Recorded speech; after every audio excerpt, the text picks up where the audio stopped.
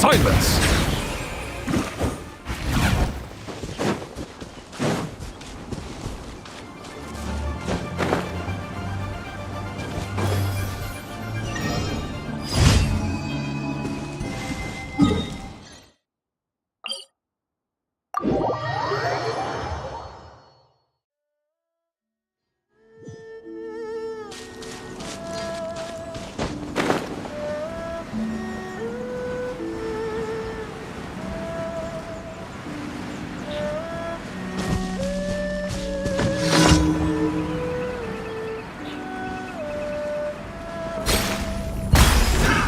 Another test.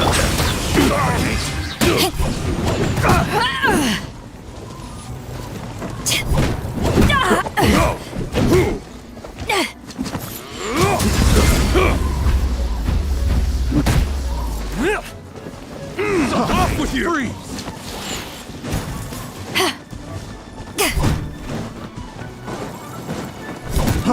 Freeze! Have a little taste.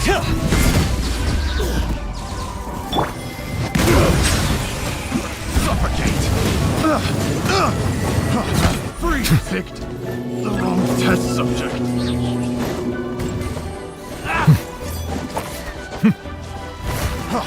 Freeze! Silence! Freeze! Take this!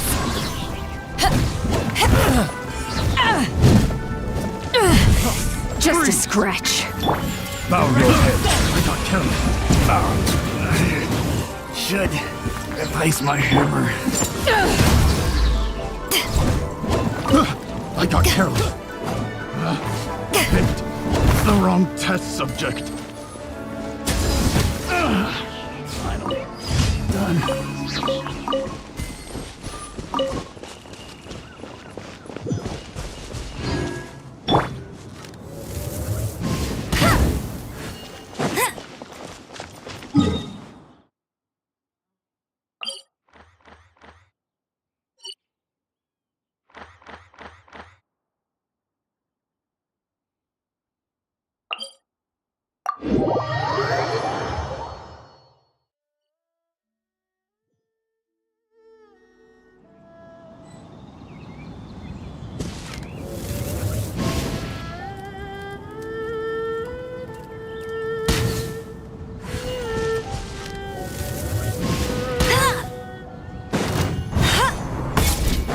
Bet you can't keep up with me!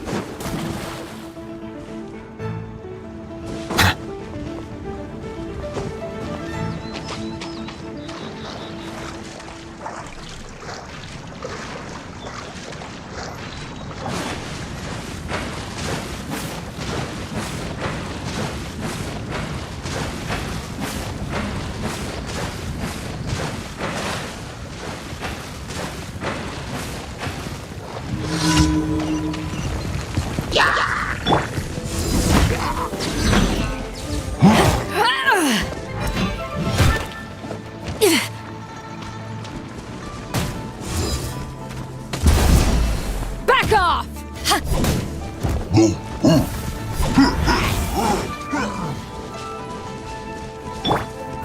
Steady as stone.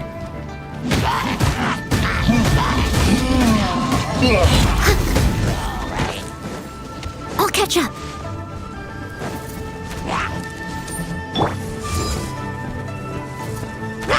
Take this!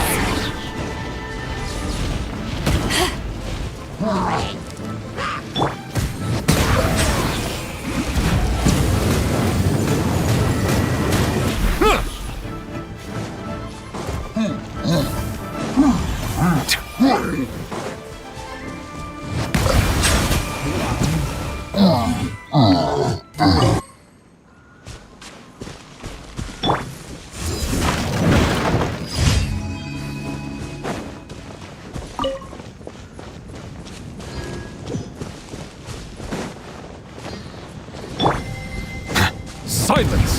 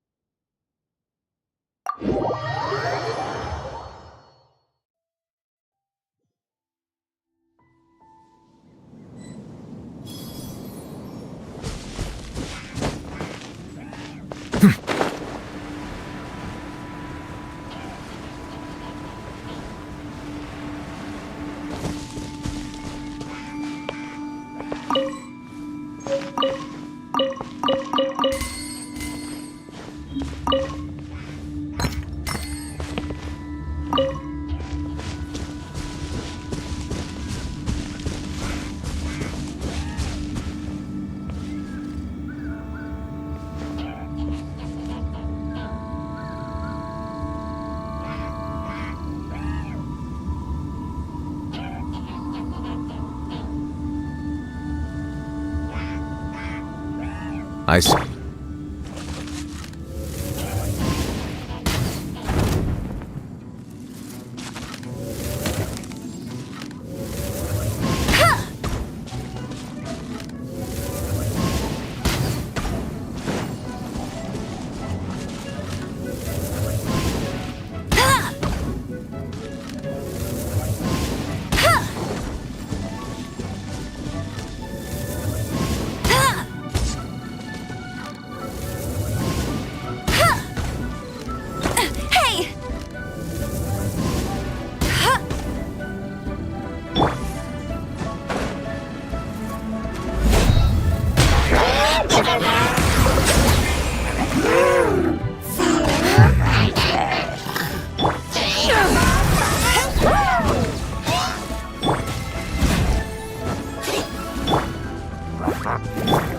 I must leave no stone unturned.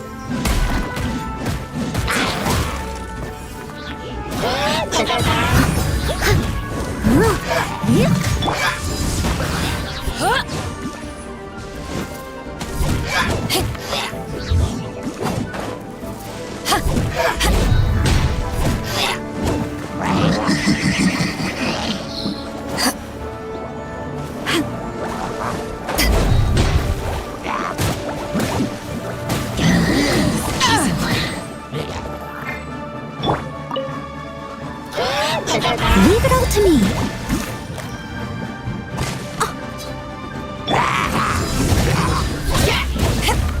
Get him! Settle down!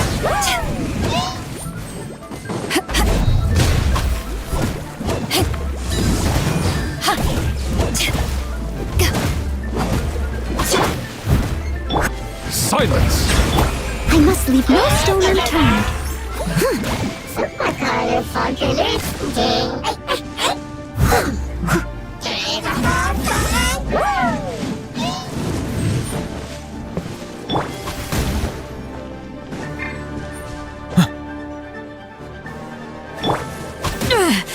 Just a scratch.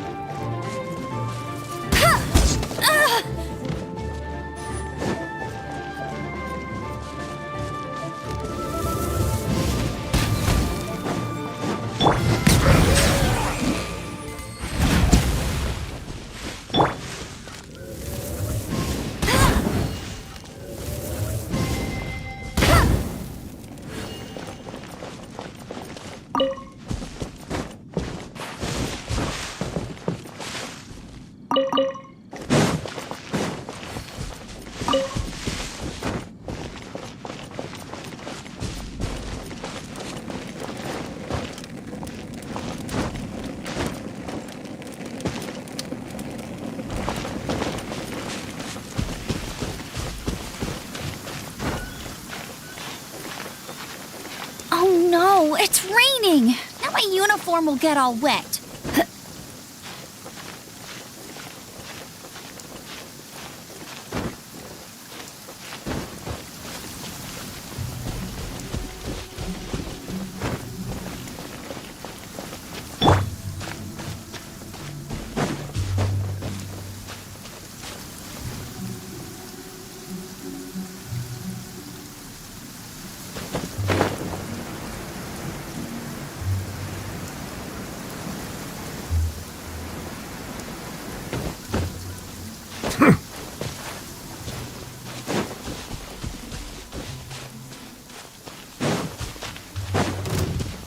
Settle down. Steady as stone.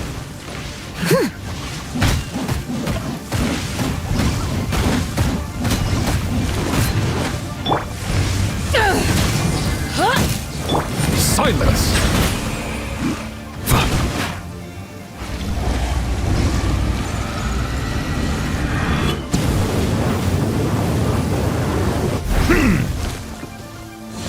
Bow your head.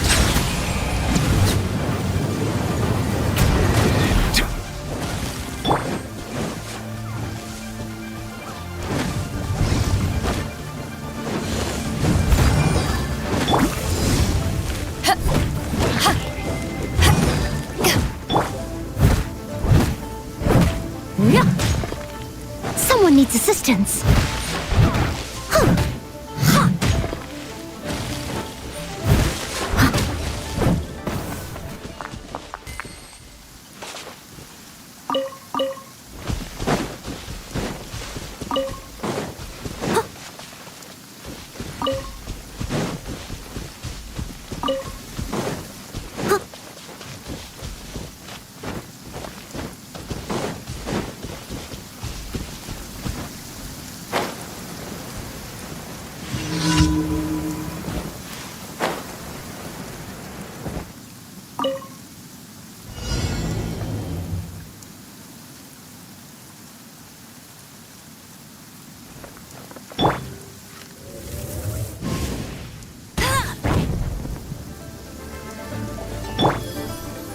Silence.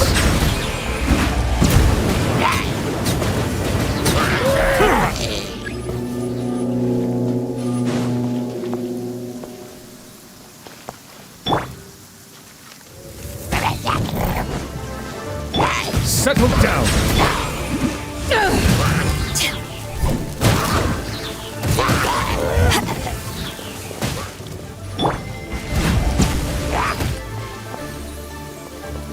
Bow your head.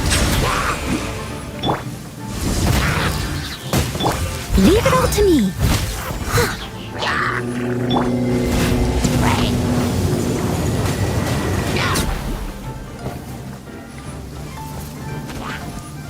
Settle down.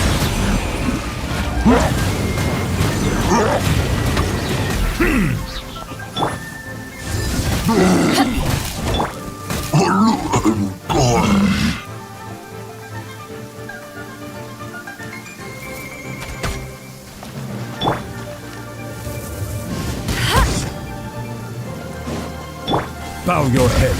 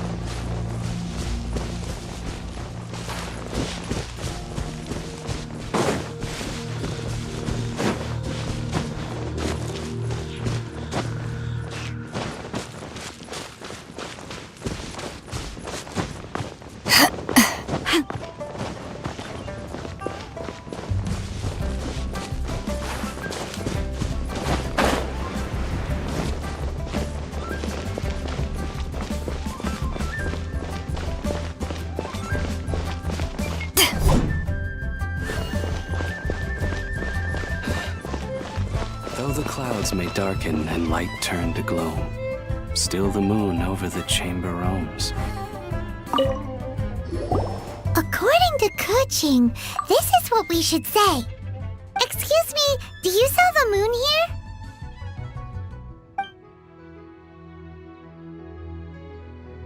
Yes. How many would you like?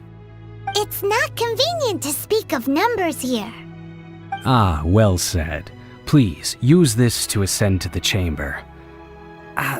Yes, speaking of which, are you two the guests that Lady Ningguang has arranged to meet with today? Yep. And yet the code they used was not the one for guests, but for the Yuheng.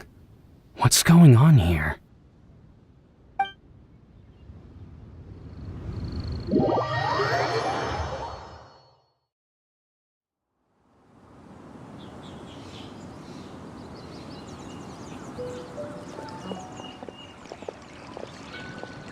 I've been waiting for you, returnee from Joyun Karst.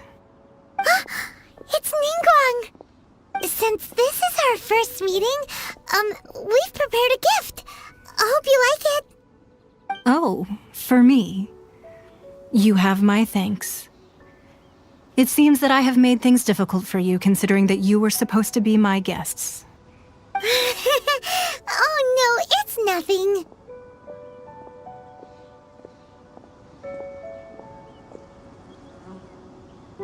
This palace floats in the skies, higher than the peak of any mountain. From this vantage point, one may survey all of Liyue.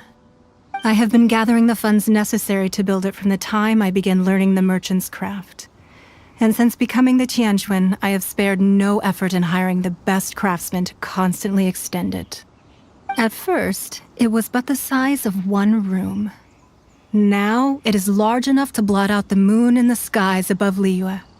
One day, I believe it will overshadow all 7 nations. Not many from outside Liyue earn the right to ascend to the Jade Chamber. But I have been in correspondence with the acting Grand Master of the Knights of Favonius, who spoke highly of you. As such, I have been putting eyes and ears out ever since you reached Liyue. What? And I finally got wind of your movements when you were on the way to Wangshu Inn. Wait, was Vergoldet one of your people? Just Vergoldet? No. Everyone at Wangshu Inn is one of ours. At the Guizhang Ballista, yes? You weren't peeking on us from the skies the whole time, were you? I fear that peeking would have been a little difficult from this altitude. Our eyes and ears are more than sufficient. You two are very interesting people, after all. It would be natural to take an interest. Well, I wouldn't expect you to trust us, considering that you have had far more interactions with the Adepti. The reason I invited you here was to clear up some misunderstandings.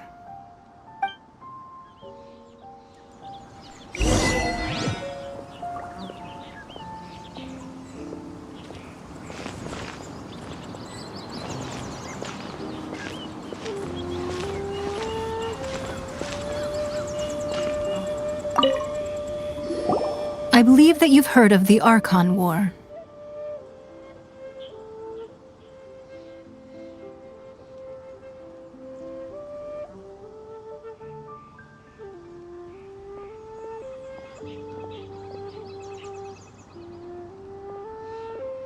Many gods used to walk this earth, and many long wars were fought between them that did not abate until 2,000 years ago.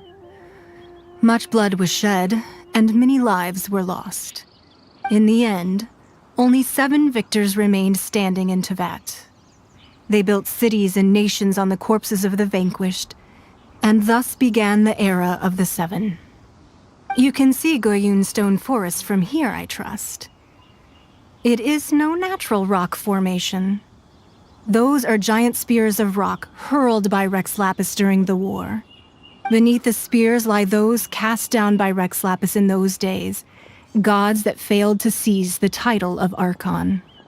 Not only is it true that gods may die, but so too has the membership of the Seven changed over the last 2 millennia. Rex Lapis's passing is an unimaginable disaster for Liyue, but the Order of the Seven will not collapse simply because of that. Another Lord of Geo will arise sooner or later. Yet, how are we to forget Rex Lapis? When that time comes, the relationship between the people of Liyue and the gods and Adepti will surely be different from before. Even in a new era, the Liyue Qixing remain Rex Lapis's former subjects. Do you really think us capable of having played a part in his demise, of lacking the foresight to see the certain repercussions?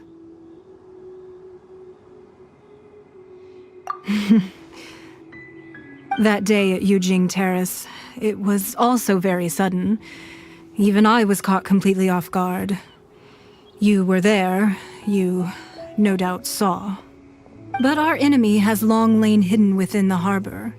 If we do not act against them now, they will surely gain the upper hand. Hiding the Exuvio was a necessary maneuver to take the initiative back, to play the spider while our foes scurry about. Who's this enemy you're talking about? What do you think, traveler? Huh?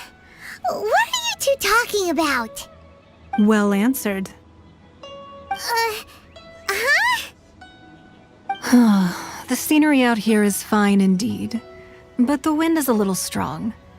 Our preparations to receive guests within are complete, so please, this way.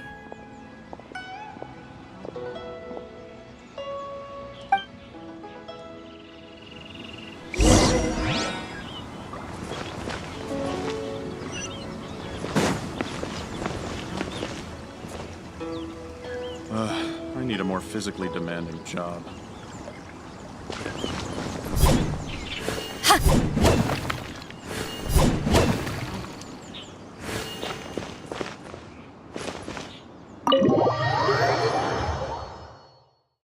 Wowee! What a huge hall! Paimon's never seen such a fancy place before.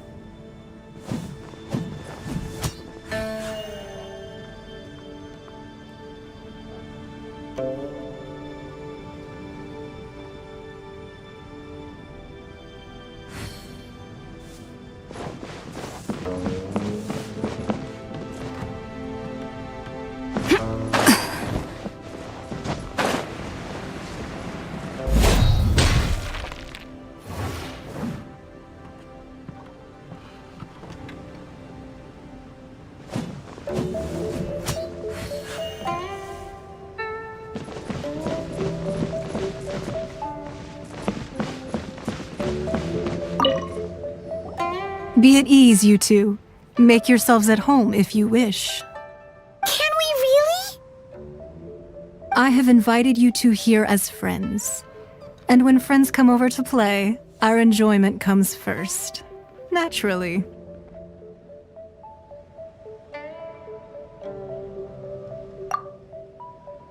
Ooh! Isn't this that legendary wall? Why, you've kept your ear to the ground, I see. That's because even the storytellers are talking about it. Everyone's after a piece of paper from that wall. It's super famous. That's because that wall records Leo's secrets. Merchants have always been attracted to secrets. But the secrets of the mercantile world are of no interest to you, are they, traveler? You're rather special, really, and I think you're quite aware of that. If possible, I'd like to have your trust. But if you were to choose the more trustworthy person between myself and Kuching...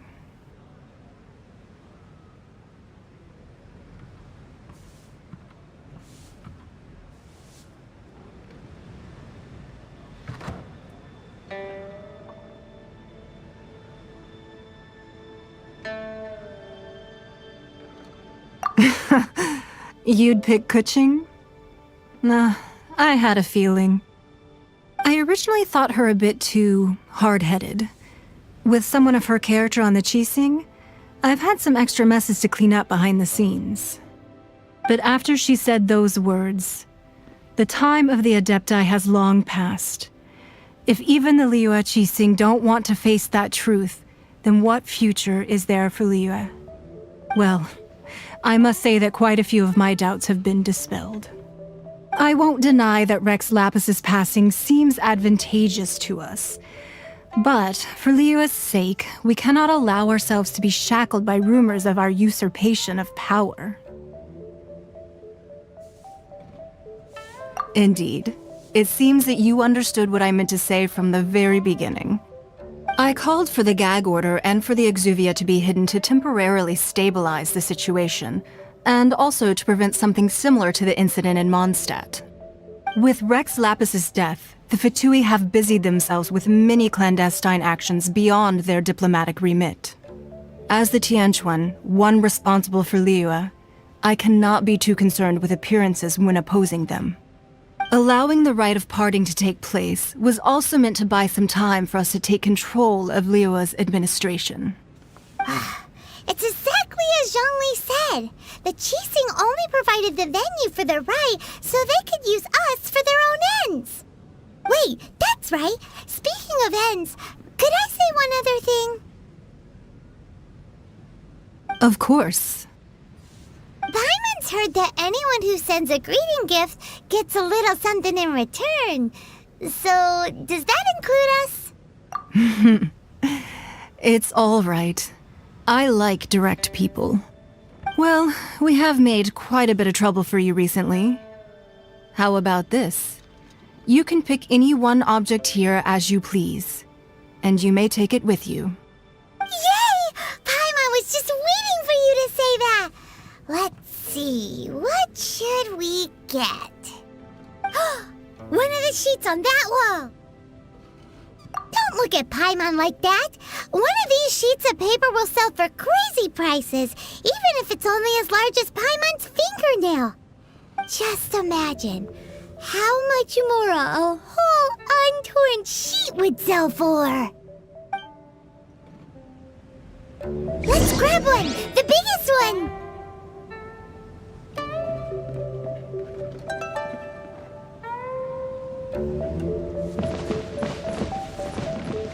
So, have you made your choice? You don't have to confirm it with me.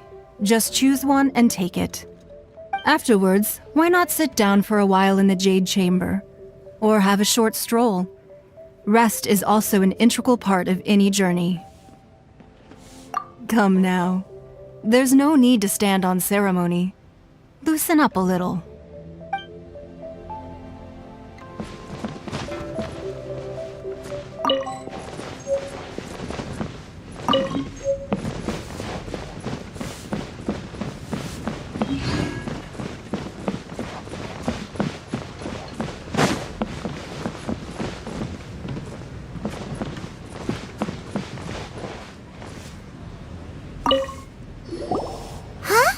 Well, that was an easy search. The biggest sheet is right up there in the most obvious spot. Let's go with that one. La la la la la. Let's see what's written on it. Huh? There's a place marked with a circle on here. Oh, could it be treasure? Whatever it is, it better make us filthy rich. Let's see what's written over here. Sigil of permission, something, something, Fatui, research, copy. Huh? Aw, that doesn't sound like treasure at all.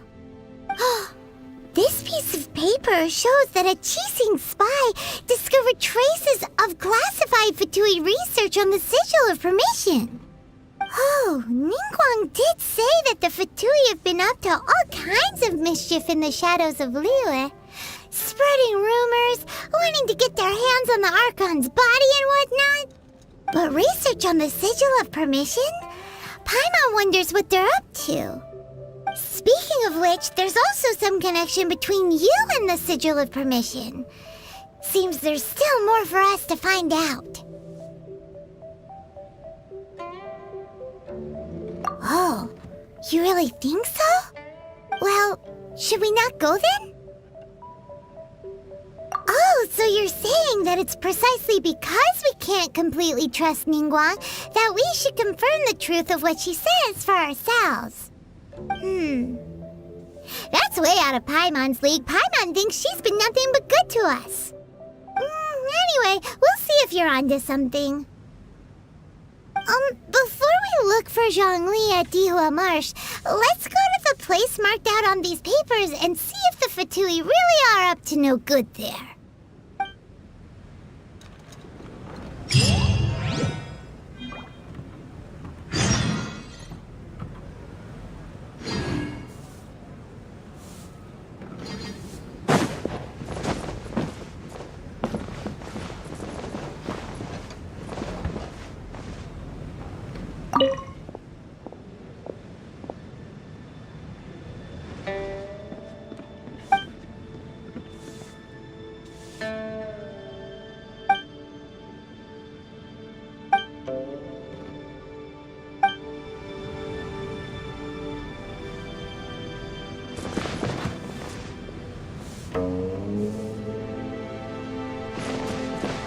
Sorry.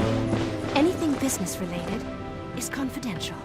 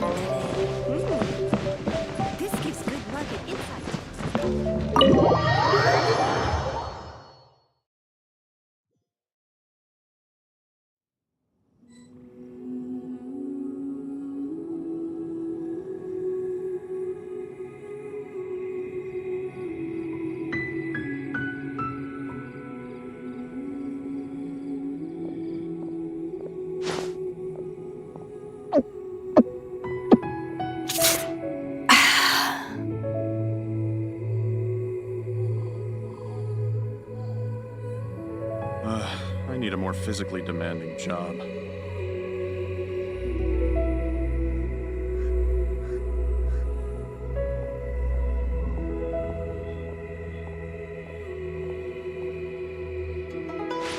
If you ever...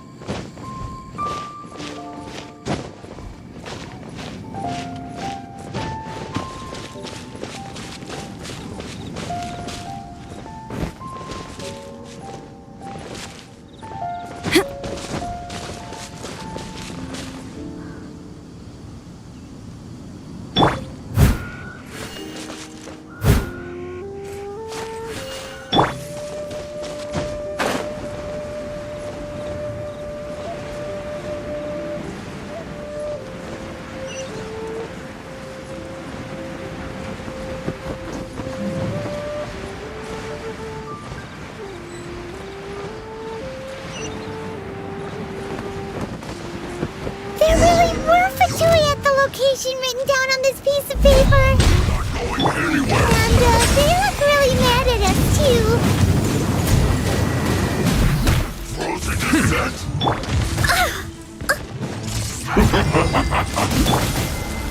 Bow your head. There. It's time for a flash freeze. Chill to the bone.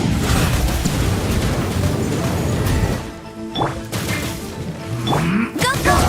Not so hard!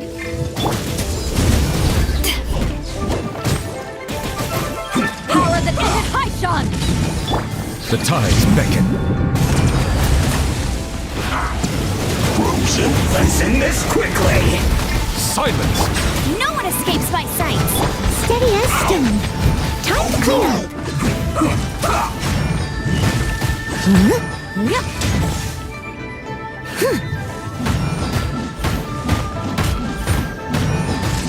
Flash.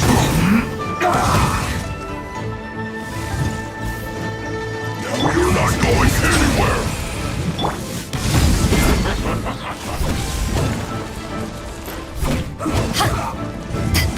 Cold cut. I must leave no stone unturned.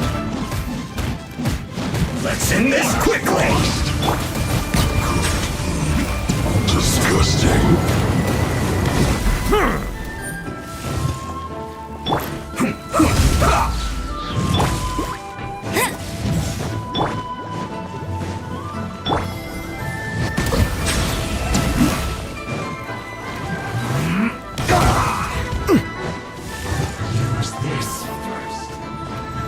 Let's not waste time.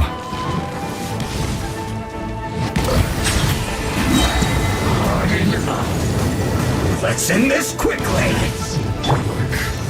Steady as stone.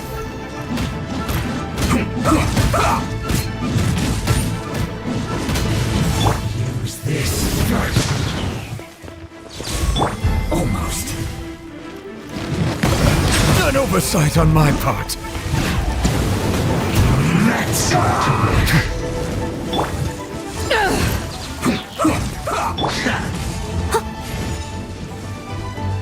I must leave no stone unturned. Let's move. Take cover. Time.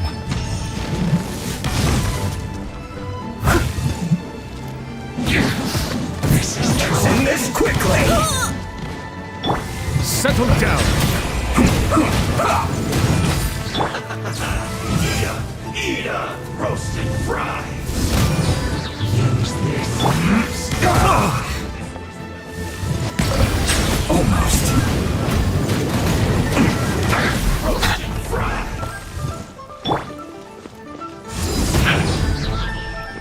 Let's end this quickly. Roasted fry. I guess this is it. Use this first. Of death.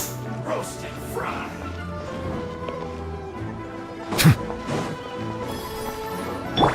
This one's well done. Roasted fry. This one's well done. Bow your head. You need to hurry up. Roasted fry. This one's well done. Settle down. An unfortunate fault.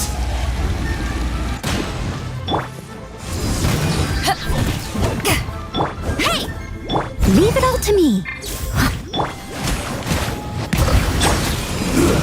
Shouldn't get careless.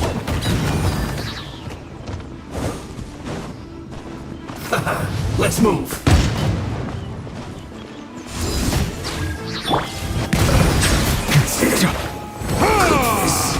Through.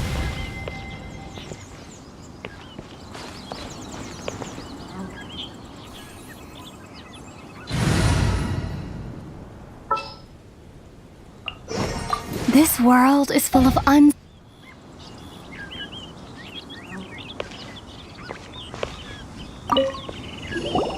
There are so many talismans here. And some stacks of blank paper, too. What are they for?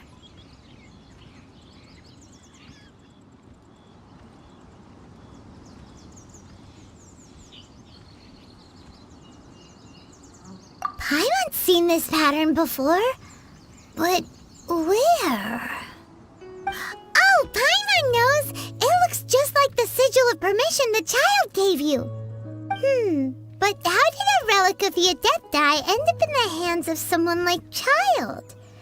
Suspicious. Oh, that's right. Cloud Retainer said that when the Lord of Geo created the sigil of permission, it wasn't to be used as some old relic.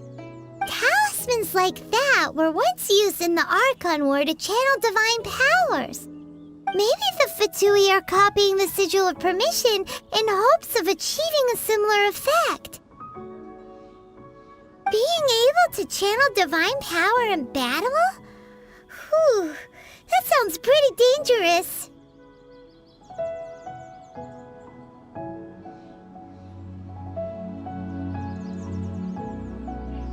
And the plot thickens.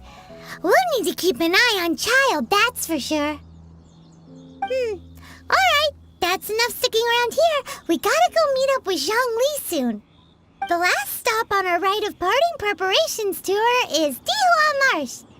Let's go! Paimon hates being late.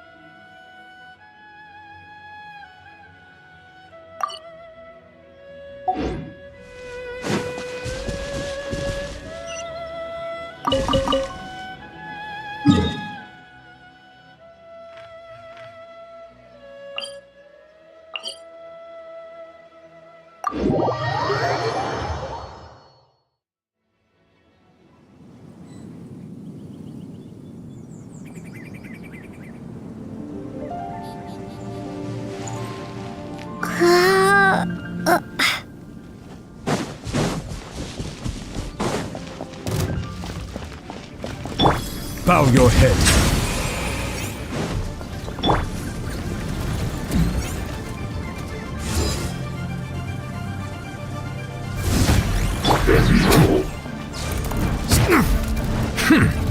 Settle down.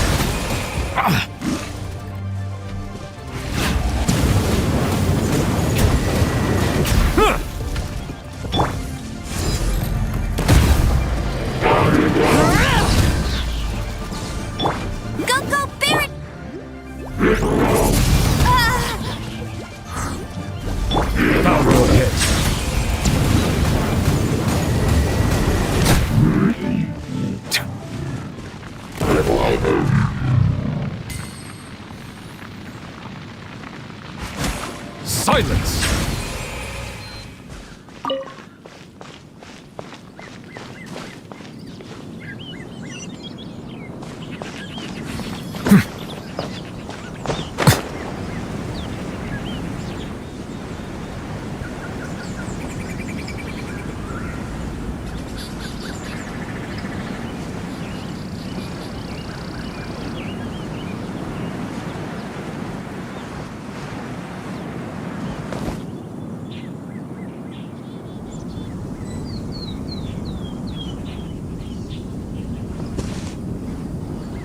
Right on time. I myself only arrived moments ago. Did you enjoy your visit to the Jade Chamber? It was so big and pretty and expensive. Paimon's never seen such a fancy schmancy place before. Indeed. It's second to none in all of Liyue. Then you met with Ningguang, I trust? What did you talk about with her? She's super rich and so generous. Paimon thinks she's very friendly. Yeah, her take on Ningguang is quite different from Paimon's. She thinks that even the tactless Yuheng is more trustworthy than her. Oh, so you also met with Keqing then? What did she have to say? She said the time of the Adepti has long passed. If even the Liyue Qixing don't want to face that truth, then what future is there for Liyue? No respect for the divine. Indeed, contrary to the ever-bold Keqing, Ningguang is more of a businesswoman at heart, though they are both members of the Qixing. Although she's friendly, there's no way of clearly discerning her true intentions.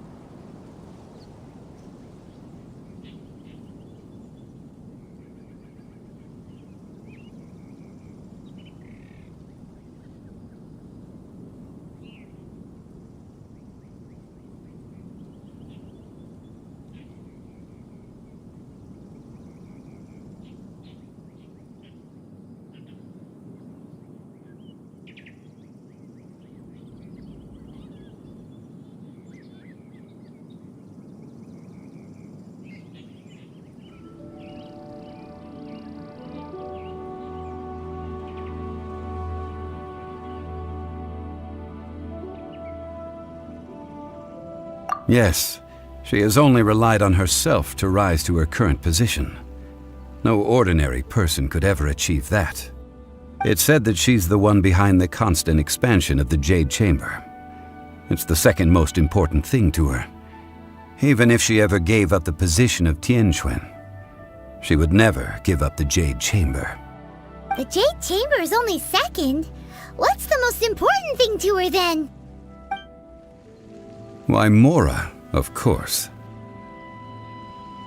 All Ningguang talked about was the Fatui this and the Fatui that. She said that after Rex Lapis was murdered, the Fatui have constantly been trying to sink their fingers into Liyue, and that they aren't to be trusted. That is how the Fatui have always been. It doesn't surprise me in the least.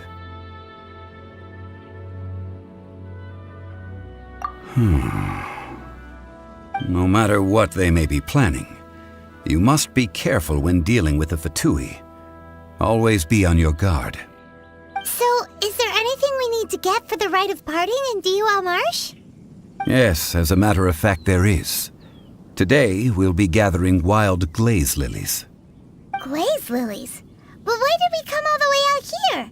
Doesn't the garden in Yujing Terrace have some? Even Qingse Village has glaze lilies. Oh, right! Paimon remembers that Madame Ping is always tending to flowers. Maybe we could ask her. No. Those lilies have all been gardened by people. They won't do it all. Dihua Marsh used to be full of glaze lilies. It is a sort of joyful flower that listens to human song. Before the Archon War, Dihua Marsh was all dry land and fertile soil.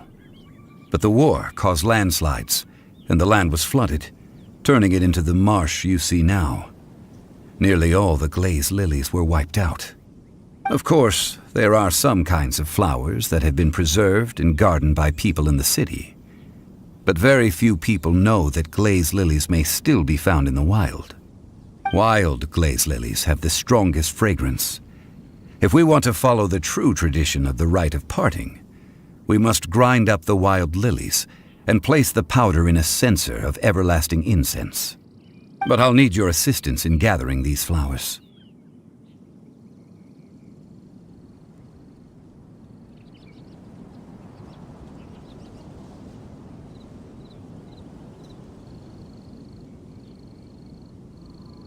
No, I need you to sing to them. Singing to the flowers will make them more fragrant. So how good is your singing?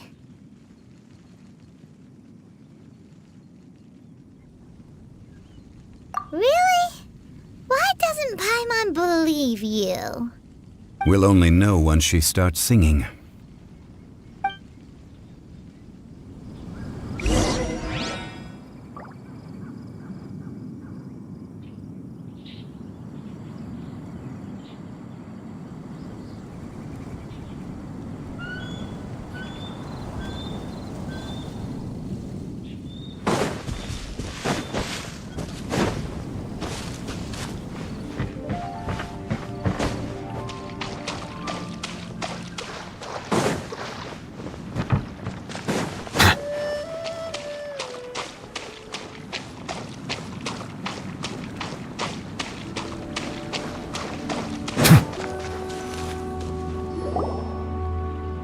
Time to sing whenever you're ready. Da da da da da da da da da da da. What happened? These flowers are jumping. They look really angry. Is it because you sang a song for Mondstadt that they don't understand here in Liyue? Be humble.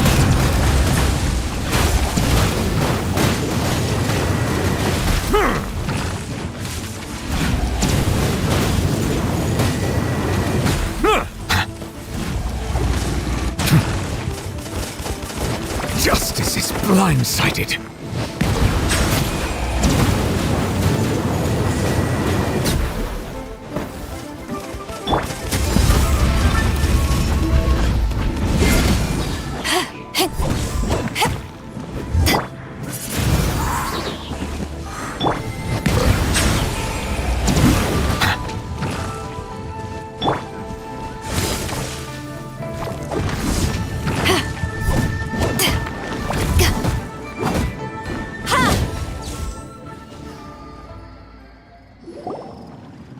Those weren't glaze lilies. Glaze lilies wouldn't hit people.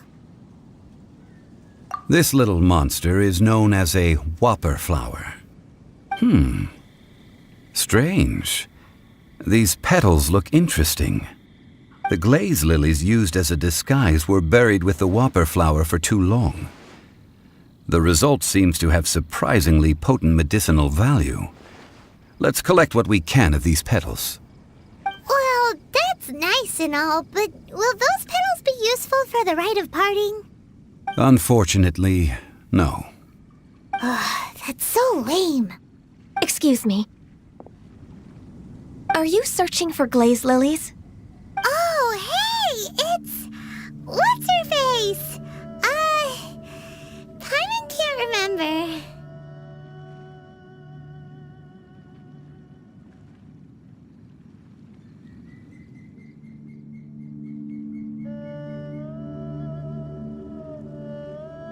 Hello, traveler. I'm surprised you still remember my name. Ah, that reminds me. How was your visit to the Jade Chamber? Well, it sure would have been better if you told us how to get up there. Didn't I tell you the way? Surely I did. Nope, we found the way on our own.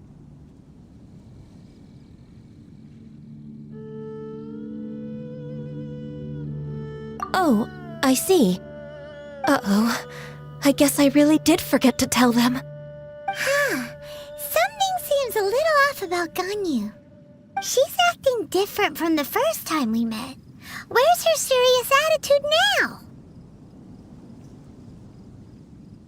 Ah, well, I met you at that time as an emissary of the Tianquan. But now I am simply out on a stroll to see the flowers. You came all the way out here to see the flowers? Why not just enjoy the gardens of the city? Yujing Terrace is where Rex Lapis parted from this world. If I strolled through those lonely gardens now, I wouldn't be able to bear it. Whenever my duties take me near Yujing Terrace these days, I draw the windows to block my view of the gardens. Oh, sorry. We shouldn't have brought it up. No, it's quite all right. I just haven't processed my emotions yet. When the Archon War came to its end 2,000 years ago, the first iteration of the Seven would gather in Liyue and drink with Rex Lapis. But 5 of those original 7 had already passed before Rex Lapis. It's truly a changing of the guard. Yes, now that the spirit of Rex Lapis has returned to the heavens, only Barbados of Mondstadt remains of the first 7. The other 5, including Inazuma's Raiden Shogun, are no longer the same friends from 2,000 years ago. Of the current 7 Archons, the youngest is Sumeru's god of Dendro. She is merely 500 years old, whereas Rex Lapis was more than 6,000 years old at the time of his passing. This means that Liyue had been under Rex Lapis's rule from the moment it was first founded 3,700 years ago. The city has never had to bid farewell to its deity. So what do you think of this farewell? Huh? This is a little sudden. As a mortal, I've never dared to imagine a Liyue without Rex Lapis. But as an Adeptus, I think I will eventually come to grips with reality. Since Rex Lapis has passed, the time of Liyue's contract with the gods and Adepti has now reached its end. Huh?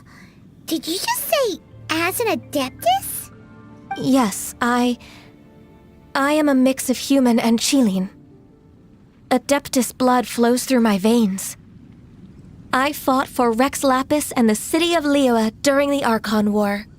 After the war ended, I signed a contract with Rex Lapis and took the position as secretary for the Qixing. I've continued those duties to this very day.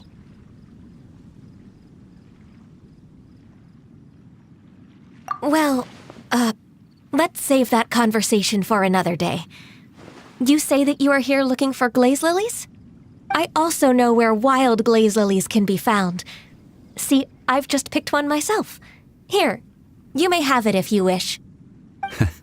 We dare not refuse it. Oh, so did you sing a song before you picked the lily? Indeed, I did. I know this tradition well. In fact, I sang a local Liyue ballad to it. Wow, so you really know your stuff, too. Thanks, Gunyu. No, it is you who I should be thanking. If not for this chance meeting, I never thought that I would be able to contribute to the upcoming farewell for our ancient lord. If you would excuse me, I should return to my work now. Good luck. And that just about does it. Our preparations for the rite of parting are mostly finished. Given the ease of picking glaze lilies, I think this was a fitting end to our tasks, in more ways than one. Yeah, Paimon can already imagine him starting a business in Liyue. I've had enough ventures in my life already. Beginning a new undertaking is always difficult at first, and requires no small amount of effort. And once business is at full steam, the stress of it all only wears away at you over time. So you must be careful to take the time to step back and re-examine yourself. If left unchecked, the wear and tear on your heart may go well past mending. Wow. See? Zhongli sounds like he's already seen it all. Alright, I think it's about time we head back to Liyue Harbor now.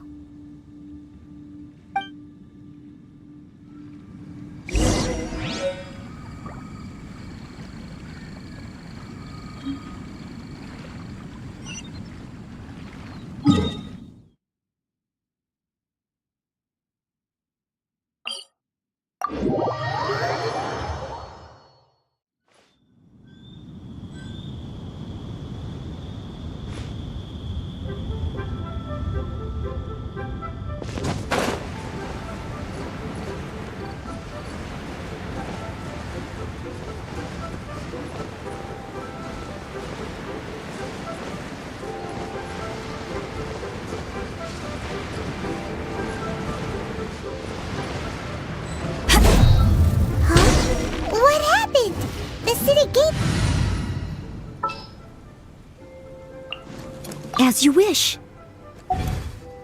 This atmosphere is highly abnormal. It seems as though something big has happened. We should ask around a little, just to be safe. Ah, you're the consultant to Wangsheng Funeral Parlor. Mr. Zhongli, I presume. The Millilith are watching our every move now. These are desperate times. We mustn't act rashly. Desperate times? The Adepti of Joyun Karst are finally on the move. Do they intend to exercise force?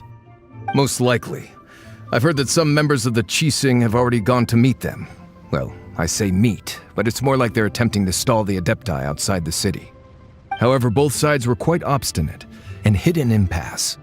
It seems inevitable, given the current situation. The Adepti do not acknowledge the Qixing.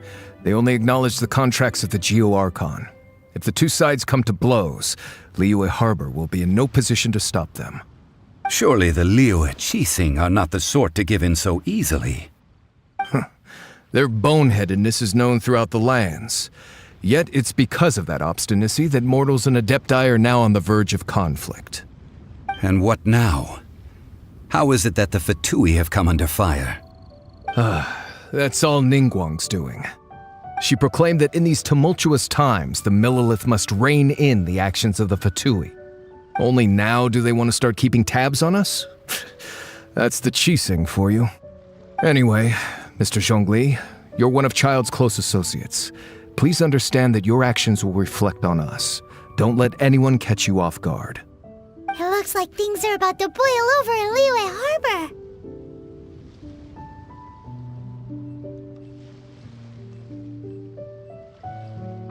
Do you intend to use your neutral identity as an intermediary between both sides? Or will you use your sword to turn the balance? Neither path is an easy one. Oh, by the way, Mr. Zhongli, we've heard that the Wangsheng Funeral Parlor has also been caught up in all of this. They're currently squaring off with the authorities at the gates. Things are taking a turn for the worse. I'm afraid I must leave now to handle things back at Wangsheng Funeral Parlor. I hope that Master Hu has been able to keep things under control for the moment. Consider your next course of action carefully, Traveler. If you're trying to prevent an explosion, it may be wisest to look for the fuse first. Having connections with the Fatui seems to be quite the double-edged sword. So what does Zhongli mean by looking for the fuse?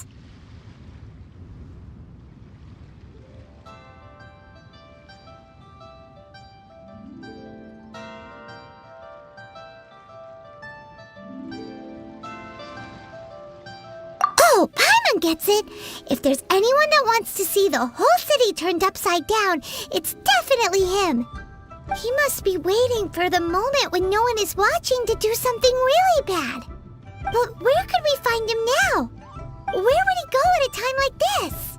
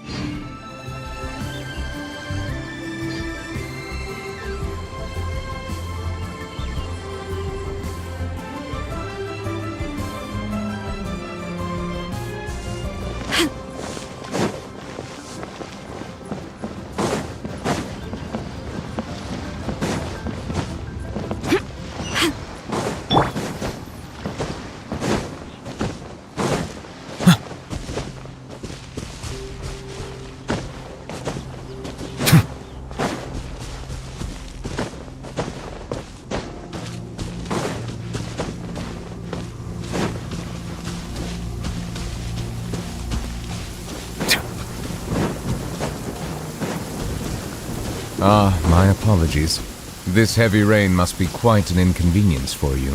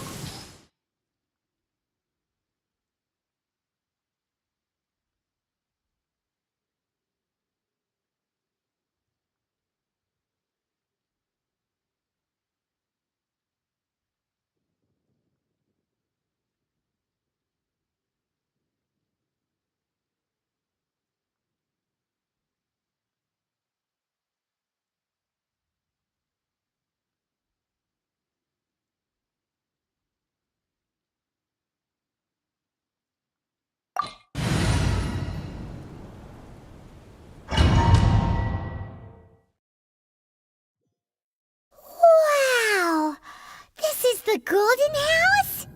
It looked impressive enough from the outside, but who would have guessed that it was even fancier on the inside? And so full of Mora. This is where all of Teyvat's Mora is minted, right? In that case, maybe they won't notice if a few Mora go missing. Oh, so it's a trap! Tricky. Good thing Paimon's got you here. But even if we can't take any, we can still have a closer look, right? Or better yet, take a nap on top of a mountain of Mora. It's like a dream come true. Oh, right. Back to business. It's quiet. Too quiet. Surely someone's gotta be guarding something as important as the Exuvia. Huh? Look! What happened here? Uh-oh. Paimon smells trouble. Quick! We have to go make sure that the Exuvia is all right.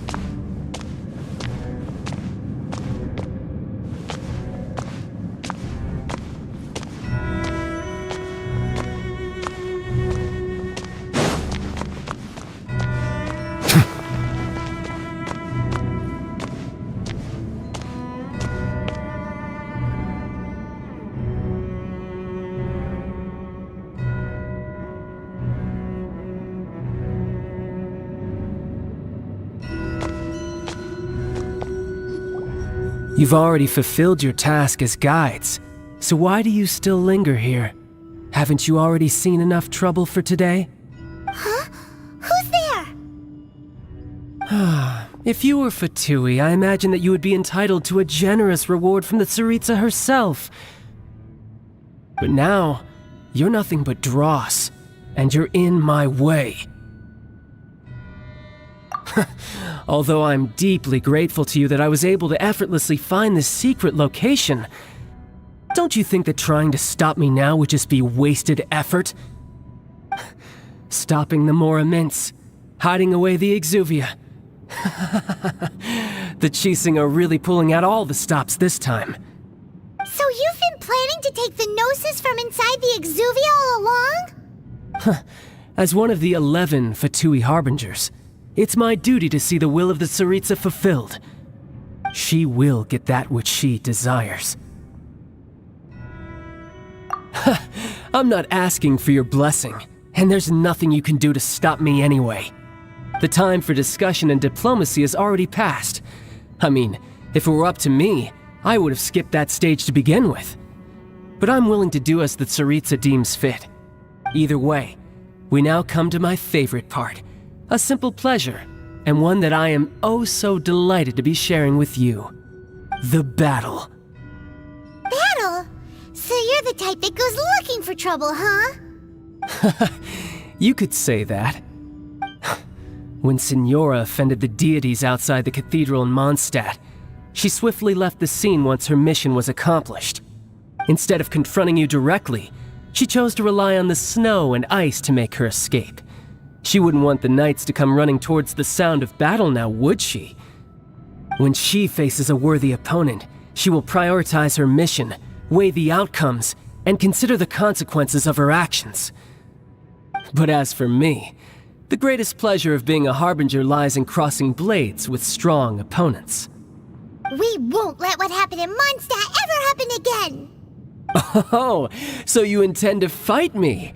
Good. I won't kill you, Traveler. I'll just play along, to feel the thrill of battle. Besides, you could never defeat me, not even in your wildest dreams. But hey, try to relish the fight anyway, because if you ask me, without that, what else is there?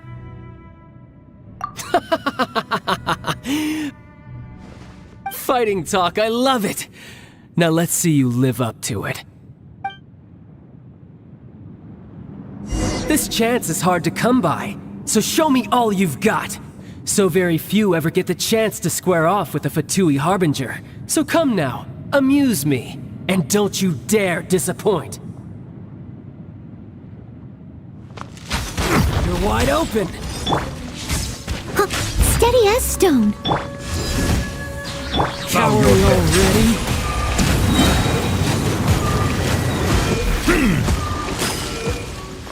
Be sanctified. Justice is blind.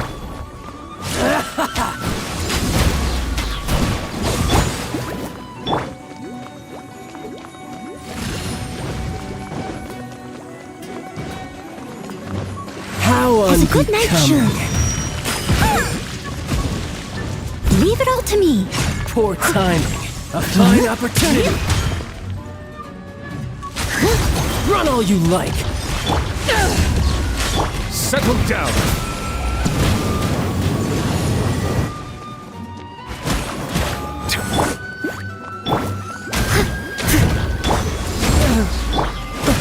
You've made some progress. Not bad. Bow your You've head. got a trick or two. Good. No wonder Senora was so wary of you. Well, that just means I can go all out. Brace yourself. This is about to get tough. Now, show me what you can do against the might of a Harbinger. All you do is run.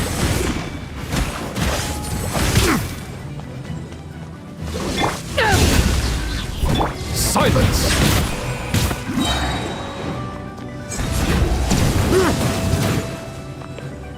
The tides beckon.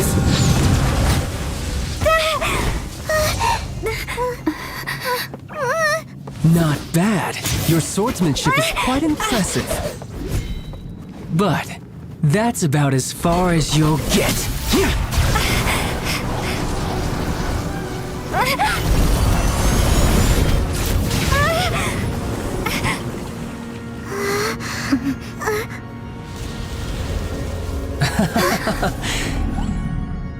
Didn't think you had that card hidden up your sleeve.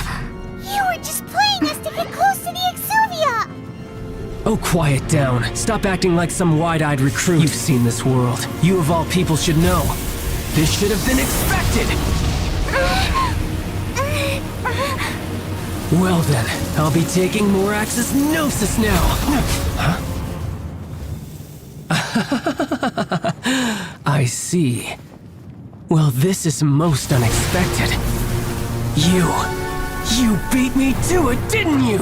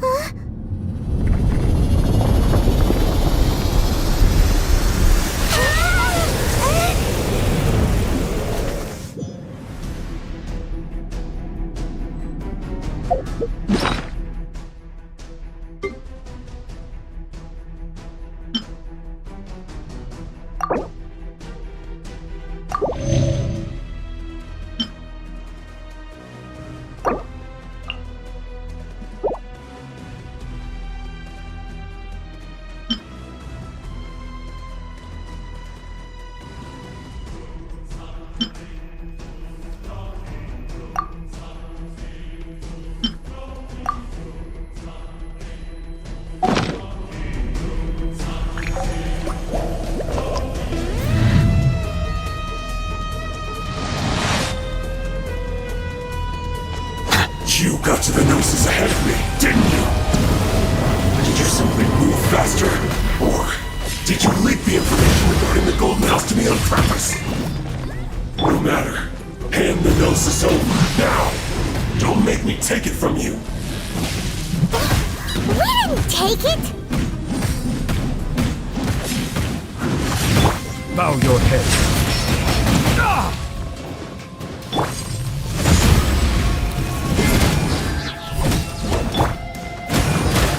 An oversight on my part.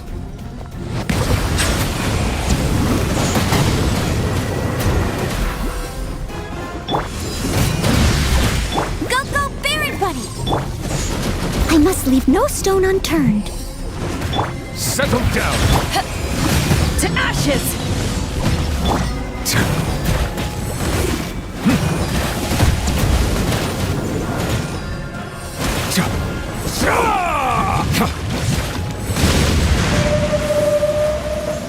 Justice is blindsided. Silence! Be sanctified.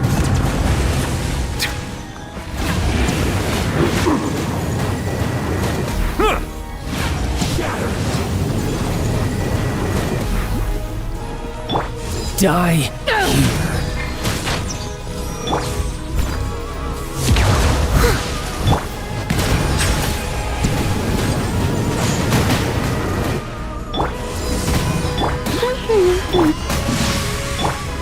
No escape!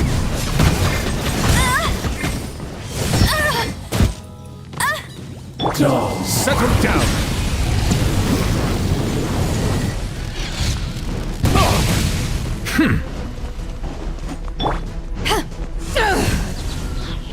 Leave it all to me. Bow your head.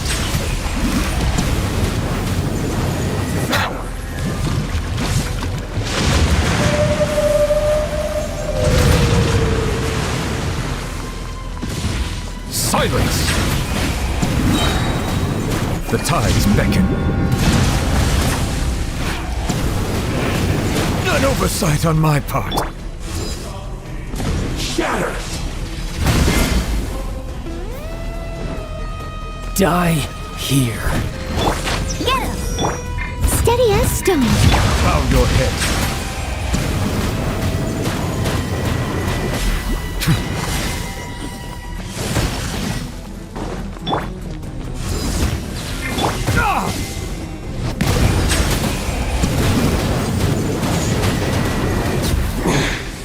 You're cut above.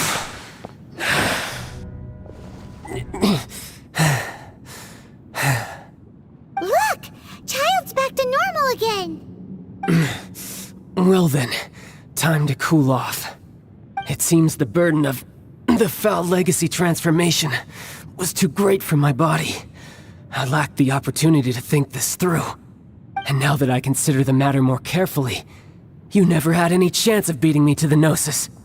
You had no connection to the Gnosis, no matter where it had been taken.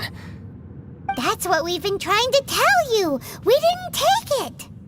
Your show of ability today far surpasses that of Signora's initial assessment of you in Mondstadt. Tell me, how could that be?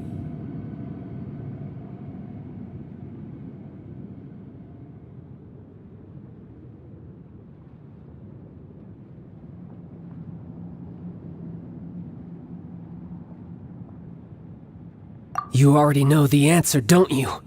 I can see it in your eyes. But if that is a secret you wish to keep, I guess I'll just have to curb my curiosity. This battle has already left me satisfied. Anyone who strives as I do to grow stronger shall be called a friend, even if our friendship can only be shown in battle against one another. Pretty sure that's not the normal way to make friends. Unfortunately, I must bring this amiable conversation to an end.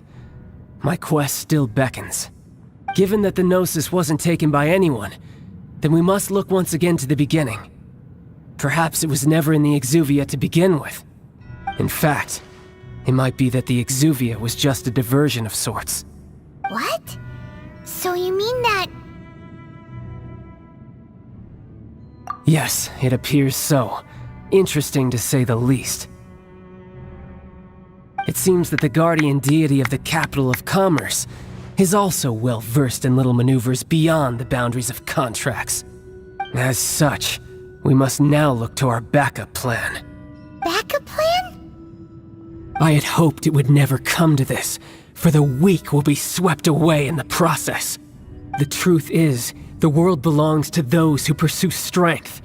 I seldom willingly involve myself with the weak.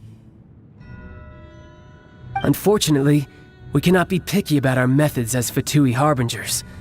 Children must all learn to eat their vegetables sometime. So what are you planning to do? I will awaken the god that lies dormant beneath Guyan's stone forest. A god? Osial, overlord of the Vortex, who was defeated by Morax, the Geo-Archon in the Archon War, and who has remained pinned beneath the waves by the Geo-Archon's stone spears ever since. If such an ancient god would be unleashed upon Liyue Harbor, defenseless without the protection of its deity, do you think the cunning Rex Lapis would just stand aloof and watch the ensuing destruction? But the Archon War ended 2,000 years ago. How can an ancient god appear in a world now overseen by the Seven? Simple. I've already prepared the means to awaken it. Hey, those are sigils of permission! Oh, Paimon remembers now. The Fatui have been researching them.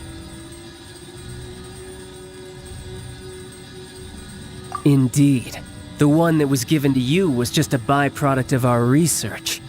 With the power of so many sigils of permission concentrated in one place, along with that which was bestowed upon me as a harbinger by our Tsaritsa, breaking the subduing might of the Geo-Archon spears for a time should be no obstacle.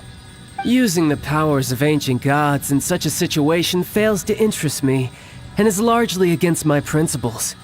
But knowing that such an action will not only force the Geo-Archon to show its hand, but you as well, that makes matters a little more intriguing.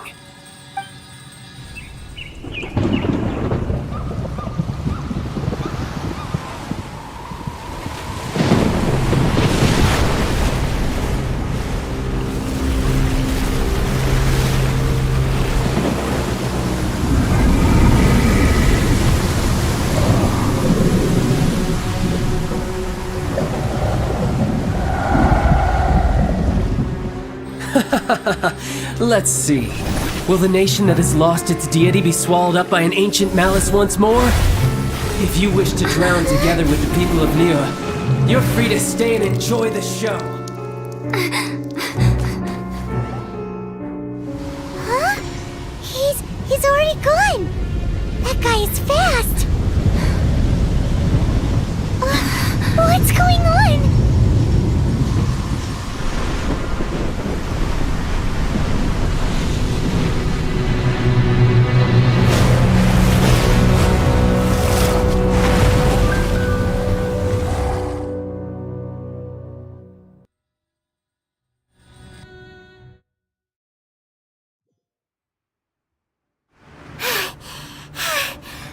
Exhausted. If we hadn't happened to see the Jade Chamber flying over just as we came out of the Golden House, we really wouldn't have known which way to go. Did we make it in time? Is the Overlord of the Vortex still in the sea? It hasn't destroyed Liyue yet, has it? What are you doing here? Huh? Hold on. It's the Adepti. What are you doing on the Jade Chamber? Paimon thought you were arguing with the Qixing. Is the fighting over? Faced with a calamity of such magnitude, we have agreed to put our differences aside for now and unite against this common enemy. Oh, Paimon gets it. So how do you plan to defend Liyue? Just seeing this Overlord of the Vortex guy puts a pit in Paimon's tummy, even from all the way out here. It's not just you. We've got new Millilith recruits who can't even stand at attention without shaking. The force of an ancient god's presence seems to be too much for ordinary people to handle. Which is why we must stop that monster before it gets any closer to Liyue Harbor. So the Archon War was fought 2,000 years ago against enemies like that thing? Now that's scary. So will the power of the Qixing, Millilith, and Adepti gathered here be enough to stop that god? We've already discussed this together, and our conclusion is... not necessarily. What? But all of you were supposed to be the guardians of Liyue. Can't you think of something? One certainly could. Huh? The Qixing did once research the matter of the Guizhong Ballista when it piqued their fancy. And as fate would have it, one who did craft the Guizhong Ballista with one's own hands is here. For what could you mortals ever learn of Adepti mechanisms? Yet, it would take one, but a little tinkering to turn this ballista into an engine of war beyond your wildest thoughts. I suppose this is one blessing from the Adepti that we should be thankful for. So be it. We shall use the upgraded Guizhong Ballista to fight off that god. All the Adepti here can lend their strength to man it. We haven't a moment to spare. Our battle begins now. Yep.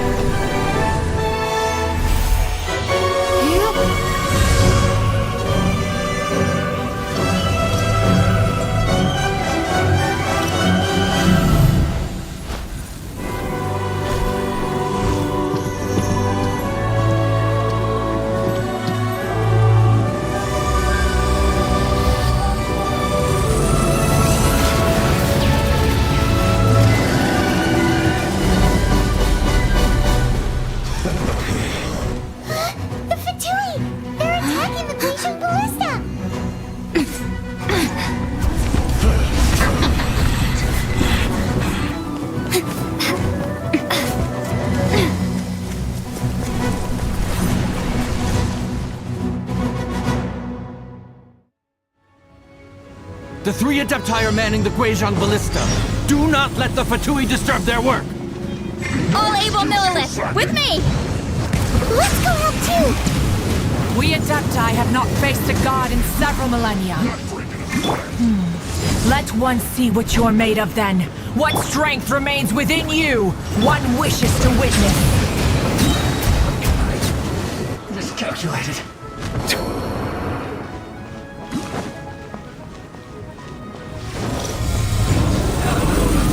Silence!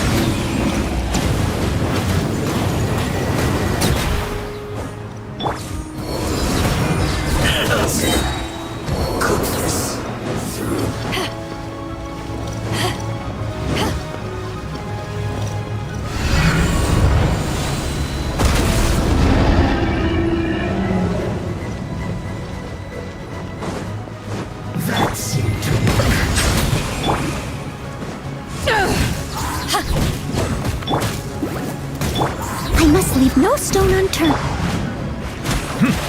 Let the mighty be humbled! Looks like I went too far.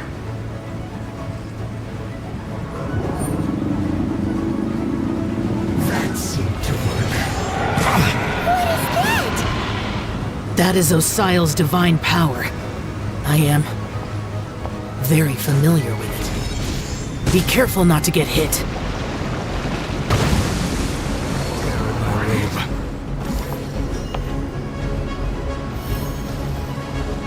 The Fatui!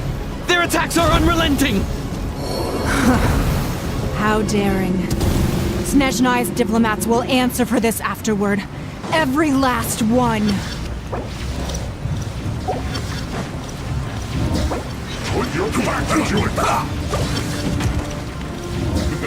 Let's end this quickly! Settle down! No slacking off! The ancient god's attacking again!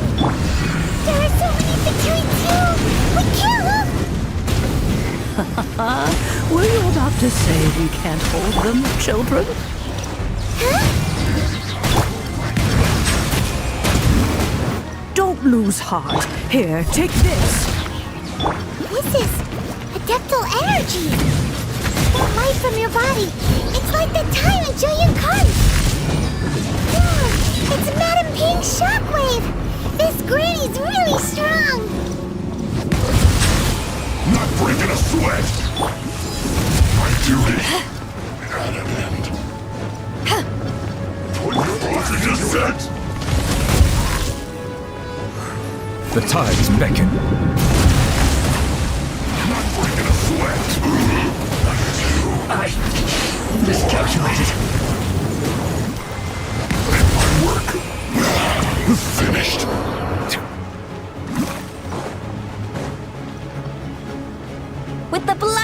Eileen, I guard you against evil!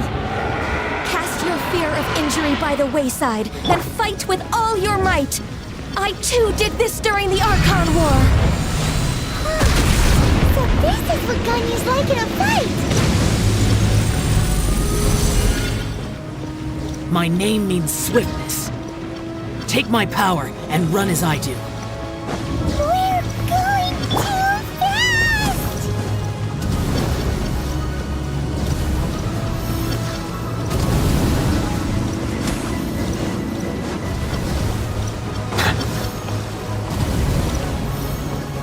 Justice is blindsided.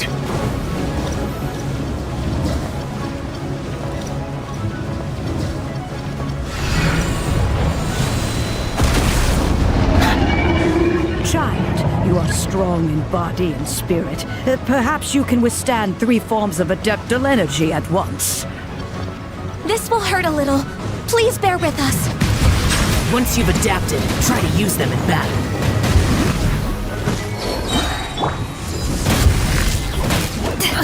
Look at me.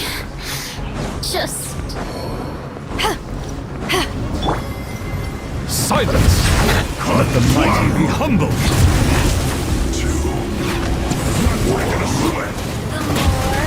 The merrier. Resistance. My work!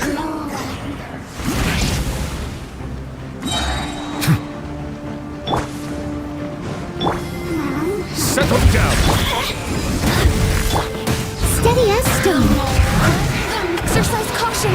I fear that the god's power has reached its peak!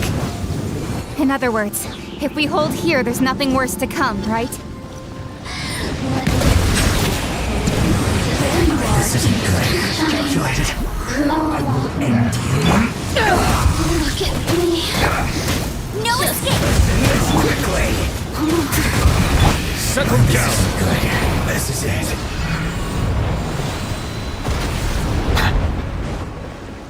Don't get in the way! Silence! Disgusting. Resistance. Shine.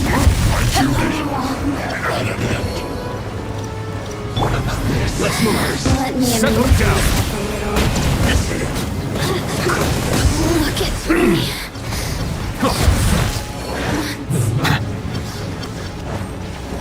The tides beckon.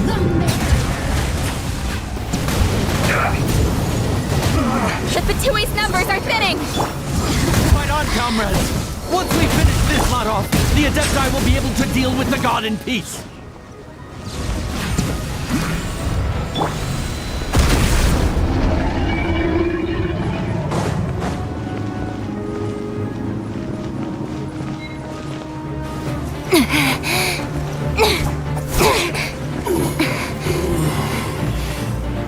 The interlopers are no more. Now we may commit ourselves fully.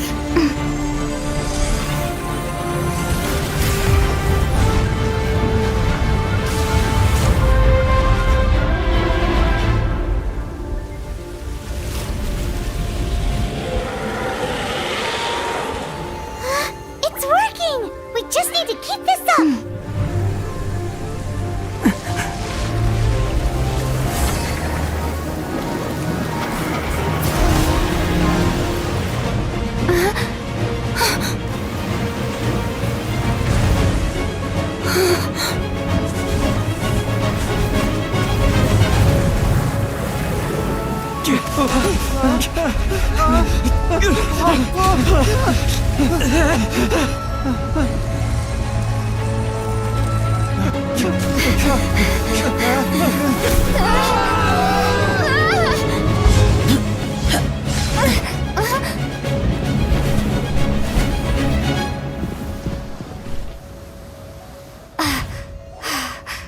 Be careful now. The Guizhong Ballista is destroyed. Without its covering fire, retaliation shall be difficult. But the Jade Chamber is our last line of defense. We can't give another inch, no matter what. I have another idea. What do you mean, Lady Ningguang? I'll sacrifice the Jade Chamber. What is the meaning of this? understand. Traveler, lend me a hand. Farewell, old friend. Goodbye for now. Let us meet again in the future.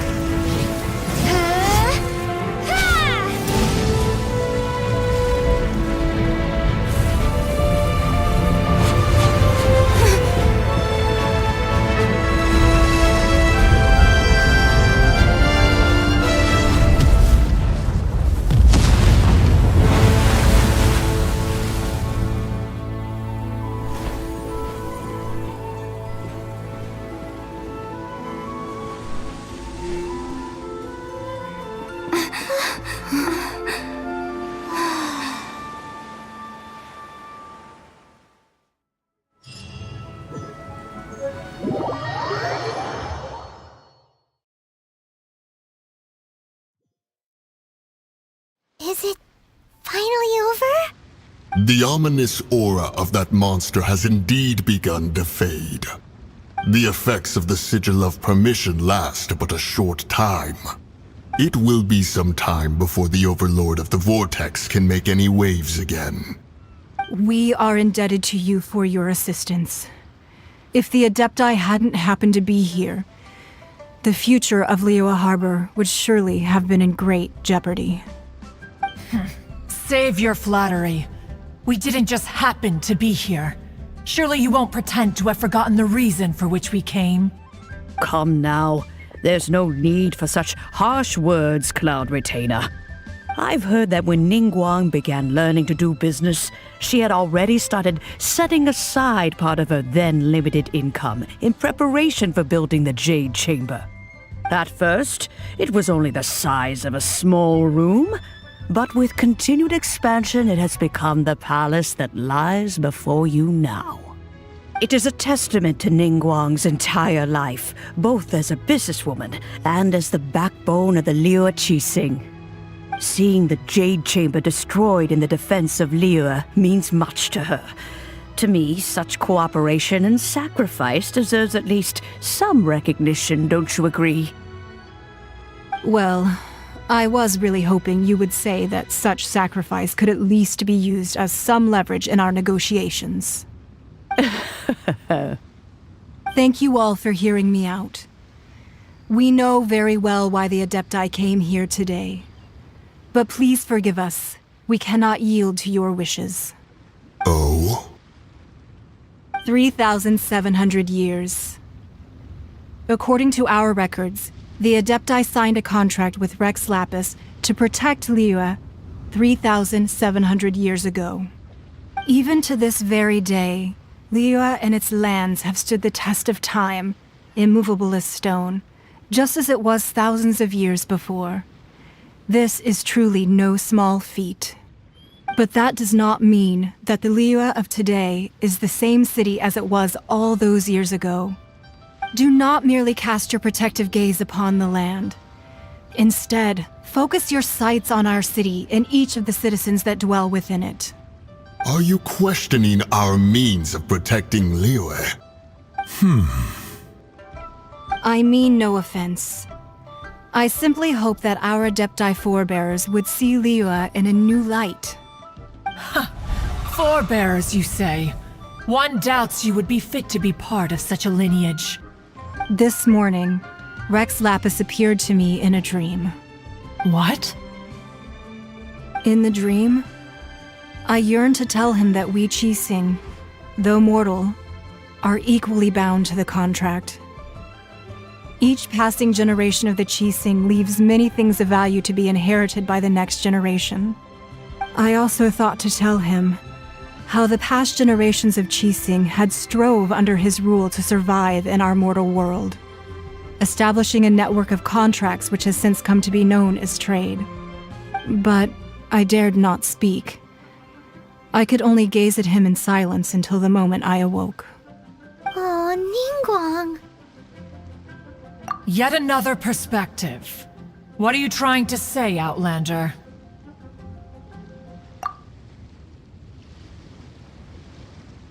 Right! That's something that happened in Mondstadt. It's a story about the Four Winds and the people of the Animal Archon.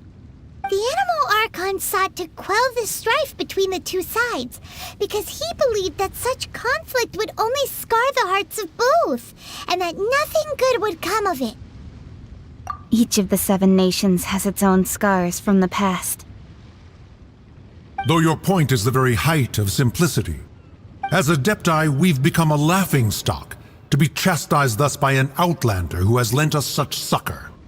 All right, all right. Didn't Ningguang suggest that we should focus on the city and each of its citizens?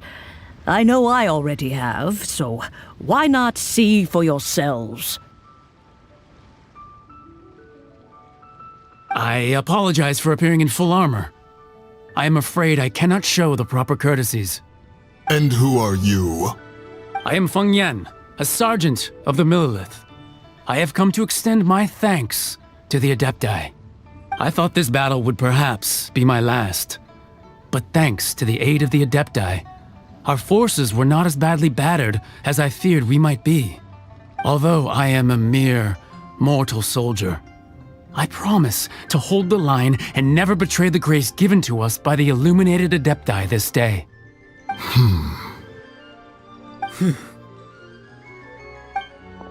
Huh? Why does everyone look so down? Didn't we just beat that big monster? Weren't you frightened, dear? It was quite the predicament. I wasn't afraid. All the strong Millilith guards were there, and those powerful heroes with their visions were there. Everyone was there. When danger is near, everyone always protects me. And the rest of the time, they make fun toys and tasty snacks and loads of things that make the harbor so pretty. Thanks for protecting Liyue Harbor. Please come visit us for the next lantern rite. Unfortunately, we wouldn't be able to participate. Huh? Because we are Adepti. Oh, okay. It must be hard being an Adeptus. Aww. You see, this is what Liyue is like today. The country of contracts is grateful to the Adepti for their protection, but it is no longer necessary for the city to rely on the Adepti's power to solve every little niggling matter. Although their blood is weak, there is still strength to be found in those we call mortals. The time of contracts between gods and Liyue has long since passed. Now is the time of contracts between Liyue and its people. Seeing the port around us now, it is hard not to feel a bit out of place. Wouldn't you say so, Cloud Retainer? Your line of inquiry is askew. One did not spearhead this expedition to Liyue Harbor. Seems like the Adepti have had a change of heart. Let us return now. Eager to leave, Conqueror of Demons. Yes, one understands what the Conqueror of Demons means. The city of Liyue has changed much after our long separation. One fears that by the time one finally grasps the new contracts of Liyue, you humans would have once again changed the place beyond recognition. Fair enough. Away we shall, and return whence we came. Since we Adepti have consensus, then one shall persist no further. But how will we ensure that the Liyue Qixing will not simply exploit their power once we depart? In my view, that is still a thing to be guarded against. All right, Mooncarver, you needn't worry. It seems to me that this right of supervision is best left to the people of Liyue.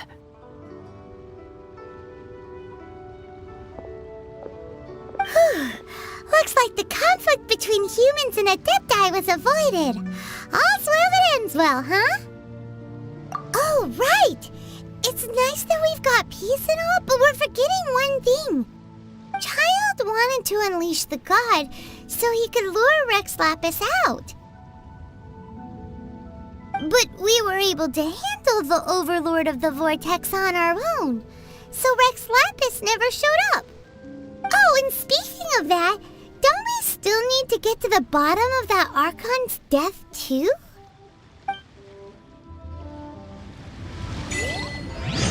Paimon doesn't get it. But isn't the strongest lead we have the Adeptilus Rite of Parting that we're organizing? No idea where Zhongli's gone. Let's ask for him at Wangshen Funeral Parlor.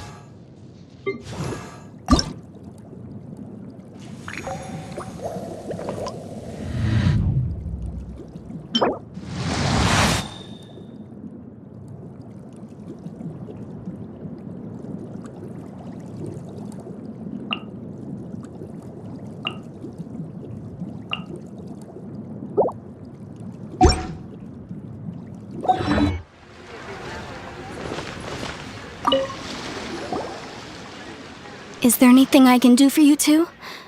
I'm afraid that Wangshen Funeral Parlor isn't in the best state to receive guests. We've come to see Zhongli. Could you please tell him we're here? Unfortunately, Zhongli isn't here at the moment. It seems he went to Northland Bank. Doesn't the Northland Bank belong to the Fatui? Last time we saw Zhongli was before we went to the Golden House. Do you think he doesn't know about the attack on Liyue?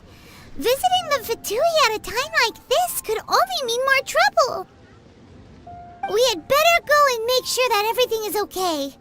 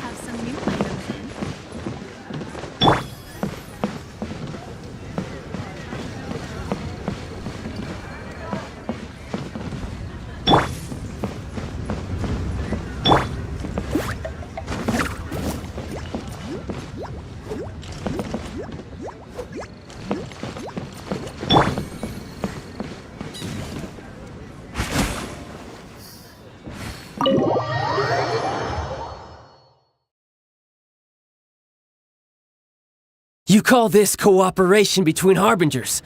Cooperation involves communication, you know. Don't take it to heart, child. Besides, aren't you happy that you got to skip the formalities and bring chaos to the land? I'm sure you must have enjoyed that. Oh, it seems that some of your friends have arrived. Hey, it's Zhongli and Child. And you! You're also one of the Harbingers? It's you two. I believe we've met once before. In the city of Bards, was it? I'm glad you still remember my name. Ah, right. I imagine that it must have been rather hard to forget watching helplessly as something precious was snatched away from your friend. Well, if it isn't you two. This is our first time seeing each other since Liyue was nearly wiped off the map. This is certainly a bit awkward, wouldn't you say? Paimon knew that we should never have trusted a Fatui Harbinger. Oh, now don't say that. Sure, I may have misled you, but I never had anything against you personally. Besides, I thought we were getting along quite well together, didn't you? Except for that little tussle we had at the end. Nothing personal. We just have different views, that's all. Of course, you may very well hold this against me, but that's up to you. The real deceivers here are Senora and Zhongli. Curse them for leading me on. So actually, I think... Stop wasting time, child. There'll be plenty of time to chat once I'm through here. You remember the agreement, Morax. Now, if you would be so kind. The Gnosis, please. What in the world are you talking about? The contract is fulfilled. That which thou seeketh is now bestowed unto thee. For my promise is solid as stone.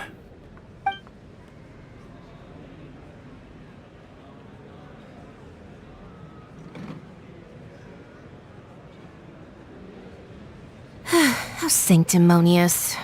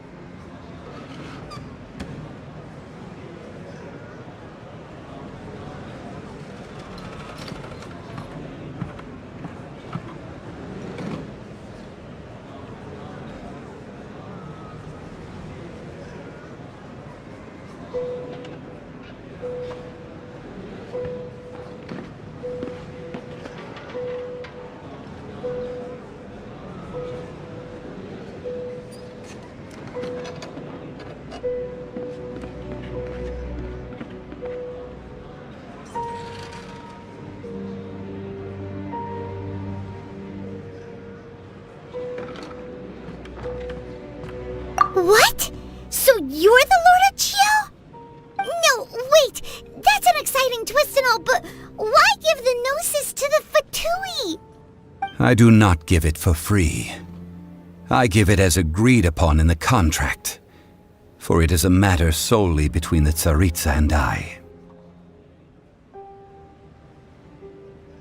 Yeah, you don't think you went a little bit too far with that whole fake death thing? Everyone was preparing the ceremony for you, and splat! This big dragon falls out of the sky, and all of Lyric goes into an uproar. Talk about a disaster.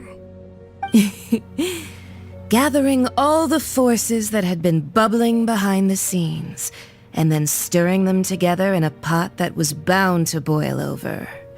That's what he wanted to see, am I right? Wait, what? Perhaps it's best that I explain. As you know, I've dwelt upon this world for more than 6,000 years. It is now 3,700 years ago that I founded Liyue together with the Adepti. Even boulders that can withstand whirlpools will erode with the passing of time. I kept convincing myself that cracks had not begun to form, and that the end of my time had not yet come, until one drizzly day, as I was strolling along the harbor, I heard a merchant tell one of his workers, "You finished your duties. Go ahead and call it a day." I stood motionless among the crowds, asking myself, have I already finished my duties? Oh, Zhongli. But as I began to consider relinquishing my divine role, I soon discovered that many reasons still remained to not hastily depart. Was Liyue, the city I had dwelt in for so long, already prepared to enter its next age? I decided that a test was needed in order to reveal the answer. So I feigned my own death, and gathered the cast of Child, the Adepti, and the Liyue Qixing to play their roles together on the stage that was Liyue. That's right, which is why I continued to safeguard the Gnosis until now. So you mean that if the chaos ever reached the point of no return, you would simply appear and use your divine powers to bring Liyue back under control? Of course, and it would have been all too easy for him too. Just as a child quickly matures after losing their parents, so has Liyue matured when faced with the death of its deity. In the end, the resolution to all that has transpired was even more satisfactory than I could have hoped for. Take the Adepti, for instance. Owing to their years of seclusion, they were the least informed. Yet when faced with a crisis, they commendably showed the greatest amount of restraint possible. Not only did they manage to cooperate with the Qixing, but in the end, they even made efforts to understand the hearts of the people. Credit is also due to Signora, the emissary dispatched by the Cryo-Archon to fulfill our contract. At my request, she kept everything she knew in strict confidence. This despite the eavesdropping ears of her colleague, Child. This meant I could remain as Zhongli, even having the chance to fulfill the age-old traditions of Liyue in this mortal form. Thank you for joining me on this journey, traveler. All of these things turned out as I had planned. There is only one thing that I had not anticipated, and that was the conduct of the Liyue Qixing. I had expected them to do no more than the Adepti, to come to the defense of Liyue. But when all was said and done, they seized the opportunity to supplant Liyue as divine protectors, and used the subsequent power vacuum left by my death to quickly gain complete control of Liyue. Huh? doesn't sound good at all. On the contrary, I think it is excellent. I had always feared that it was too soon for them to take over from me. And it was also that which I longed for the most. As such, this is the best parting gift anyone could have given this god of old. Hey, what about me? Doesn't anyone feel the least bit of remorse for deceiving me? You've practically kept me in the dark! I think that thanks would be more appropriate. You certainly played no small part in all of this, wreaking havoc and turning the city upside down. The Lord of Geo ought to thank you for your performance, if anything. If you hadn't created the pressure of a battle between mortals, adepti, and a god, the lump of coal resting in the hands of the Geo-Archon, Liyue, would never have been able to become a dazzling diamond of a city. Huh? Just whose side are you on, mocking me like that? Are you itching for a fight? Hey, haven't you learned the Liyue saying, don't always call it as you see it? Well then, with the Gnosis in my possession, I have no use for such idle chatter. We should return to Zapoljarny Palace and seek an audience with Her Majesty, the Tsaritsa. Come, child. Fine. I'll meet you there later. I'm not sharing a boat with the likes of you. Do as you wish.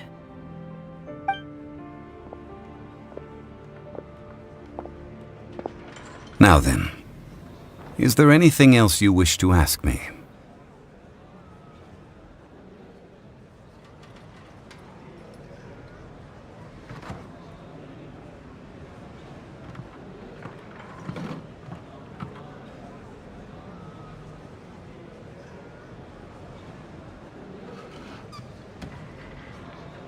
Right!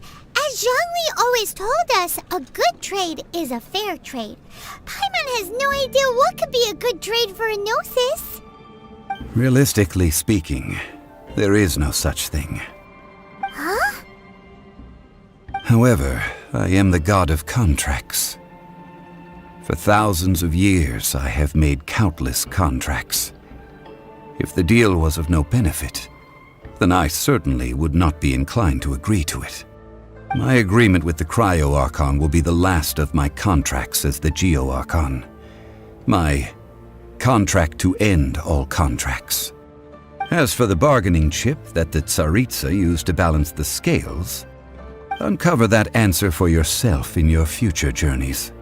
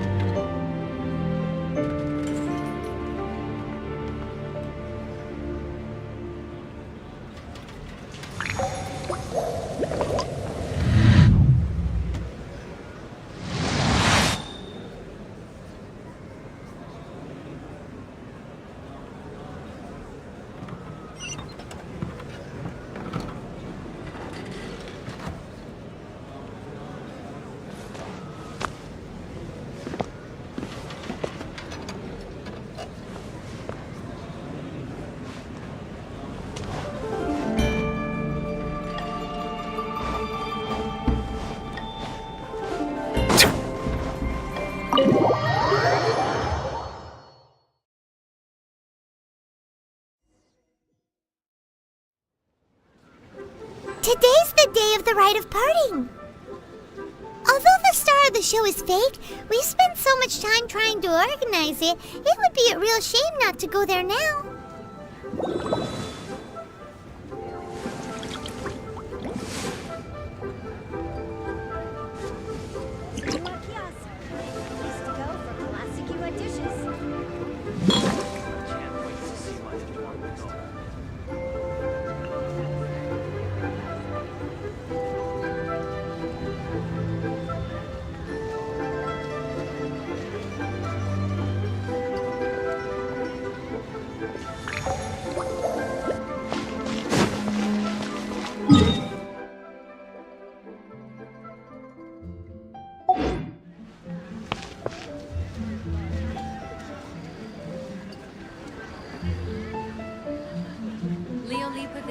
Best Lee food in town.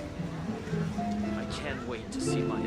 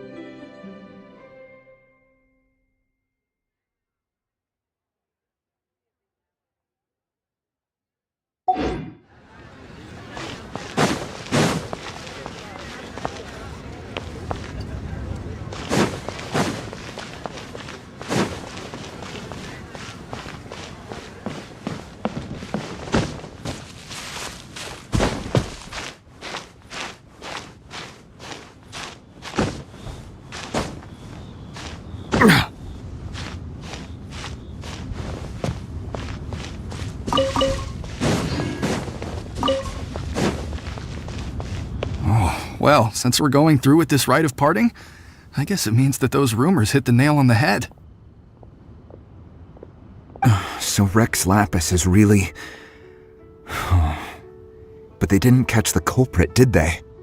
Oh, come on. Do you think that the assassin could have been a normal person? You know what I think. I don't think any of the gossip on the streets you hear from those shady types is worth anything.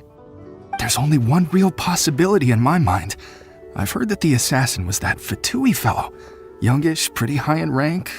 I think they called him Child. The Fatui? They certainly are very suspicious. Who knows what those greedy, crooked folks... Shh! Lower your voice. If the Fatui catch you in their sights, Rex Lapis won't be around to protect you this time.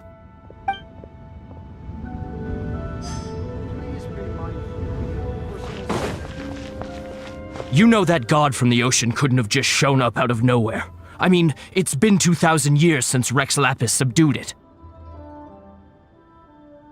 Yes, and to think that this happened right on the heels of the incident with Rex Lapis, too. Say, do you think the person who assassinated our lord and released that evil god might have been one and the same? Now that you mention it, that's very possible. Yes, it's very possible indeed. I mean, it all fits together. That person must have colluded with the evil god to harm Rex Lapis. Oh, that wicked, black-hearted scoundrel. Still, what sort of supernatural prowess must this person possess to be able to do such things? I have never heard of such a person in all my years. Ah, forget it. Guessing's no use to us. Look, the Millilith over there looks like he's about to make an announcement. Let's hear what the Ministry of Civil Affairs has to say first.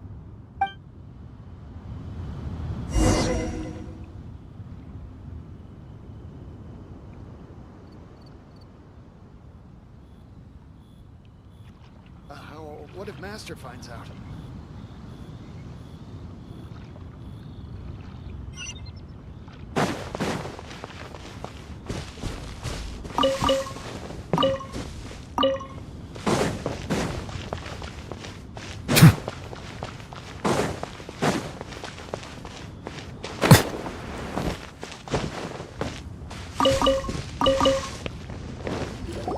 Hear ye all! The Chising's words. Though a dragon soars ageless as the mountains, it too must return to dust. This is common knowledge. Gods and Adepti live glorious lives, but both light and shadow have their season. So too must they face divinely appointed trials. Rumors and hearsay abound on the streets that Rex Lapis was murdered. Now, let the truth be revealed. Having been thwarted in his trial, Rex Lapis's soul has recouped the celestial heights. He beseeches the people of Liyue to grieve not and to let not their hearts be saddened. Nor are they to believe street-born rumors or indulge in baseless speculation.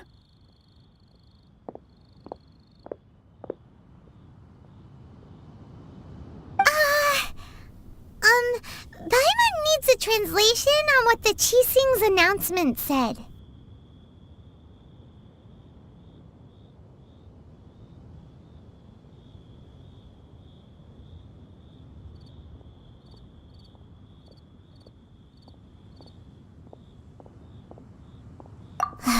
So that's how they're spinning. Something feels off.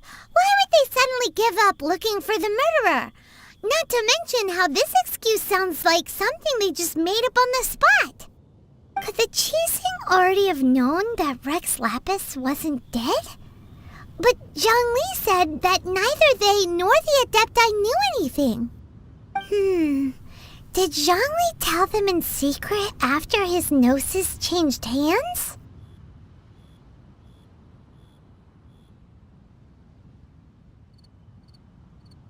Exactly, right?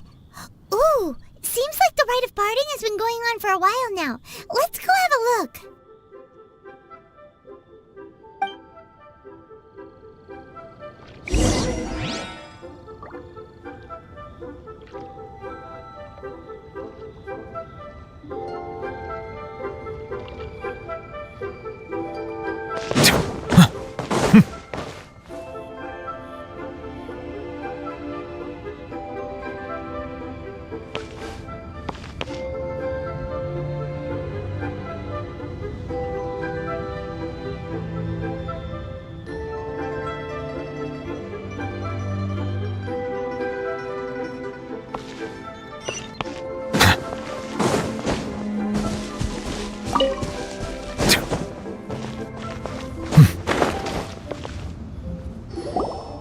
It's Ningguang and Keqing. Are they saying something? Are their speeches over?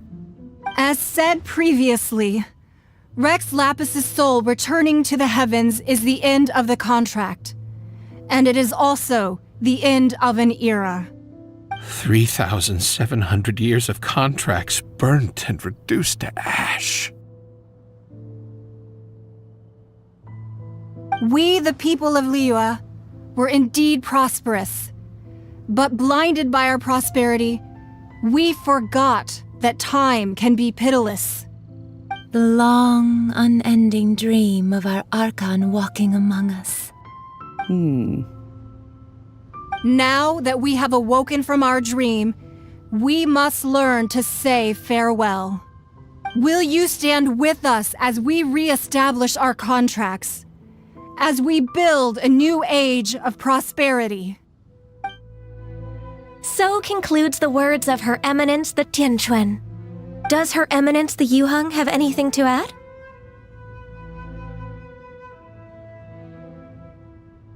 Huh? Is she looking this way? Traveler. Yikes! She really is looking our way! Is that the traveler who they say defeated the ancient god? So young. The Liyue Qixing always repay their debts.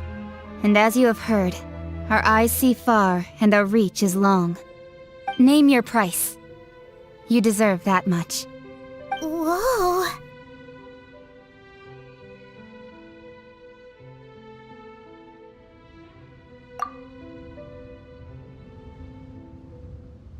Well, could you help me put up some missing person posters?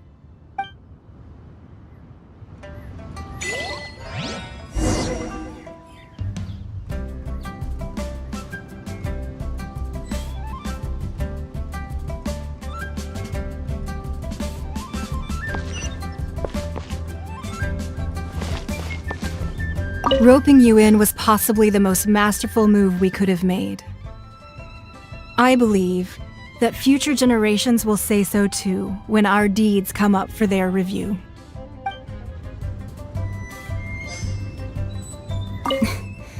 Why you?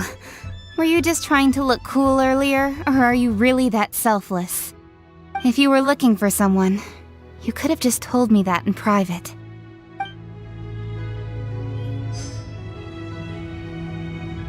The cleanup of the premises, managing the crowds as they exit, making an account of the rite?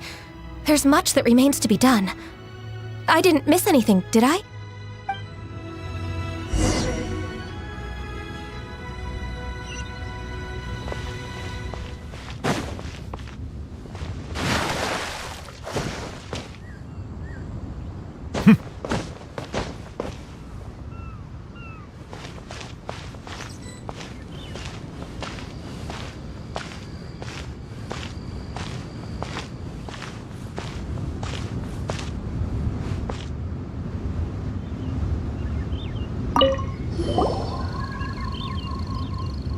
Zhongli! Look at this! Everyone in Liyue is caught up in their emotions, thinking that they'll never see Rex Lapis again. And here you are looking all relaxed. Why would I not feel more at ease after laying down the burden I have borne for 3,700 years? Right, if the two of you can spare the time, I should treat you to a meal at the Shinya kiosk. Ha! That sounds like big talk, Zhongli.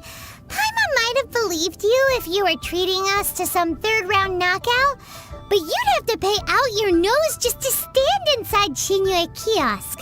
Are you sure you can afford it? You're right. I do lack the Mora. As the Rex Lapis Morax, I can easily create Mora. But since I have chosen to walk this earth as the mortal Zhongli, I should abide by the same rules that mortals do. When I was journeying with you, though I still had the Gnosis in hand, I knew that I must soon retire from my role as an Archon, so I had to rehearse a little for my new life. Oh, no wonder! Paimon gets it now. You didn't look at the price tags when we were spending because you've never had to. But since you weren't used to not being able to just make more Mora as and when you wanted to, you had to try becoming a parasite to society who lives off of other people's credit. Well, we were only spending Fatui money. You don't have to say it like that. In the City of Commerce, we do not merely exchange money or goods. We also exchange knowledge, memories, and foresight, as well as positions, roles, and lives. The Archon Morax could never experience life as the true mortal Zhongli could, no matter how many times he descended to be with his people. I must thank you for that. I will treasure the memories that I made as Zhongli, traveling the streets of Liyue with you. That is true. But there is no journey that does not end. No meetings without partings. Paimon thinks that we should make a move and continue our search for the Seven. I fear that continuing your journey may be difficult. The nation that neighbors Liyue by sea, Inazuma, is presently closed. Yes, the nation has been closed by order of its deity, the Electro-Archon Ball. And just as the people of Liyue preferred to call me Rex Lapis, she too goes by another name among locals in Inazuma. Paimon thinks we've heard that one before. Raiden? That is the case. And since Raiden is also the Shogun of Inazuma, people call her the Raiden Shogun. That said, though people at the wharf were saying that the situation in Inazuma is very tense, Paimon doesn't remember that always being the case. It wasn't that bad last year. Zhongli, since you're Rex Lapis, shouldn't you know something about what's happening there? Just how did Inazuma become a closed nation? It's because of visions. Visions? When faced with circumstances beyond their control, humans often bemoan their lack of power. But if a person shows true strength of will at a desperate and fateful moment in their life, the gods will look upon them with favor. This is what visions are. Magical foci bestowed upon those who have been acknowledged by the gods. Uh-huh. That's how people in Teyvat see it.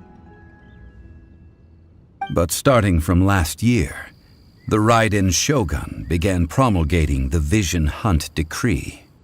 Vision Hunt Decree? Yes.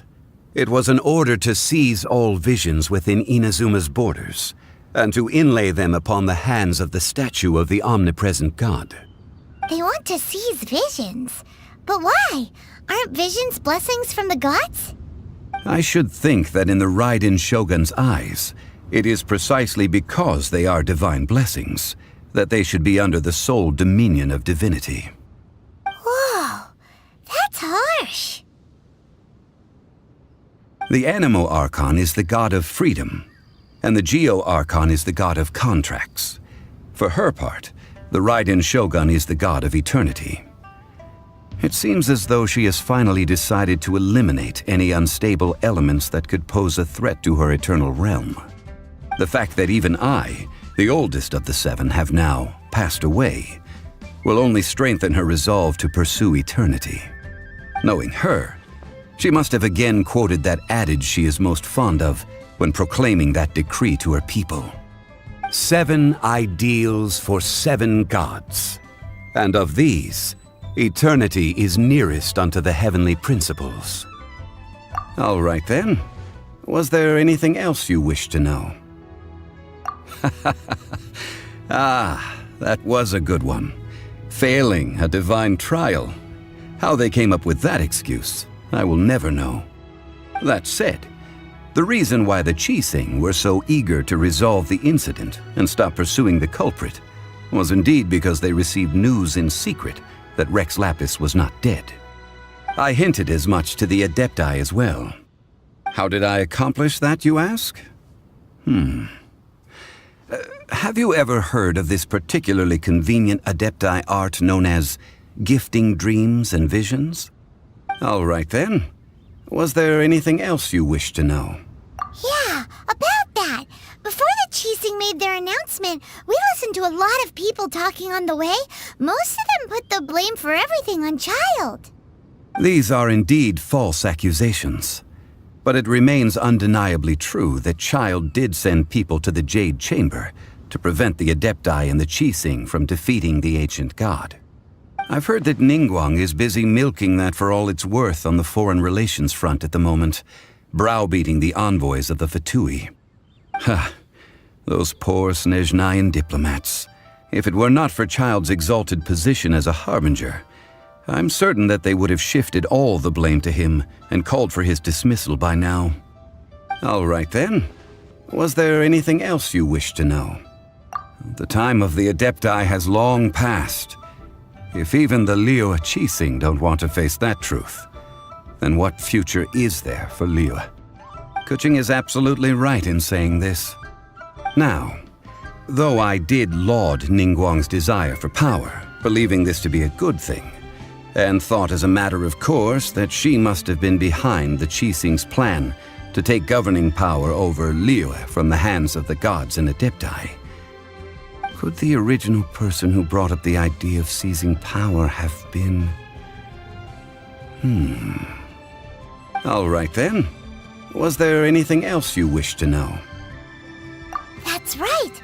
Zhongli, now that you don't have your gnosis, what's going to happen to all the Mora in Tibet? Since Morax is dead, are they all just gonna disappear? Also, isn't the Golden House the only mint in the entire continent? Will it even continue to work?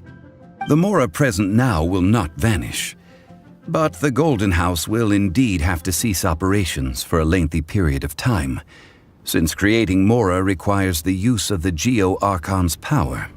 This is terrible! We're all about to run out of Mora! The world is coming to an end! Yes, this is indeed a major issue from a financial standpoint. Well, I suppose we'll just leave such troublesome matters to the Liyue Qixing to debate.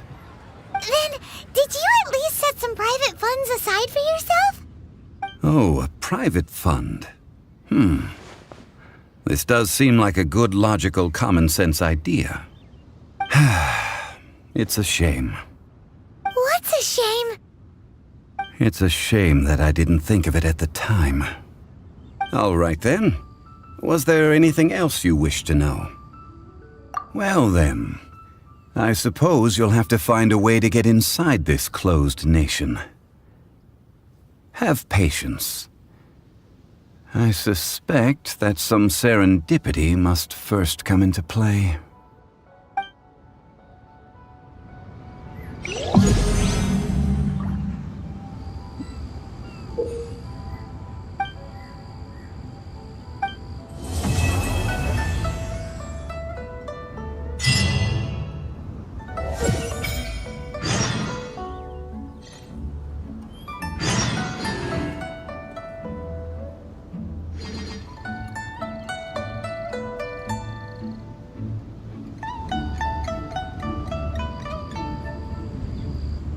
Water comes in many flavors to the discerning palate. Mondstadt's water is crisp and pure, while water from Liyue has an enduring aftertaste. In Inazuma, the water possesses a depth of flavor unlike any.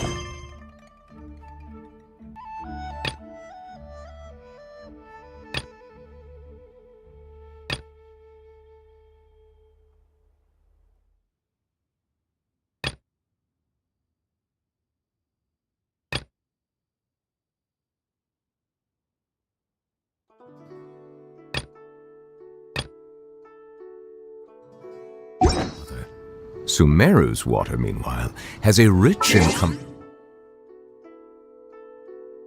complex flavor profile.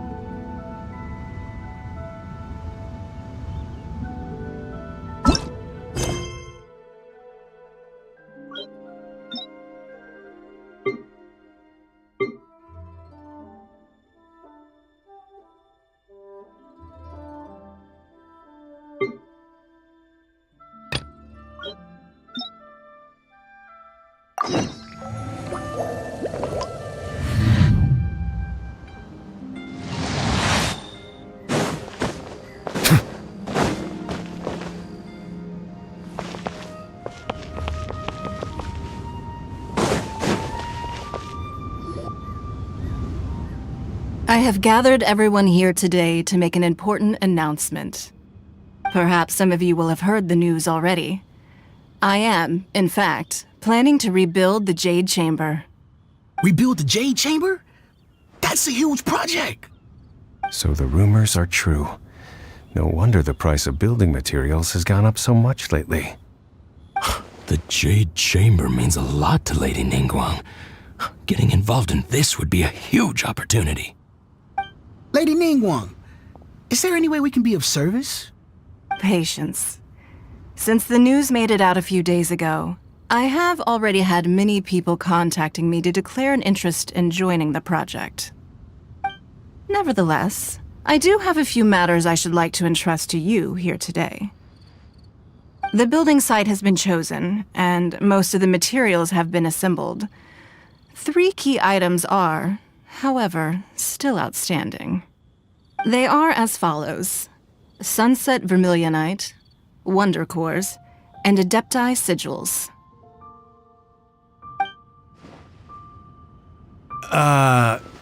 Excuse my ignorance, Lady Ningguang.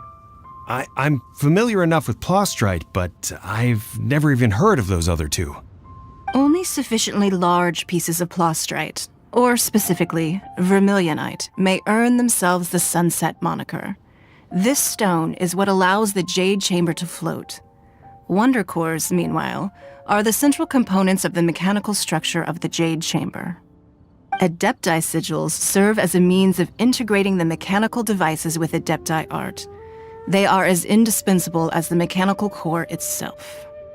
Although these 3 items are rare, I trust that with your connections and capabilities, procuring them will not be a question of if, but of when.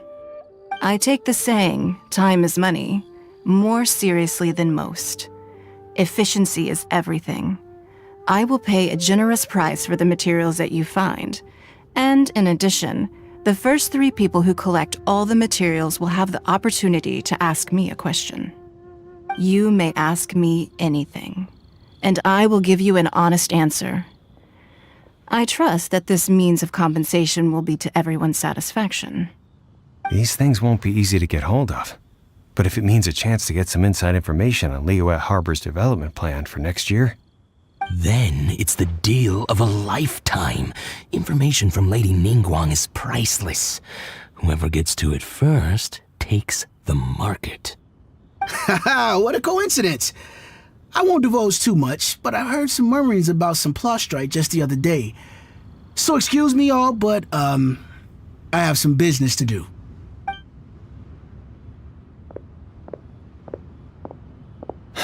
No.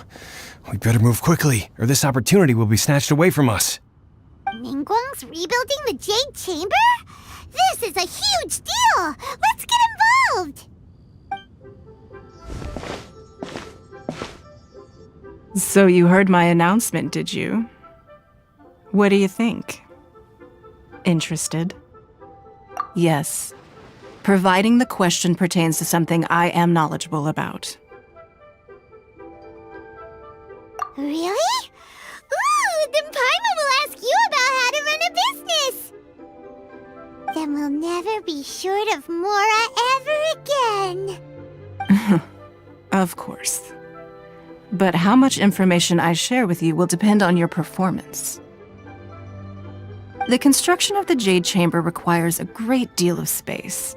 The abandoned mine outside the Golden House has been selected as the building site. Once you have collected the materials, please take them there. I have other business to attend to now. Otherwise, I would gladly escort you to the site in person. When you do arrive, please seek out my secretary. Remember, this is a race against the clock.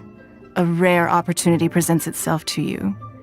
Do not let somebody else snatch it from your grasp. Ningguang seems super busy. Come on, we'd better get going. First, we gotta get out of Eugene Terrace. Huh? Look! It seems like there's something kind of fishy going on over there. Ma'am, you seem like an eminent and distinguished young lady to me. I can see that you're easily gonna win this procurement contest Lady Ningguang has set up. As it happens, we have some information about the materials that I really think might interest you. Come on, let's find somewhere a little more private, and we can get down to brass tacks. No, I don't need it. Don't be like that. Hey, come on, don't go! Why don't you stand there after her? Oh, right, yeah.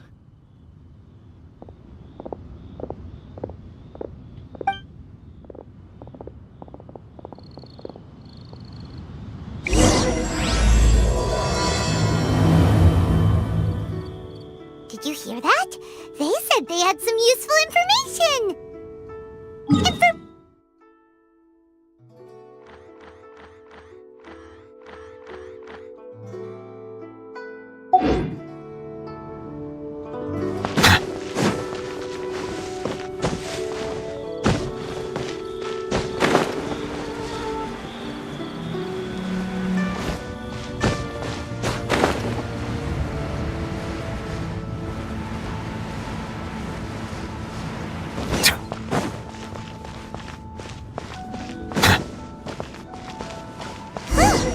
They're not here!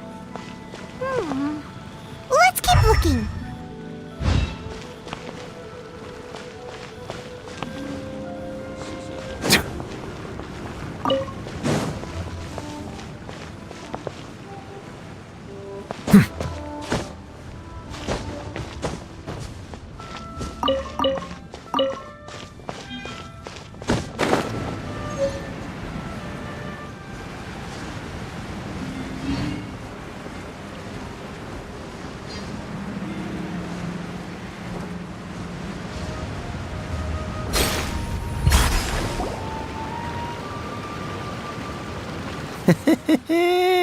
Well, will you look at that, ma'am?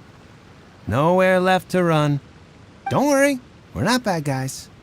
You give us some Mora, we give you a little info. Everybody's a winner. Boss, I got a bad feeling about this. Look at her, the white hair, the energy she gives off. I'm telling you, there's something different about her. So what? She's loaded. How are we ever going to repay those gambling debts if we just let money walk away from us, huh? I've already told you, I don't need your information. If you still can't grasp that, I'm happy to repeat it in a way that won't be so easy to forget. Come on, ma'am. You seem like an intelligent lady. I shouldn't have to spell this out to you. It's not about whether you need the info or not, okay? It's about you taking out your money and handing it over and nobody getting hurt. I won't. No more excuses! Okay, I know you have money. I saw you. Yeah, I saw you.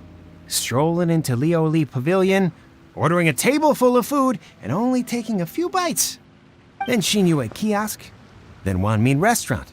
Same story each time. You order all the signature dishes, take a few bites, then you're on your way again. How could you afford to be so wasteful if you weren't from a rich family? And since you're so rich, what's the loss to you in giving us a little spare change, huh?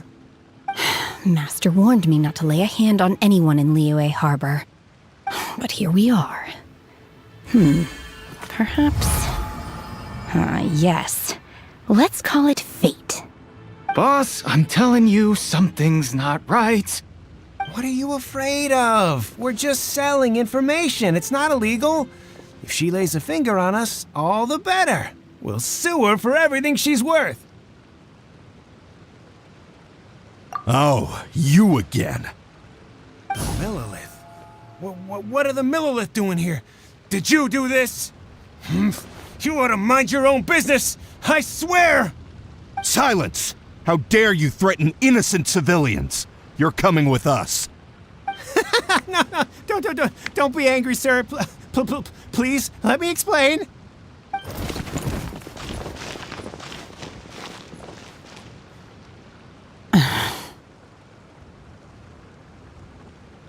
Shenhe.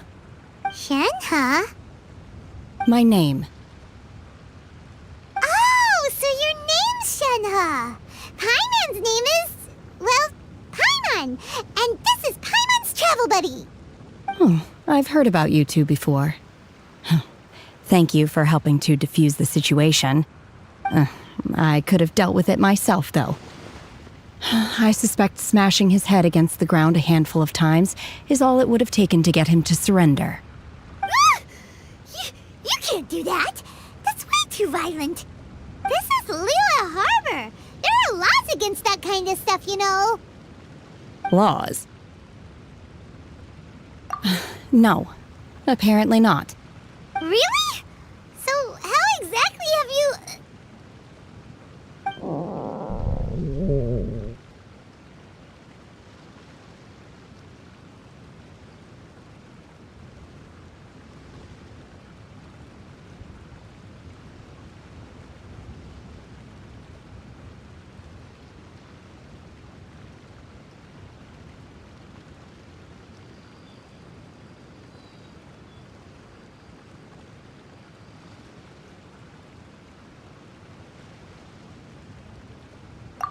That would be my stomach growling. I haven't eaten enough. She's so honest. Wait, that's right. They said you went around all the restaurants ordering this and that and the other, but only took a small bite of each dish. Then of course you're still hungry. So, anything in particular you're hungry for? Chingson, glaze lily, violet grass. These are my usuals.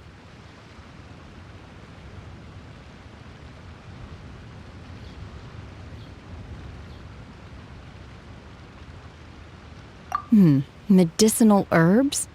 Kinda hard to explain. Anyway, Boo Boo Pharmacy's not far away.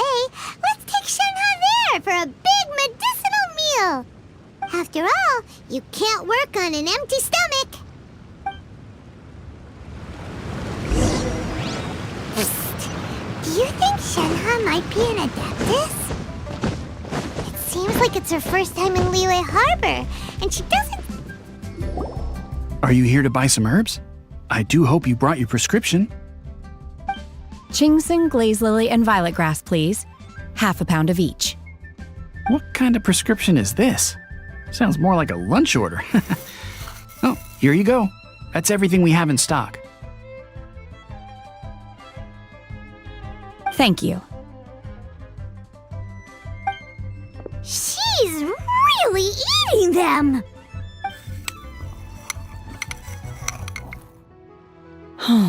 My hunger has now abated. Thank you.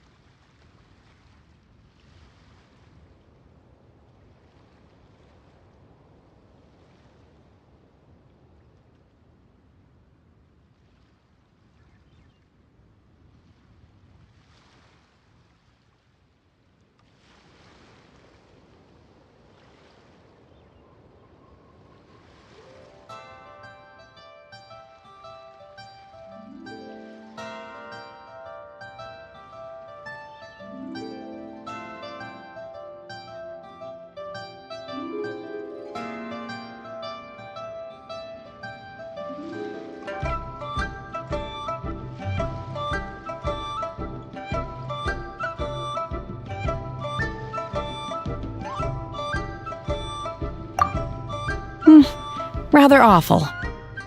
Though they were not completely devoid of sweet fragrance. After consuming a large quantity of them, bitterness is all that remains.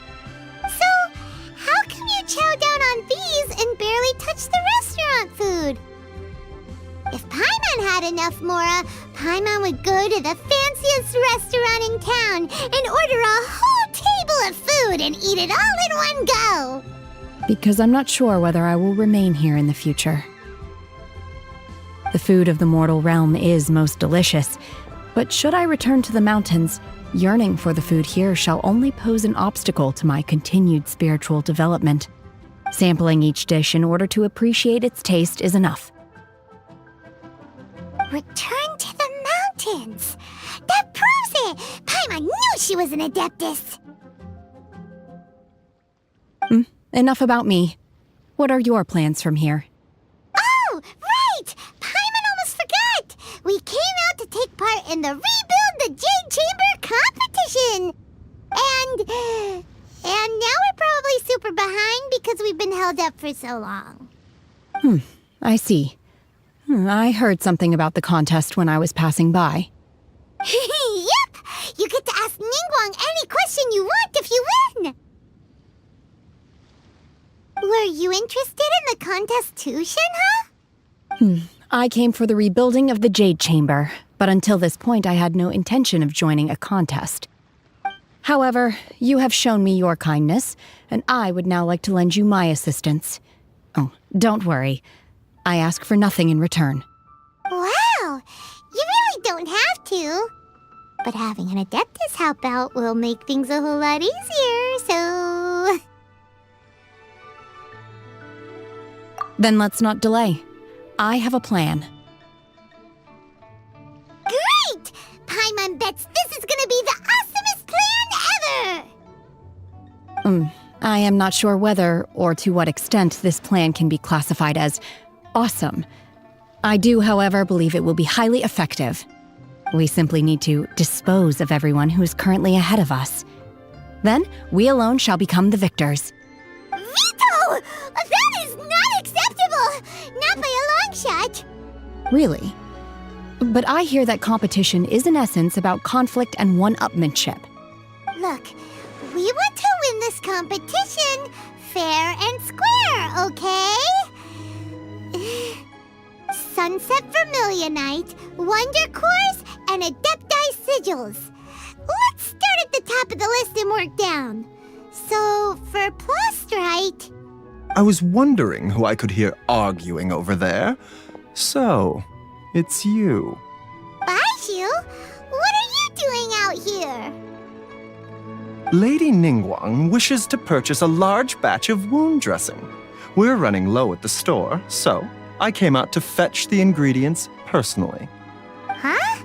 How come Lady Ningguang needs so much wound dressing all of a sudden? I'm not too sure. I did hear she's looking to rebuild the Jade Chamber, maybe for its first aid on site. I didn't ask, though. Far be it from me to pry into my customers' personal affairs. Oh, and she also borrowed Chi-Chi, meaning Boo Boo Pharmacy is very short-handed right now. I don't suppose any of you are looking for part-time work by any chance? No, we've got other stuff to do. While you're here, though, you seem to know a lot. Have you ever heard of something called Sunset Vermilionite? Ah, the variety of plostrite used in the Jade Chamber, yes? There is some mention of it in the Seven Mountain Treatises. When activated, Sunset Vermilionite rises up all the way into the clouds. It's very rare indeed. As far as the records show, virtually all Sunset Vermilionite in existence has been mined and taken possession of. But the Feiyun Commerce Guild would know far more about this than I do. Okay then, let's go ask at the Feiyun Commerce Guild. Thanks, Baishu. You're quite welcome. Good luck to you all. And if there's anything further you need from me, just come to the Boo Boo Pharmacy.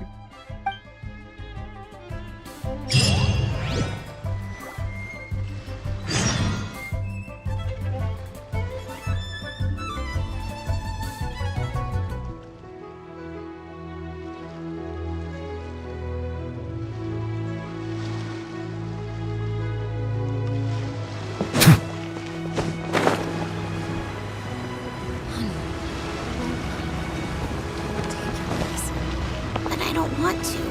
It tastes gross.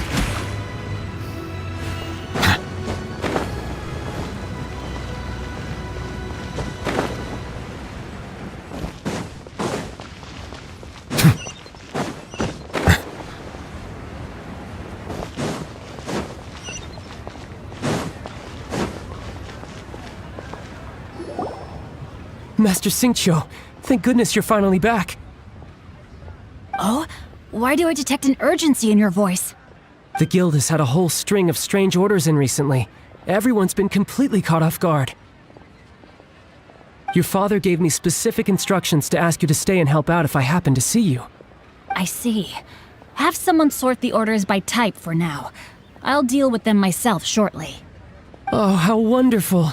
Thank you, Master. With you on the job, I can breathe a sigh of relief. Hey, Xingqiu! Glad you're here. We want to ask you for some information. Traveler, Paimon, please wait a moment.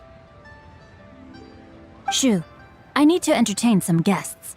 Please continue with your work for the time being, and we'll discuss the matter of the guild's orders in more detail later on. Understood, Master Xingqiu. Then I will leave you in peace.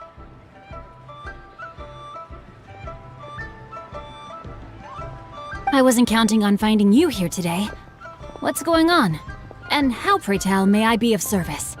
Xingqiu, have you ever heard of Sunset Vermilionite?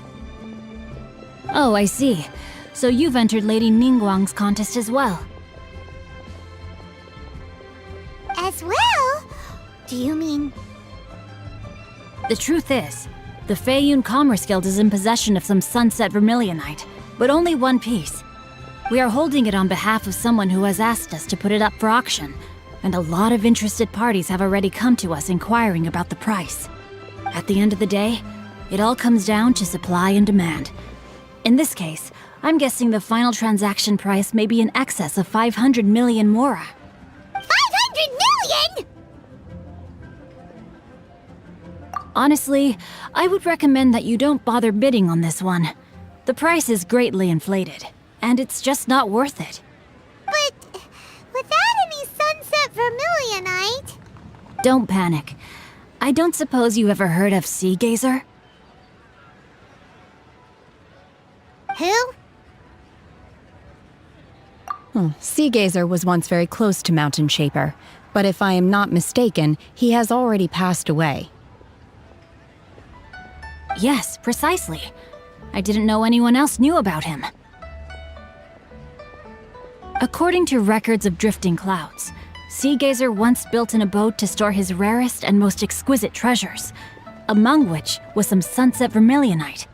After Sea Gazer passed, the abode was abandoned, and its location was lost to time. Luckily, I came into possession of a stack of folk history books just recently. They make some oblique references to this lost abode, and after cross-referencing them against each other, I'm now fairly certain that it is situated in the Lisha area. That's great! But is it really okay for us to just go and take his treasure? Wouldn't it be a little, disrespectful? With him being an Adeptus? You needn't worry. As far as I understand, Sea Gazer was very open-minded. Even while he was alive, he wouldn't have let something like this bother him. Open-minded? I have not heard of Sea Gazer being described in this way before. May I ask where you read that?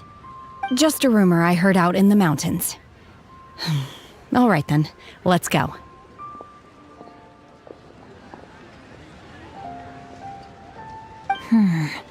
There's something about this young lady that reminds me of a good friend of mine. Oh, I almost forgot. Adepti abodes tend to have very ingenious designs, especially when it comes to their defense mechanisms. Plus, it's likely to be crawling with monsters after being abandoned for so long. So please, be very careful. Okay, we will be. Thanks, Xingqiu.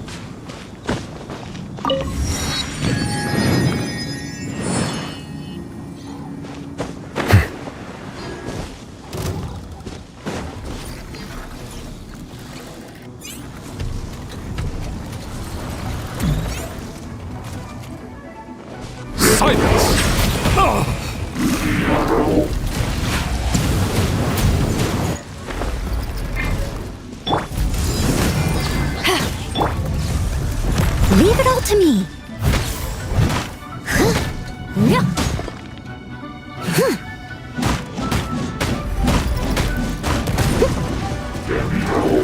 Settle down.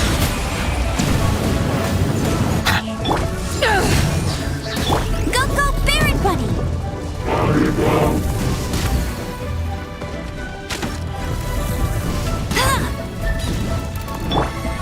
Silence!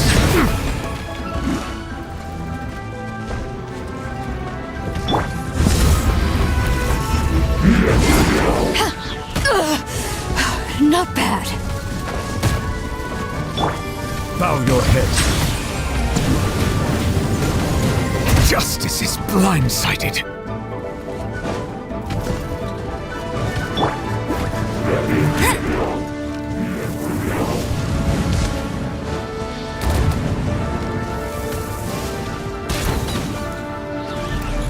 Silence!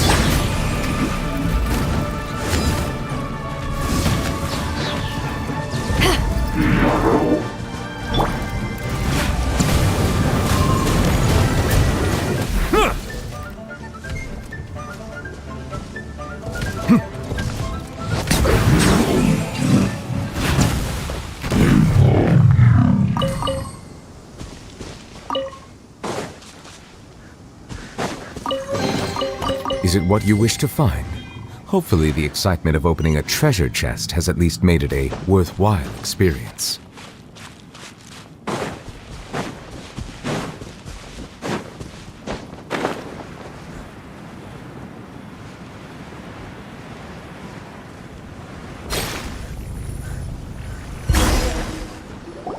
Let's see.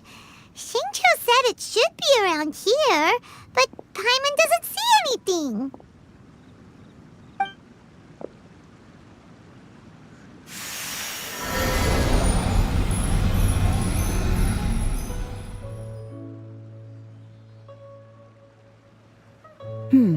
This place was hidden using a special Adepti art. But now that I have removed it, we can inspect the area more closely. Wow, that's amazing! Yep, let's take another look around. Hey, look! Is that a new Sealy over there?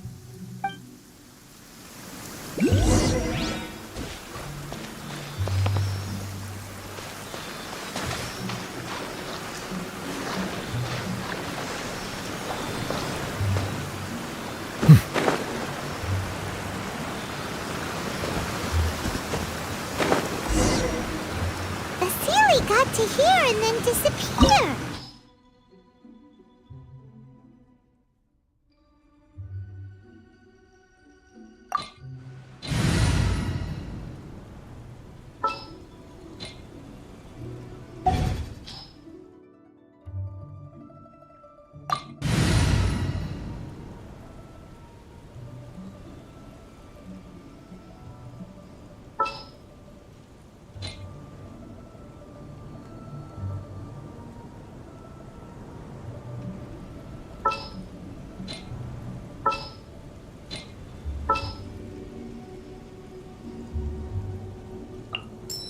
Ready when you are.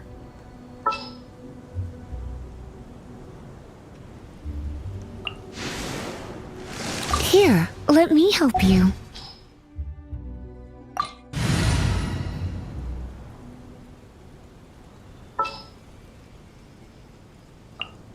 Come with me. Thank you for permitting, no, inviting me.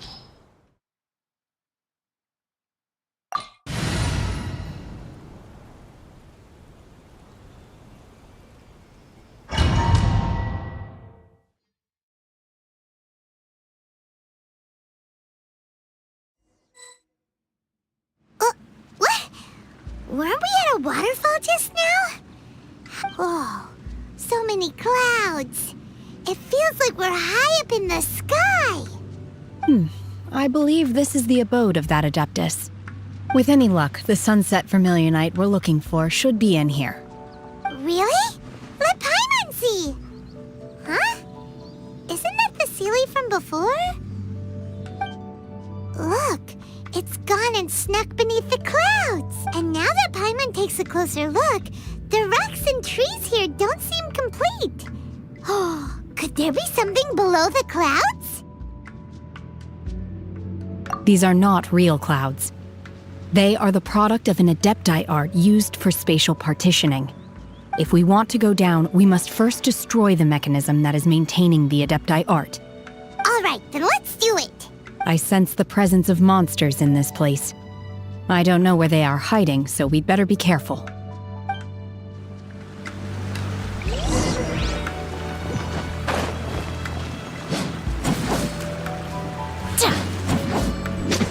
Manifest!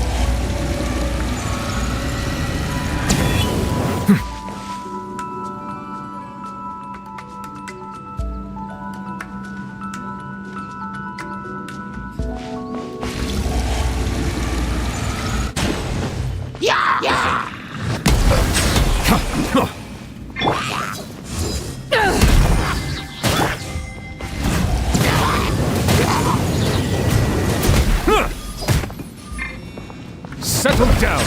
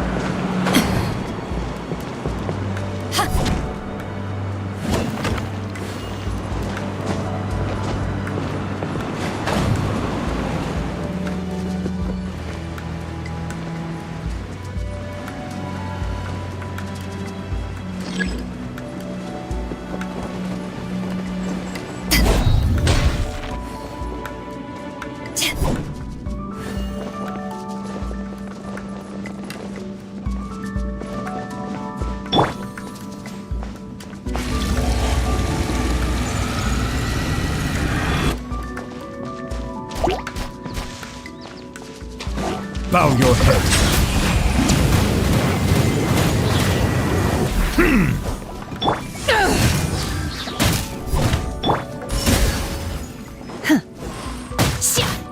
Unleash!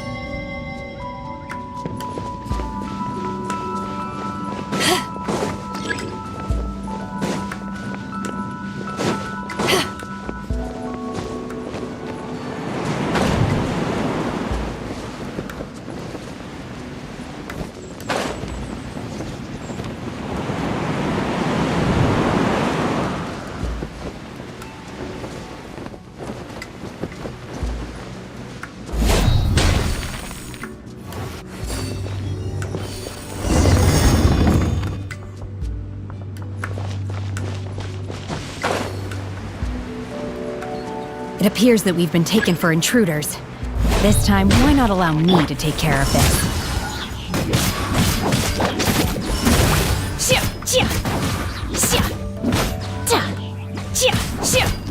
In your dreams, obey! Cryo Incarnate!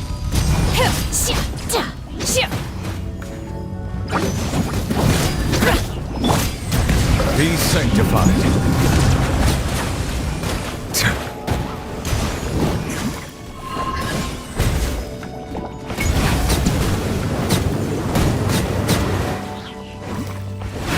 The core of the mechanism is exposed. Now's our chance.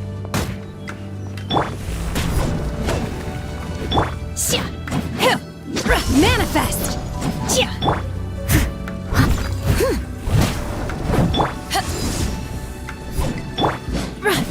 Obey!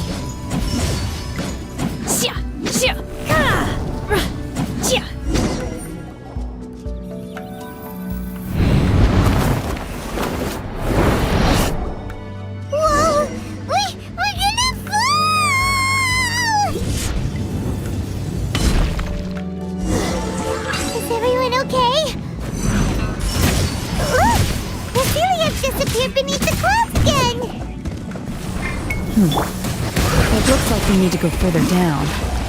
But before that, let's destroy the guard mechanisms on this level first. Unleash! Obey! Silence!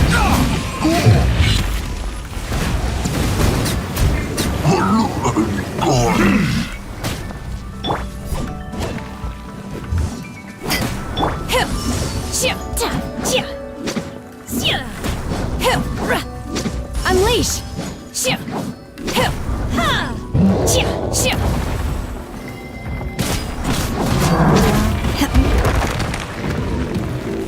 Do your master's bidding!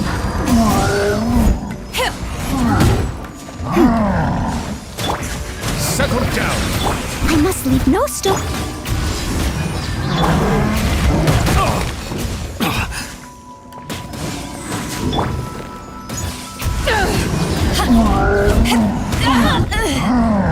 Power that ended high shot! Silence! The times beckon.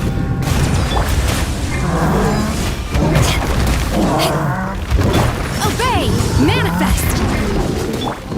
Leave it all to me, as a good knight should.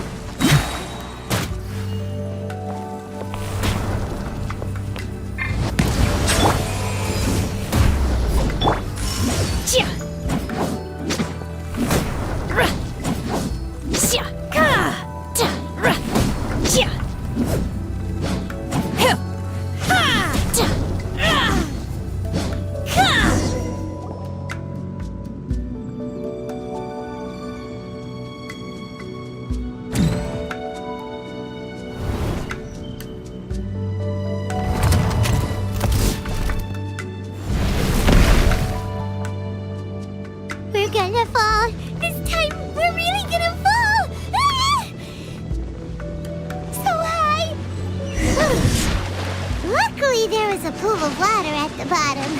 Otherwise, that could have ended very differently.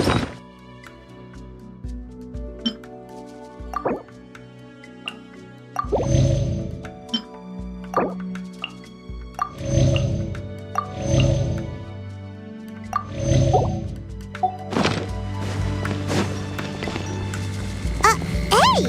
That Sealy's on the move again! Let's catch up with it!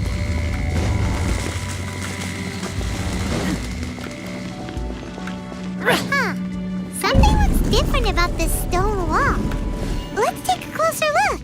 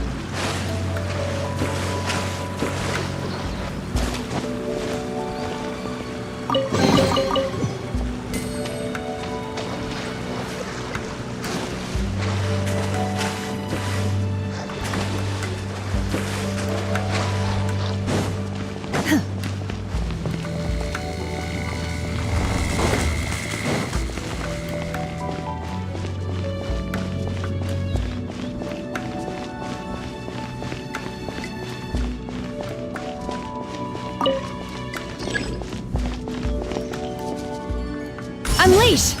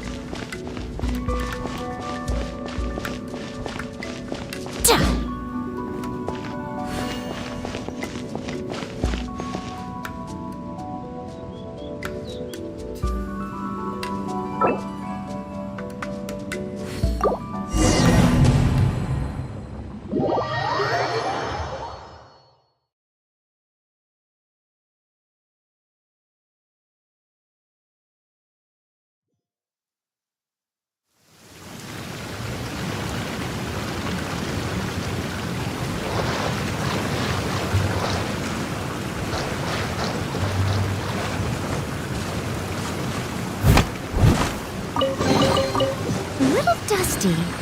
Best give it a spring.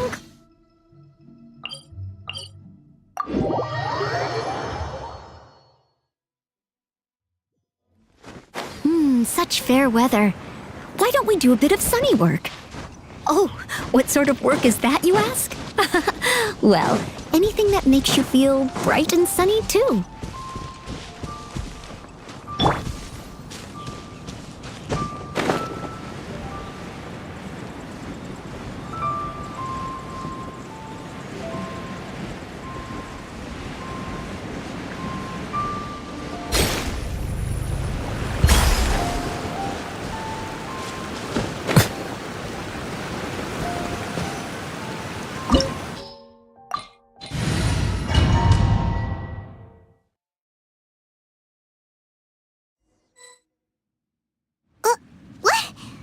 Oh, so... With any luck. Really? Look, and now that Paimon takes a closer look... These are not real. If we want to go down, we must first... All right, then let's... I sense the presence of Mom.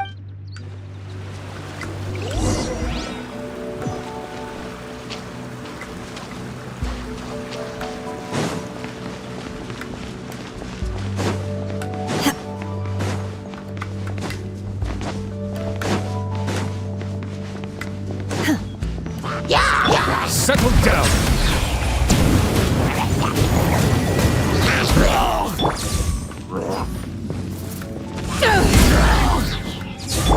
Obey! Unleash!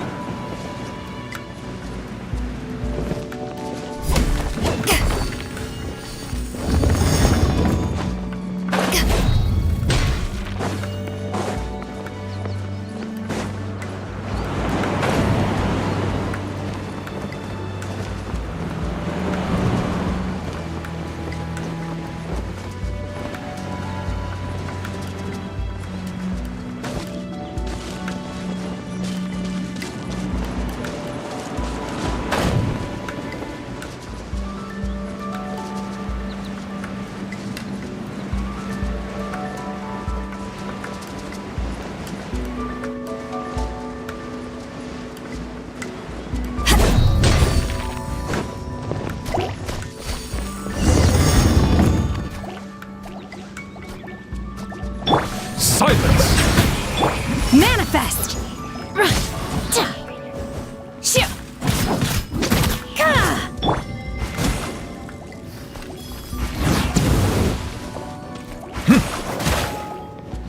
Bow your head.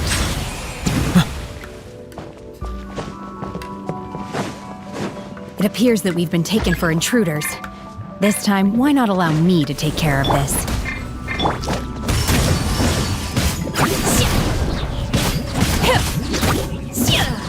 Silence! Obey!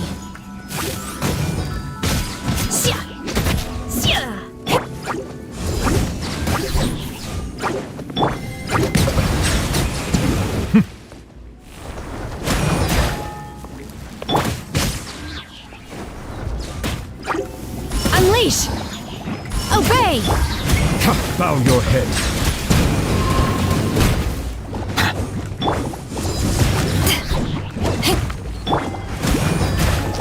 Justice is... Steady as stone.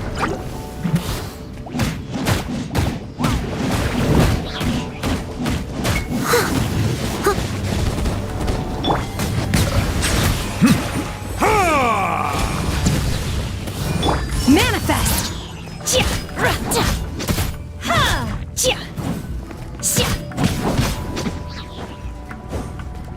The core of the mechanism is exposed. Now's our chance.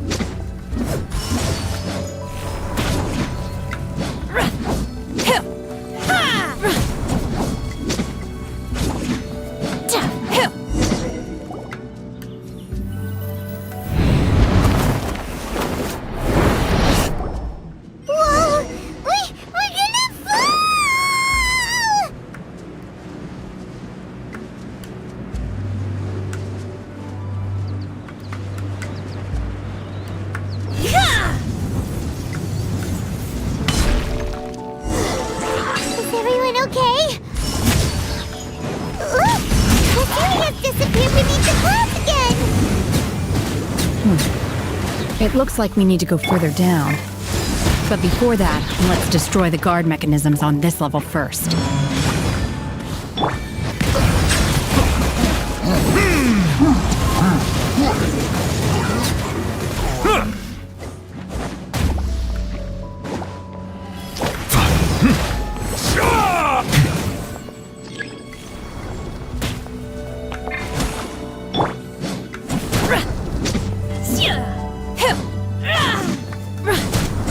Manifest!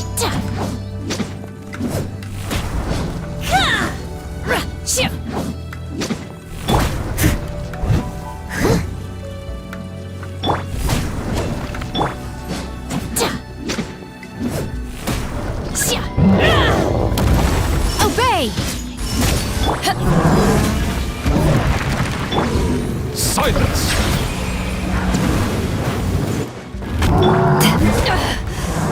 Haven't won yet. Leave it all to me, as a dutiful maid would.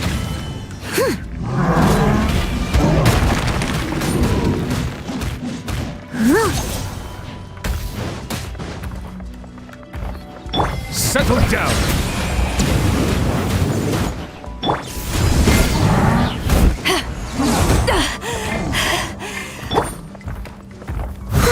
Steady as stone.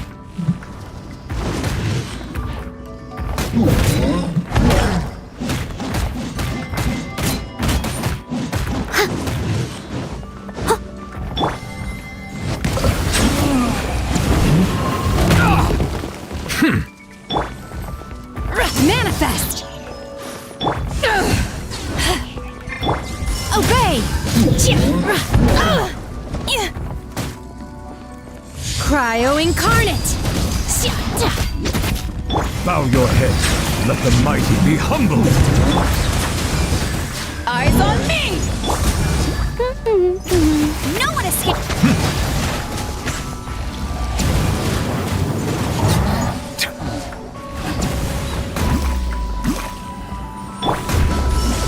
Unleash!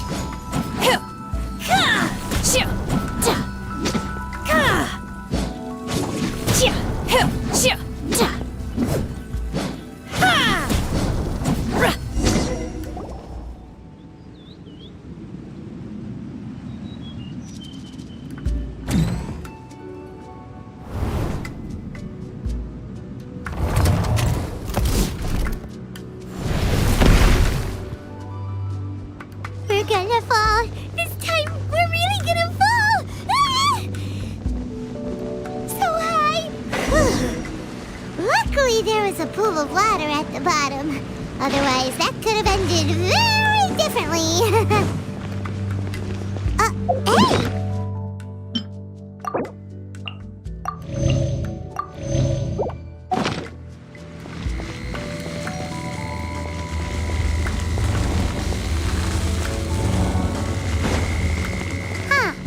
Something looks different about this stone wall. Let's take a closer look.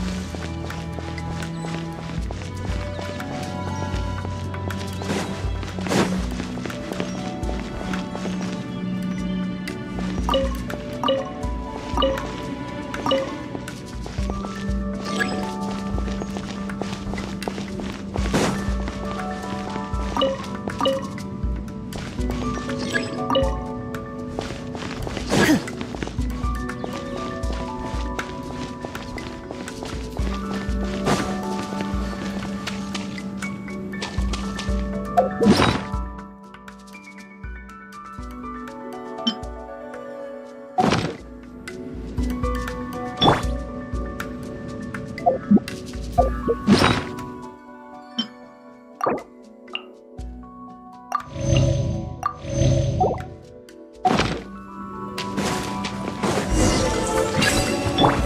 must leave no stone. Settle down!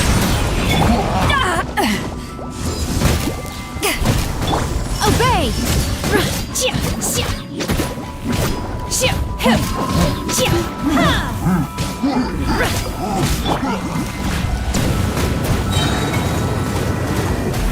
Be sanctified.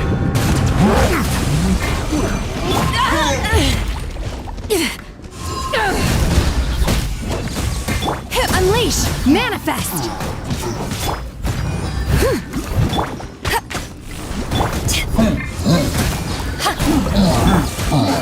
Unleash!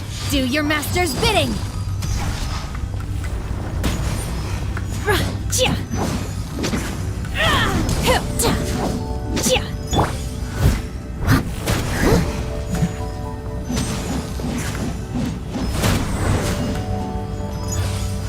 Steady as stone.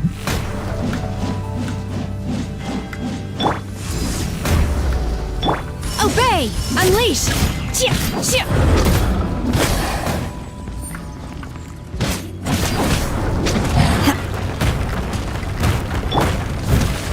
Time to clean up.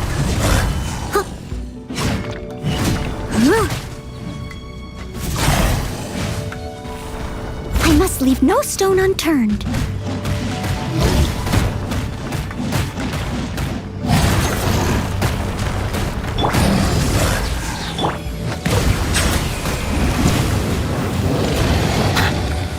Obey!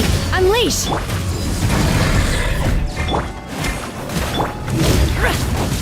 In your dreams! Obey!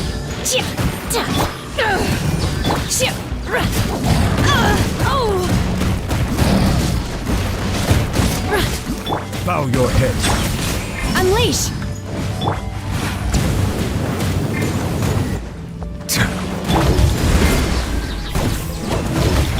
Leave it all to me. Silence!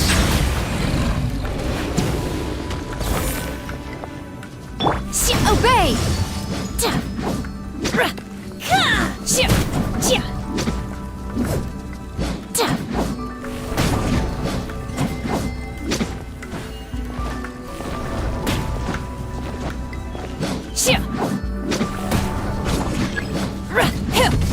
Unleash! Manifest! Cryo Incarnate! Settle down! Let the mighty be humbled! Power that ended Hypnon! Steady as stone. No escape! Go, go, Bip!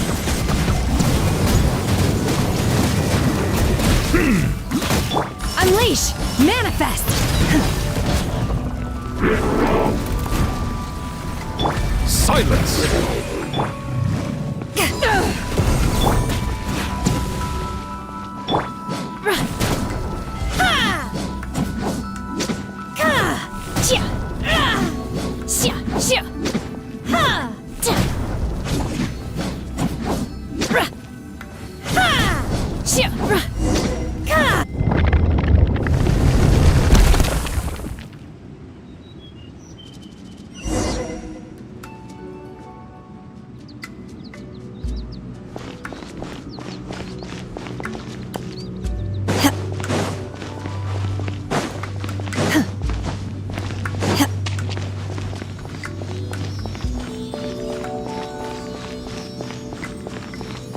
Look, over there! Could that be the sunset vermilionite?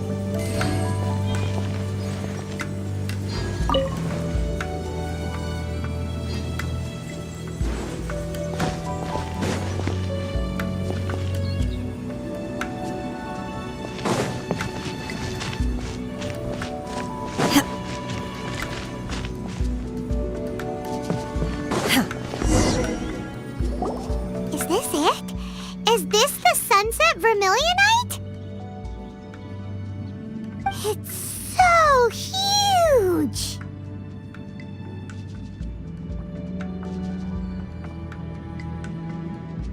That's true, but then again, why isn't it floating? Plaustrite doesn't float until it's activated. It may look different from most ordinary stones, but it weighs around the same amount. Only after being activated does Plaustrite reveal its true nature, breaking free from the shackles of the mortal realm and ascending up into the heavens. Wow, Shenhe, you seem to know everything about this.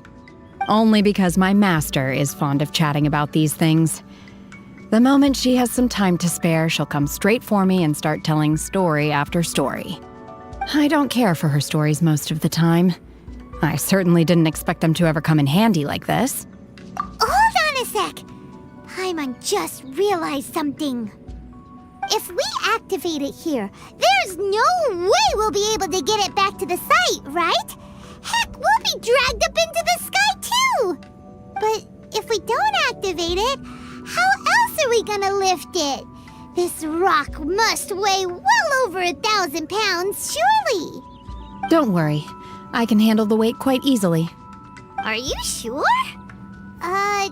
Be careful! Please don't worry. I'm well aware that a Plaustrite sample this large must be highly valuable.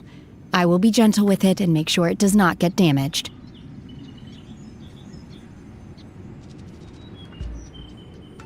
My safety. That's right! Paimon's sure you can handle it and everything, but if something this heavy lands on you, you're gonna get yourself hurt, no matter who you are. You gotta be extra careful when lifting heavy objects. It's just common sense. Is it now? Well then, thank you. I'll go on ahead with the Plaustrite. Let's meet at the building site later. How is Shenhe able to carry that huge rock all by herself? Adepti super strength much? We can't slow down yet. Let's go meet her at the building site.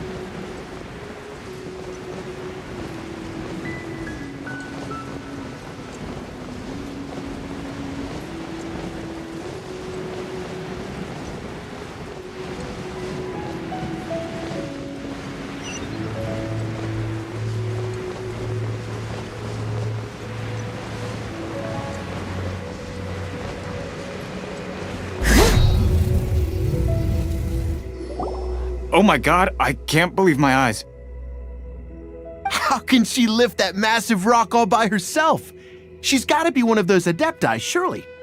Oh, mighty Adeptus, please give me your blessing so that in the coming year I may reap a more bountiful salary. This is top tier in size and quality, and the condition it's in is quite simply immaculate. Congratulations, this item is approved for submission. I'm going to award you full marks for the Sunset Vermilionite item. May I take your name? My name isn't important. I'm not even here to compete. I was just delivering this for some other people. They should be here any minute now. Shenhe and Ningguang's little helper. Ah, so you're the ones behind this. No wonder. The rarest talent turns in the rarest Plaustrite specimen. But I have to correct you on one point. It's not helper, it's secretary. Okay then, Miss Secretary, what do you think of the rock we found? Pretty amazing, right? In truth, it is the finest piece of plostrite we have received so far.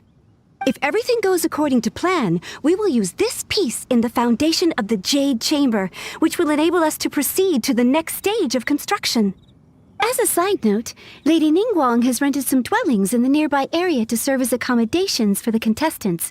If you need a place to rest, you are welcome to stay there. Now, please excuse me. As you can see, there is still a lot of work to do on the building site. Shenhua! Just now on the way over, pretty much everyone was singing your praises! Oh, really? What kind of reaction is that? So strange. Aren't you happy about it? Whenever Paimon gets praised, Paimon can't help but hold her head up high and break into a big smug smile.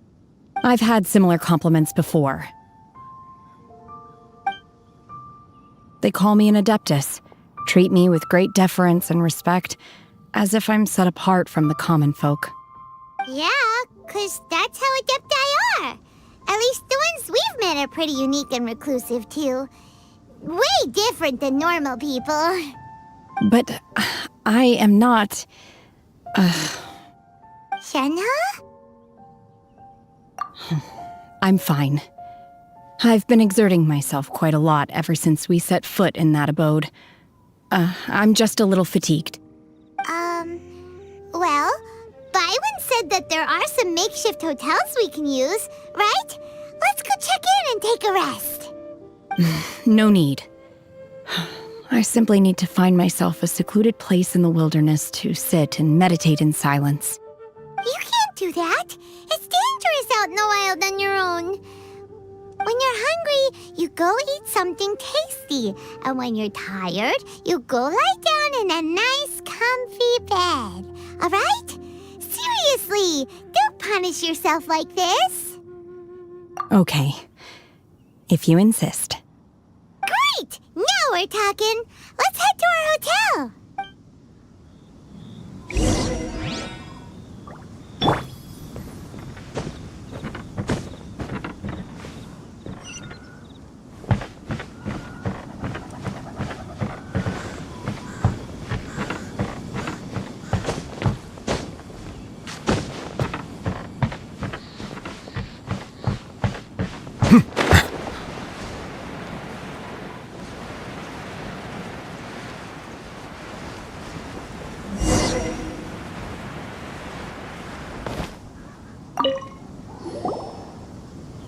Hi there! Checking in, are we? You're just in time. We only have 2 rooms left. Since this was chosen as the building site for the new Jade Chamber, we've had a constant stream of people in this area. And not just workers either. Visitors, business people, tea sellers, all sorts. So, business is booming for me today. Very few vacancies. You're lucky you got here when you did. Great! One of your rooms is still being cleaned. I guess it should be ready within the hour. The other room is just through the door on the left. Here are your keys. All right. Hope you enjoy your stay. Please excuse me, I'll leave you to it. Shenhe, you should go get some rest. We'll hang around outside until the other room's ready. Paimon's gonna go see if there's anything good to eat around here. Paimon couldn't help but notice one of the guests walk in with a huge grilled chicken drumstick before. Let's buy one for Shenhe too. She can have it as a midnight snack, or save it for breakfast tomorrow. All right. I will head to my room for now. If you need anything, don't hesitate to disturb me. I'm a light sleeper. I will hear if you knock on the door.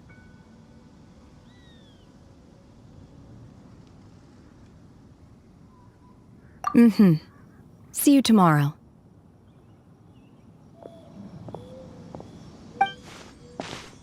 Hey! Isn't that Cloud Retainer? What's she doing here? Let's go and say hi.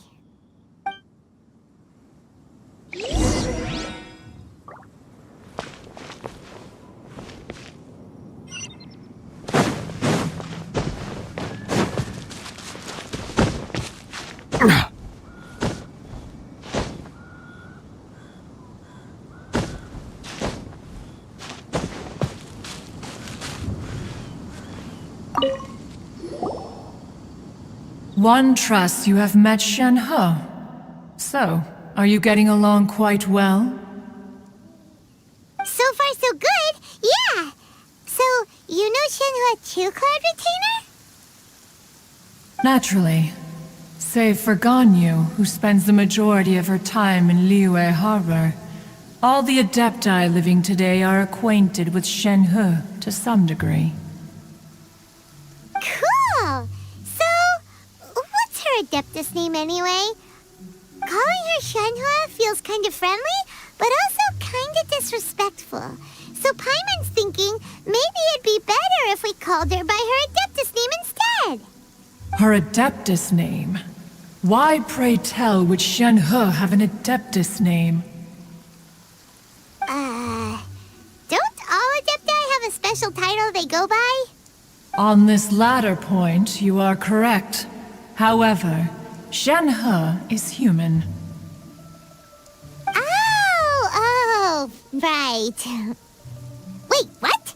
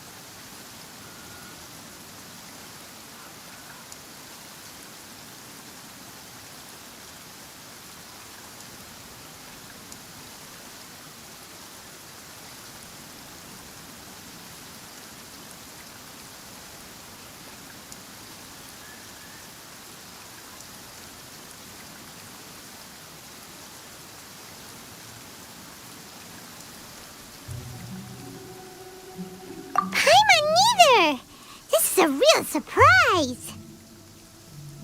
Do you mean to say that she presents differently from ordinary human beings?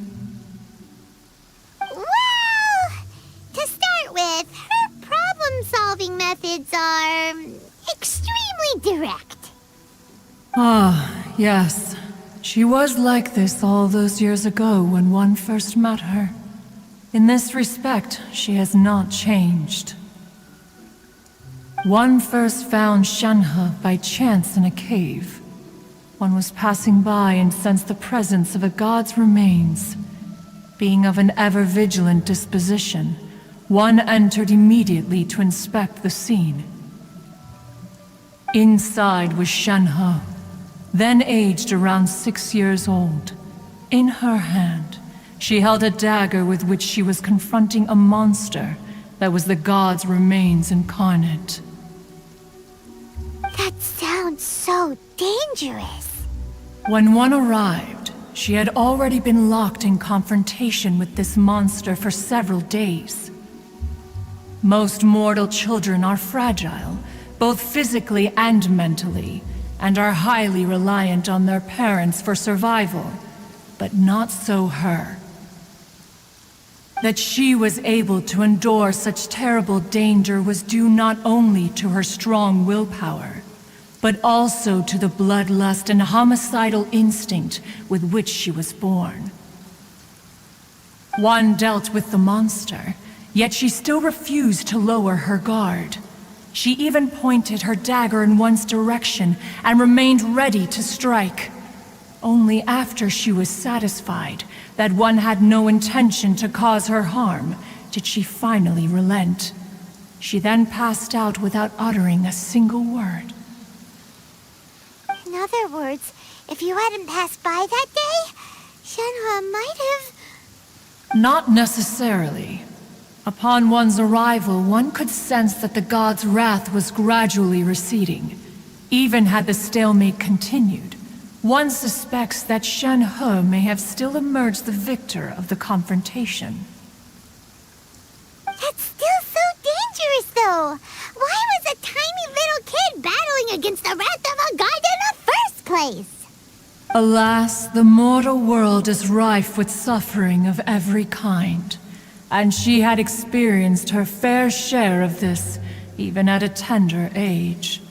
Seeing that she was homeless, one decided to adopt her.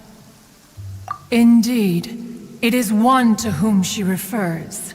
Shenhe has an extraordinary constitution, making her well adapted to practicing the Adepti arts. All the Adepti cherished her talents, and so we were willing to train her. However, her homicidal urges did not subside with age. Rather, they grew stronger day by day. Mooncarver once performed a divination for her. He declared that her fate is to bear the curse of calamity. Consumed by malevolent energy, she is prone to bring harm to those around her. Such is the magnitude of the danger this poses, that her soul must be bound with red ropes to keep her homicidal instinct at bay. The red ropes have indeed served to keep her calmer and more content. But they also seem to have rendered her somewhat inexpressive. Perhaps the red ropes are so powerful that they have suppressed some of her other emotions as well.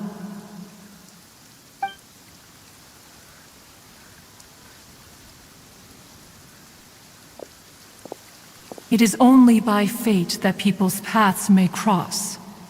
Now that Shenhe's path has crossed with yours, please be sure to treasure the gift that fate has given you, and take good care of her.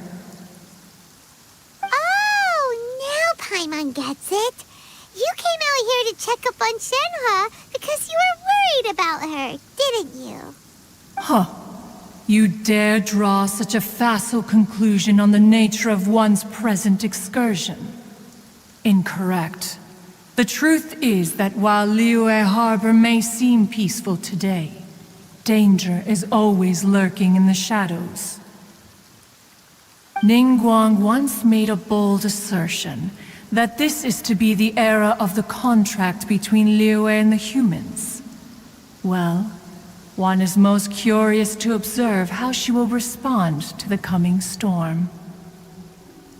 If she handles it admirably, one is willing to be a witness to her achievements. But if she does not, the Adepti shall not hesitate to seize control. Let us conclude our conversation here for today. One has occupied enough of your time, and night is approaching. Be sure to get ample rest.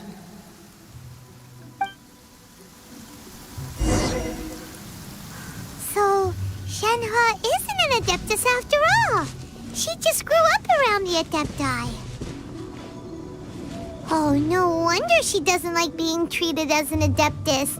Having everyone falling over themselves to show their respect all the time must be kinda hard to deal with.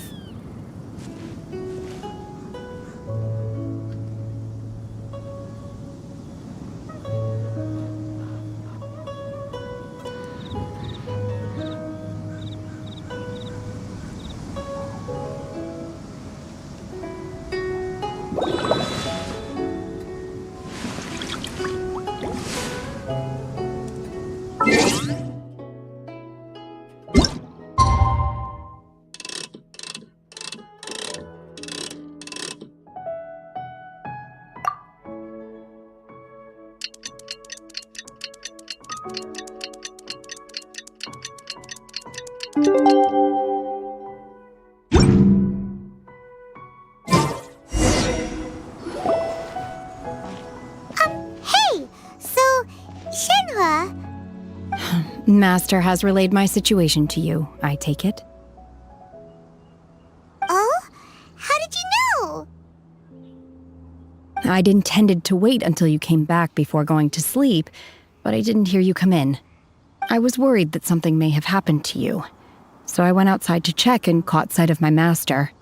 On top of this, you have been acting very strangely around me this morning, causing me to suspect that my master must have told you everything about me. After all, Master is... very talkative. Sorry, Shenhe.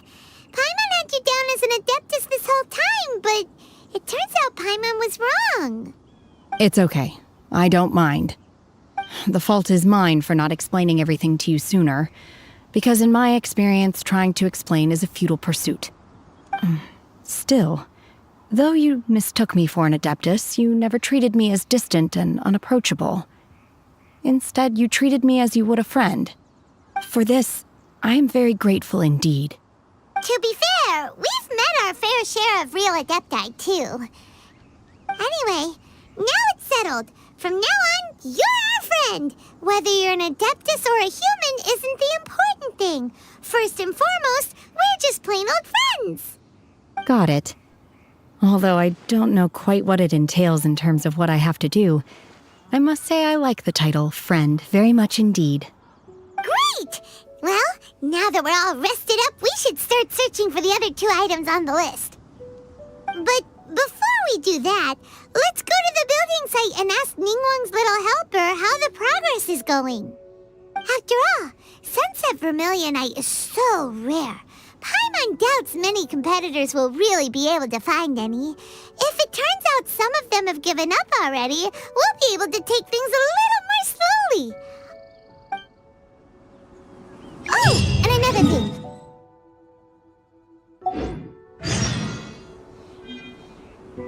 Here's one for you, Shenhe. Try it! They're so good.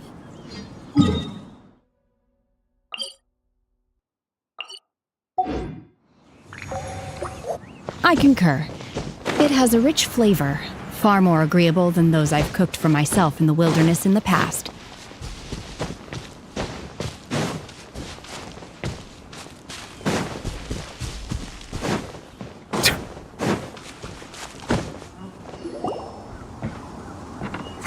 Look! The Jade Chamber is floating into the sky! But it seems to be tied down by something. That's because it's not finished.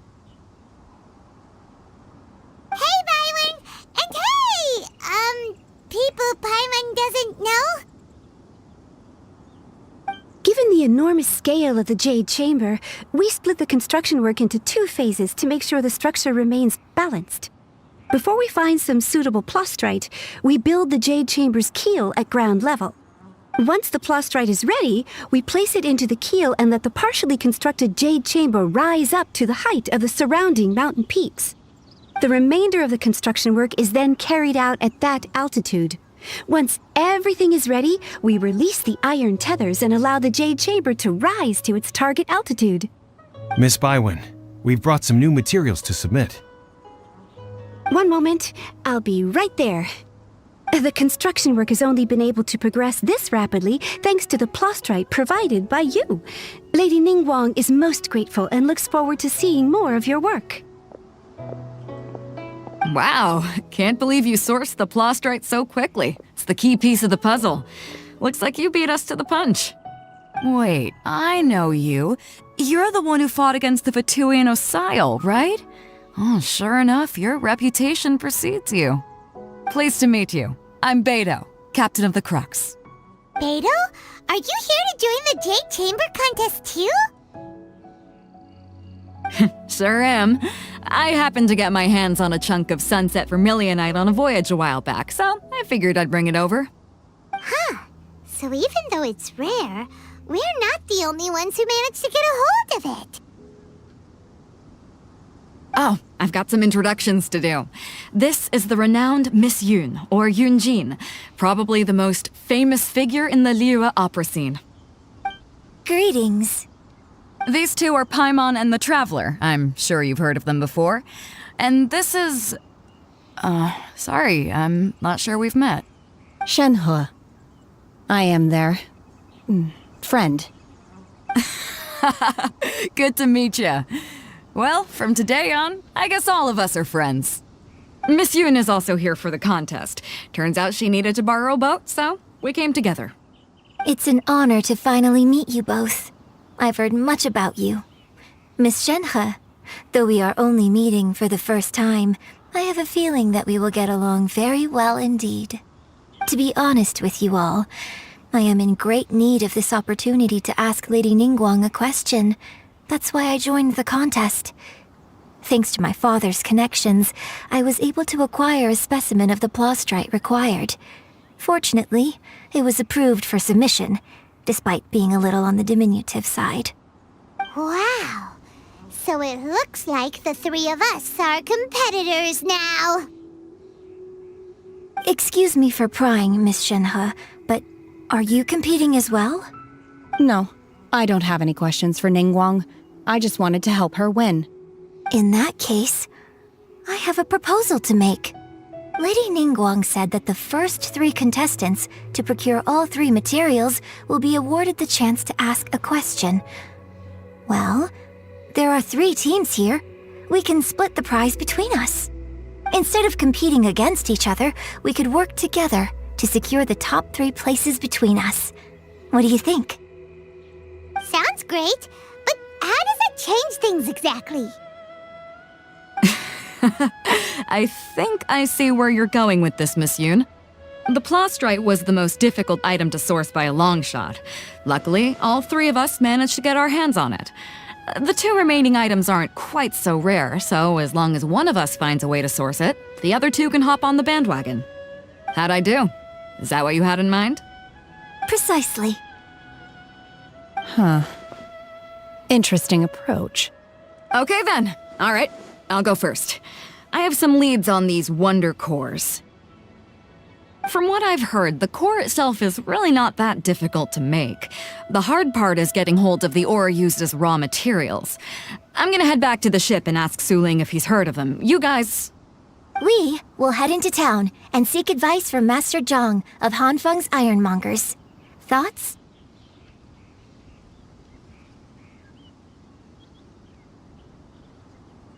Wonderful. We'll split into teams then, and whoever makes progress first brings all of us a step closer to victory. I'm gonna take off. See you later. Okay, let's go! By the way, what question are you gonna ask Ningguang Yunjin? I'm I'm looking for a venue to host the performance of our new opera. Lady Ningguang has excellent judgment, so I would like to hear her opinion. Ooh, what's the opera called? Paimon wants to go see it. The opera is a labor of love by my father. He wrote it based on a popular urban legend about an evil spirit and an adeptus. It's called The Divine Damsel of Devastation.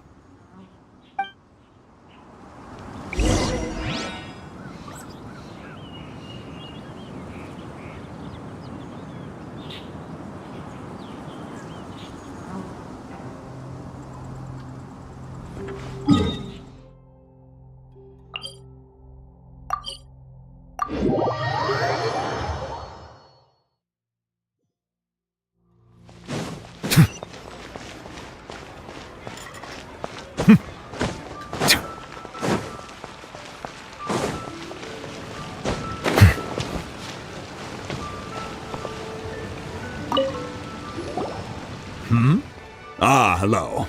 Are you here for something off the shelf, or do you need something forged? Excuse me, Master Zhang. We were wondering if you'd heard of something called a Wonder Core. Of course I have. Sorry, who's asking? My name is Yunjin. Perhaps you don't know me, but I believe that you forged some weaponry for my father in the past, for stage use. Yunjin? Stage use?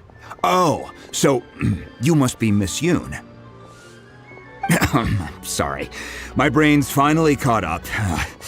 It's not used to doing much beyond bashing a hammer all day. Everyone's heard of you, Miss Yoon, even folks who don't make it to the opera all that often. Like myself. So, you're here to ask about Wonder Cores, huh? As it happens, I do know how to make them. Matter of fact, I made some for Lady Ningguang back when she was building the original Jade Chamber. The types of ore needed to make Wonder Cores are a little hard to come by. Lady Ningguang supplied them herself last time. I don't suppose you've brought any yourselves? No, we were gonna ask you what kinds of ore we need. Sure. Well, you'll need two kinds. Star Splinter Iron and Subrosium. If I remember correctly, Lady Ningguang sourced her Star Splinter Iron from the Mount Tianheng area. They say it resonates with visions. It could take some work, but if you stick with it, you'll find some eventually. As for the Subrosium, though, that's trickier. It's all but unheard of on the market. I'm really not sure. Sorry. What I've heard is that the people around Mount Tianheng have some sort of magic trick that can pinpoint the location of the stuff. Of course, it's probably just hearsay. If you want my advice, start by looking for Star Splinter Iron around Mount Tianheng. And if you run into any locals, ask them a few questions about Subrosium. Mount Tianheng. Interestingly enough, the story of the Divine Damsel of Devastation also takes place on that mountain.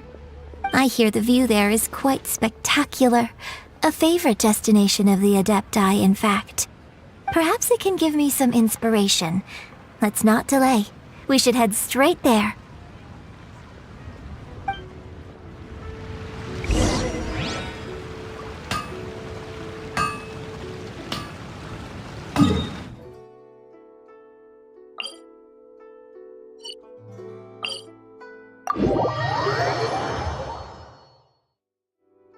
Melusines are beautiful creatures.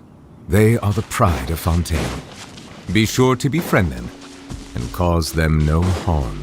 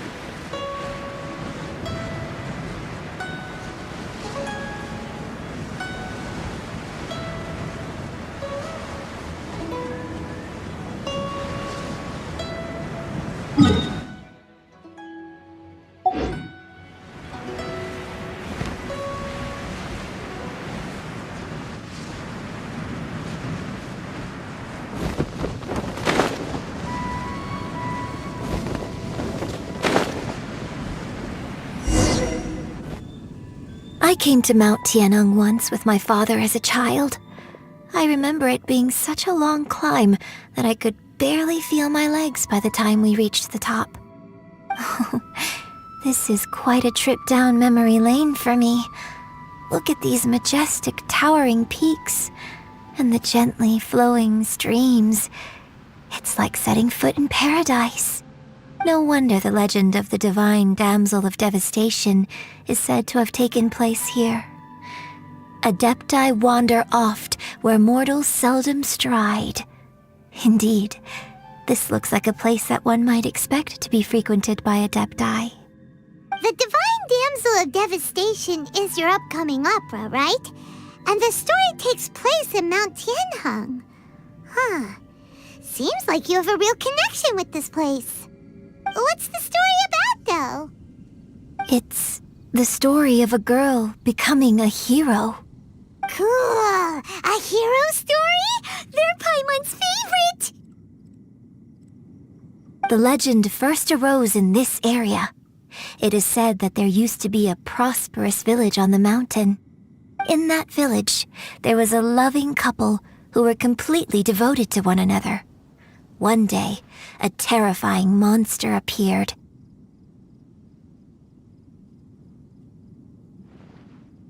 The wife was out collecting herbs and was captured by the monster.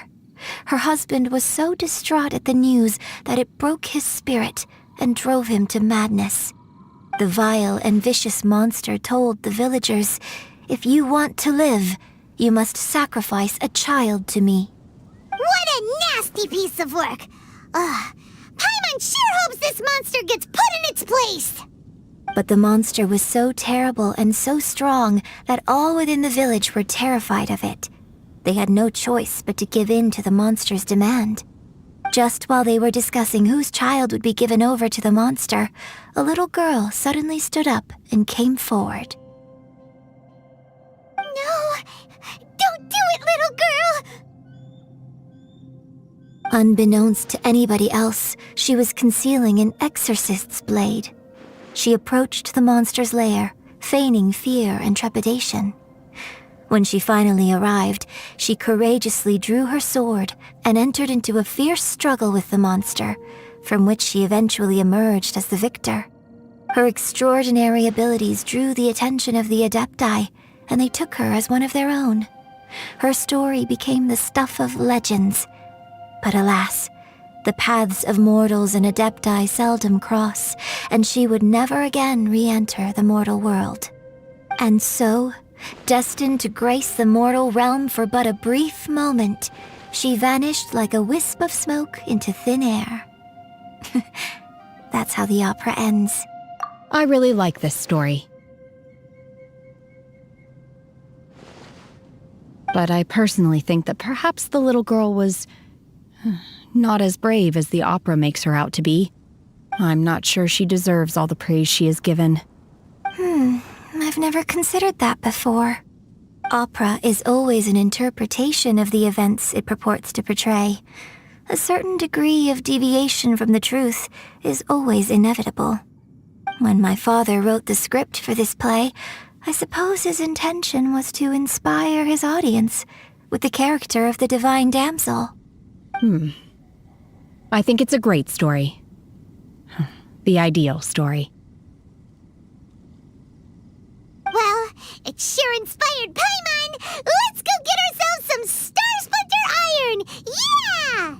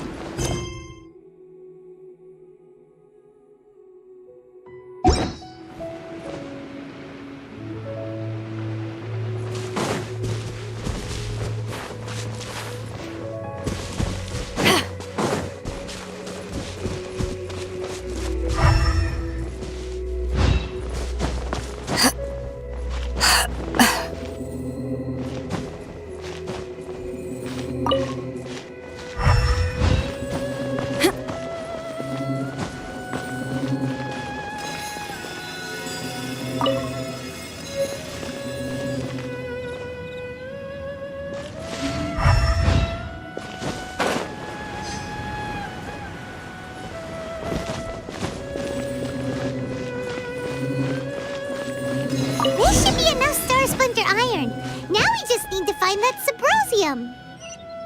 I think I saw a village on our way here. Master Zhang said we should ask the locals for help. Why don't we try there?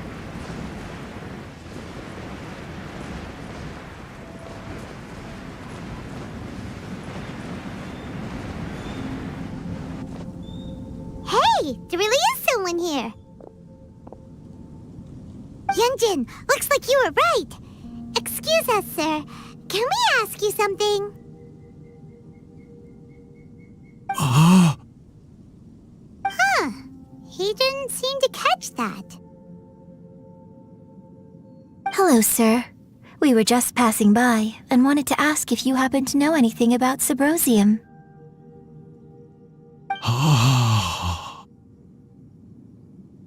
Is he trying to tell us to look for clues in the village? Well, whatever. Guess we're on our own here. Shenhua, Yunjin, let's have a look around. Sorry, you can go ahead without me. I'd like to have a word with this gentleman. If that's okay with you, Uncle Mingjin. It's... Shenhe. Shenhe. You're alive. The rumors were true. So, all these years? I'm sorry, I don't know how to find Subrosium, but I think you can find some information in the village. This place is deserted now. No one ever comes here. So you can rummage around all you want. Huh? You know this guy, Shenhua? Thank you, kind sir. We'll go and take a look around. Don't worry. Mingjun has no ill intention towards Miss Shenhe. She'll be quite safe. Okay, then let's see what we can find in this village.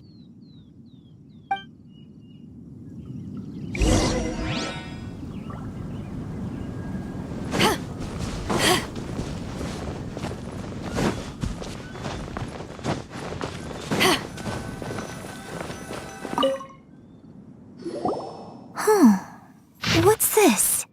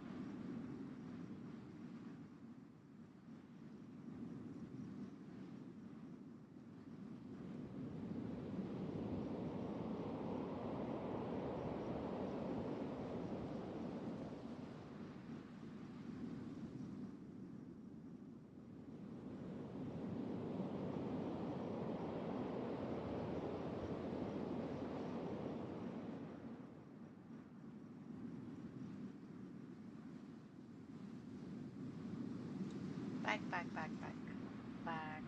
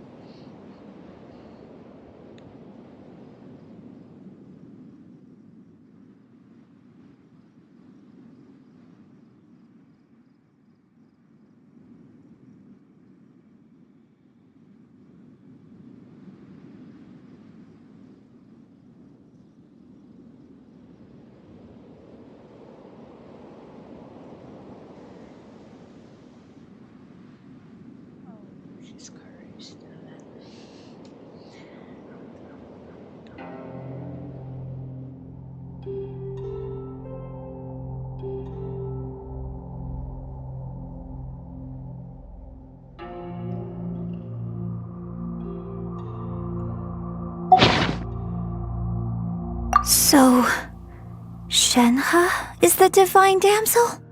Now that I think about it, she does behave rather like an adeptus, and she is about the right age. So that's why I've been getting the strangest feeling whenever I chat with her. I should have noticed it earlier. According to this text, the divine damsel from the opera was actually the daughter of the loving couple. And she didn't volunteer. She was sacrificed to the monster by her own father. Oh, the truth is even more lamentable than the opera. Now I understand why Shenhe said the girl was not as brave as people think. It wasn't her choice to enter that ghastly situation. She was forced into it. Oh, it looks like my father may need to make a few revisions to his beloved opera.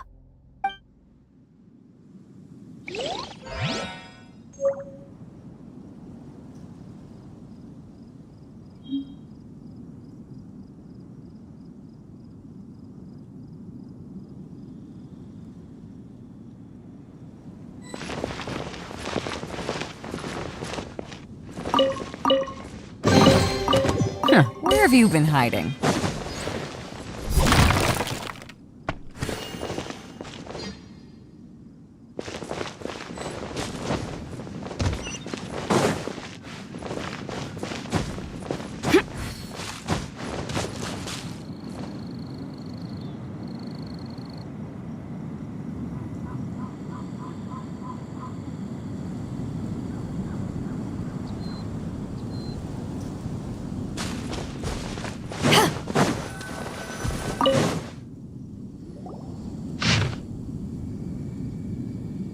So it seems that Shenhe's father thought he was summoning a benevolent deity using a magic incantation.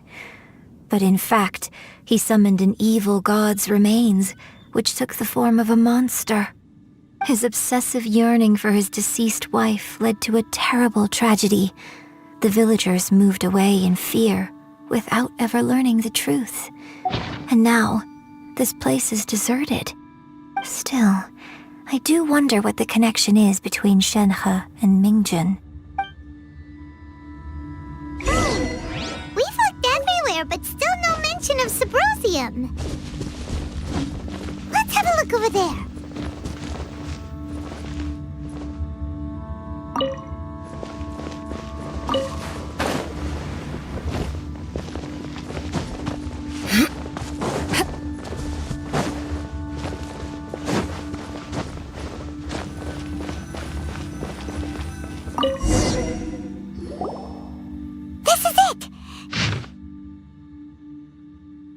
So basically, we need to go to the middle of the lake south of Mount Tianheng at dusk, and we'll find us some Sabrosium!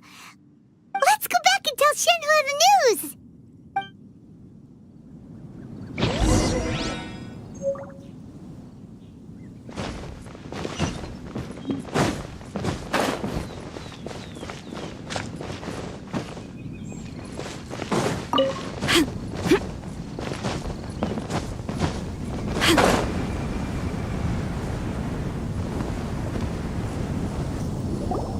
One year when I was back visiting, I heard a story about a white-haired adeptess from a merchant passing by.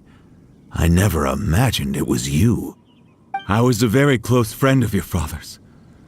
I could have stopped him from performing the summoning ritual. I had plenty of chances, but I couldn't bring myself to stand up to him. I just let things happen, let it all escalate. And, well, we all know how that story ended. I bring flowers back here every year. And each time I wish I had a chance to apologize to you.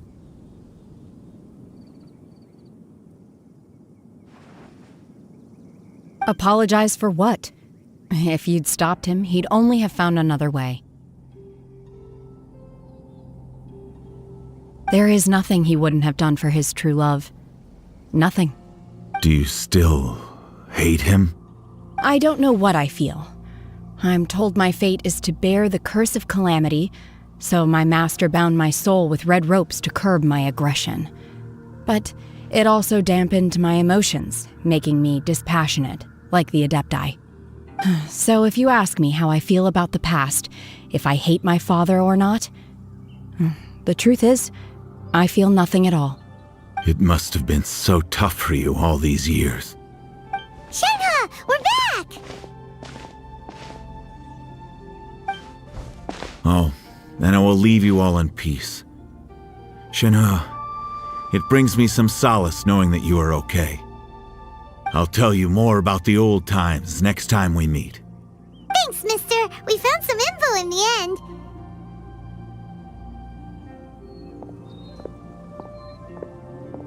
Shenhe, look! This tells us how to find Sabrosium. All we gotta do is go to the middle of that lake. Let's go then.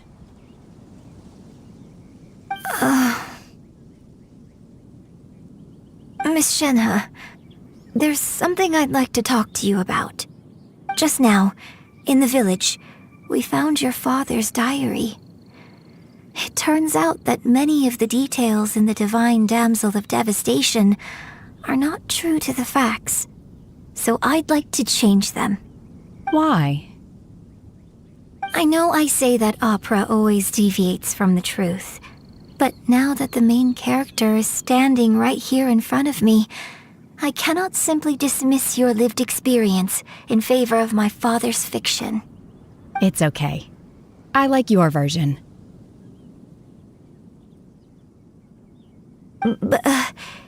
Huh? My master once said that the day I learn how to use my strength for the good of others is the day that I can truly become part of human society. So, I hope that one day I might be brave enough to stand up and protect others, just like the girl in the opera. But I've never thought this way before, and I wonder whether I will continue to think in this way. Don't worry. I believe you will. In fact, I think maybe you've already started to become the person you aspire to be.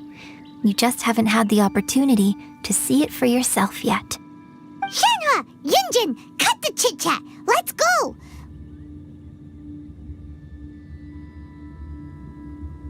We can't let someone else beat us to it!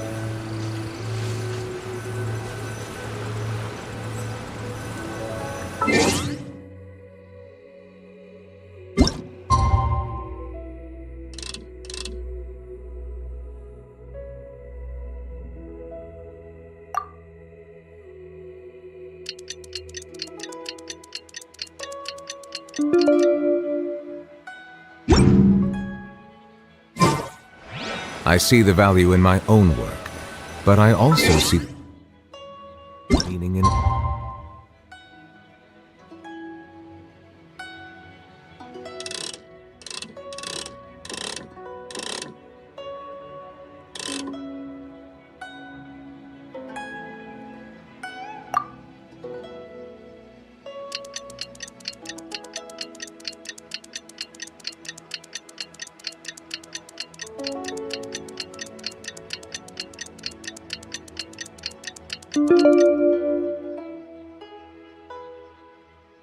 in-depth of the people of Fontaine.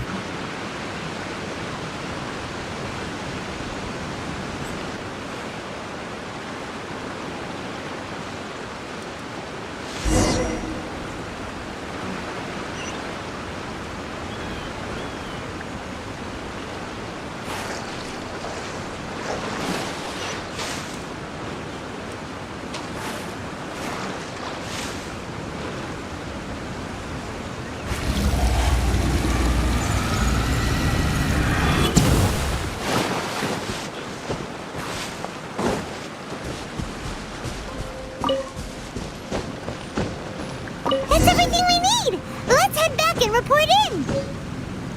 Paimon's curious if Beto's...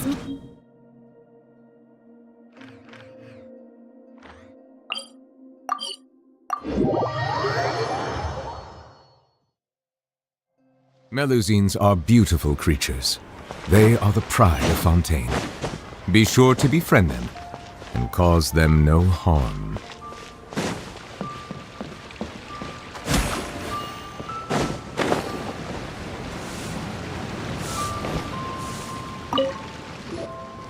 Oh, goodness. So, are they okay? This is some top quality ore you found. I think I'll get a good end product out of these. Guess now it's my time to shine.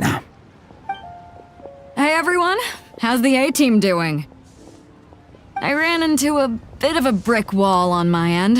Suling's never seen a Wonder Core before, and says it'd take a lot of research for him to get up to speed. Leave the Wonder Cores to me. I'll work on them while you go about your business. Don't worry. It won't take me too long. Much obliged, Master Zhang. We should look into the Adepti sigils next, but where should we find items relating to the Adepti? I'll sort that out. Oh? You got this then? Yes. I have been training with the Adepti for years. I know a thing or two about making sigils. When we first met, I told you I came for the Jade Chamber, not the contest. In fact, I came specifically to deliver Adepti sigils. Master heard that Ningguang was planning to rebuild the Jade Chamber, so she sent me to deliver some Adepti sigils to her. Master also said she hoped that I can take this opportunity to rejoin human society. But now that I'm here, I wonder if I've been removed from the world for too long. There's so much basic knowledge that I lack. Maybe it won't work for me to stay here after all. But either way, I'm very glad to have met you, and I'll take care of those Adepti sigils. Without knowing the ins and outs of your situation, I can't say whether you should stay or not. But now that our paths have crossed, we'll always have a connection. So if you're ever feeling down, come find me on my ship. There'll be a drink waiting for you. Thank you. So, Master Zhang, I'll need to use your facilities to make the sigils. Fine by me. I'm actually curious to see how the Adepti arts work. Maybe I'll learn something.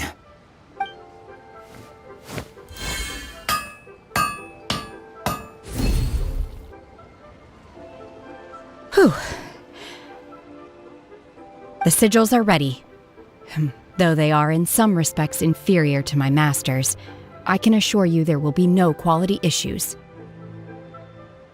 I've finished forging the things you asked for, too. Great! Let's go submit them before someone else gets there ahead of us.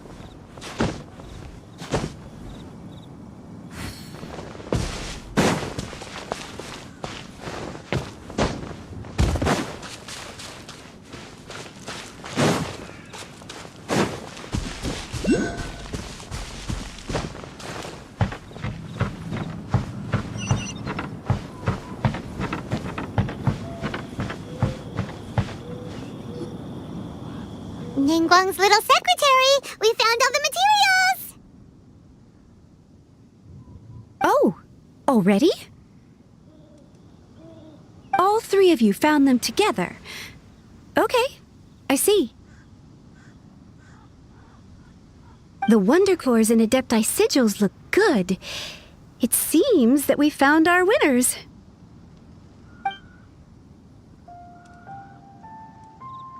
I hereby announce that the winners of this material procurement contest are the Traveler, Yunjin, and Beidou.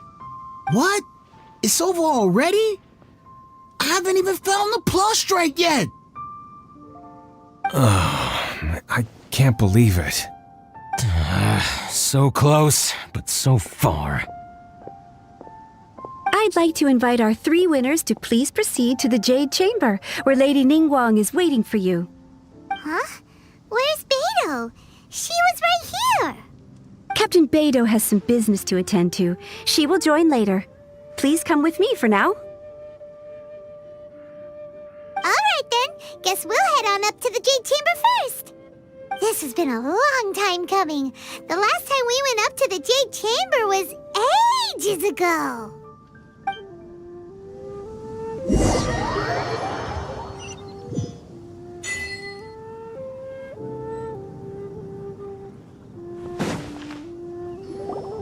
Combine the Adepti sigils with the Wonder Cores and insert them into the Jade Chamber's control compartment. The construction of the new Jade Chamber is now officially complete. Once the tethers are released, it will soar into the sky. Thank you all for your work. Now it is time for me to fulfill my promise. Yeah! Miss Yun, I've already heard something about the reason for your involvement. You are looking for a venue for your new opera, aren't you?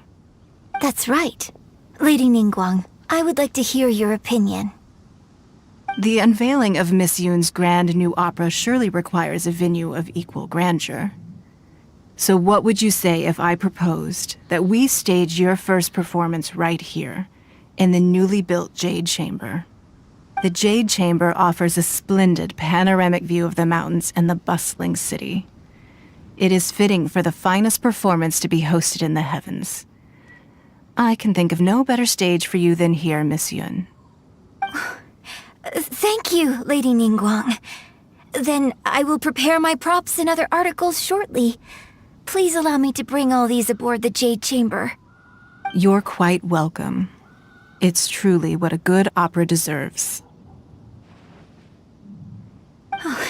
A traveler, Shenhe, Paimon, I'll be leaving now. Do come and see my play when the time comes.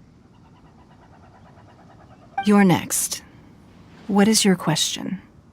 I should clarify. I do not know your brother's whereabouts. Please, don't waste your question on this matter. Wow, you're a mind reader, Ningguang. Oh well, guess Paimon will ask a question then. Managing a successful business is not as simple as you might think. Capital, connections, sensitivity to the trends, and instinct for what is a good opportunity. All of these traits are crucial. If you want to know how to make money, I will honor our agreement and give you an answer. But that is not to say that it will work for you. Wow, Paimon hadn't even asked the question yet. Your question was written all over your face. Now look. You helped me rebuild the Jade Chamber, and I intend to repay you handsomely for it. So I promise you that should you one day require financial assistance, you may seek employment here. I will pay you at the highest rate of remuneration. Oh, great! So next time we run out of Moro, we just need to come to Ningguang? No more questions from us. Shenhe, you got a question? Me? Yes, this is a group effort. Thank you. But I don't have anything to ask. Are you sure?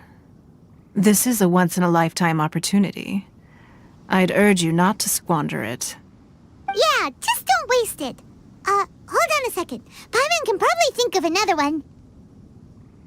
Lady Ningguang, do you think I can ever fit in Liyue Harbor? Now that is an interesting question. Liyue Harbor is very inclusive. As long as you respect the rules here, you will not be turned away. So, the key is whether or not you yourself can develop a sense of belonging in Liyue Harbor. Huh. A sense of belonging? Yes. To become fond of a place, to feel part of it, it always requires a reason. Perhaps someone you've met, or something you've experienced here. Or perhaps you enjoy the atmosphere of Liyue and you will become accustomed to it. In short, everyone needs a reason to stay. I hope you can find yours soon. I see. Hey, what's going on? I just went to see the fleet. I'm a little later than expected. Come on, Beto. It's your turn. Do you have a question for Ningguang? Me? Nah, I ain't got any questions. She forced me to help out, so I figured I may as well get involved with the contest. Ningguang, don't forget what we talked about. It's not gonna be easy to deal with. I don't think my fleet can take it on their own. Don't worry. I have made preparations. The wound dressings are ready, and the Millelith have set up an ambush. Glad to hear it. Watch your back. Stay alert. Beidou? Ningguang? What are you talking about? You'll see when the Jade Chamber ascends. However, it's not the most pleasant topic of conversation.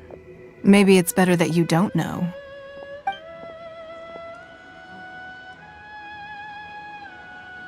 When I first set foot in the Jade Chamber, I stood at the edge of the platform and looked down upon Liyue Harbor far below. At that time, I dreamed that one day the Jade Chamber's shadow would be seen in all 7 nations of Teyvat. My wish has not changed to this very day. However, it is not only out of consideration for myself that I have built the Jade Chamber anew at this time. I hope the Jade Chamber will always float in the skies above Liyue Harbor, bearing witness to the prosperity and peace of the human world. And I hope that you can all witness it with me. Let the Ascension ceremony commence!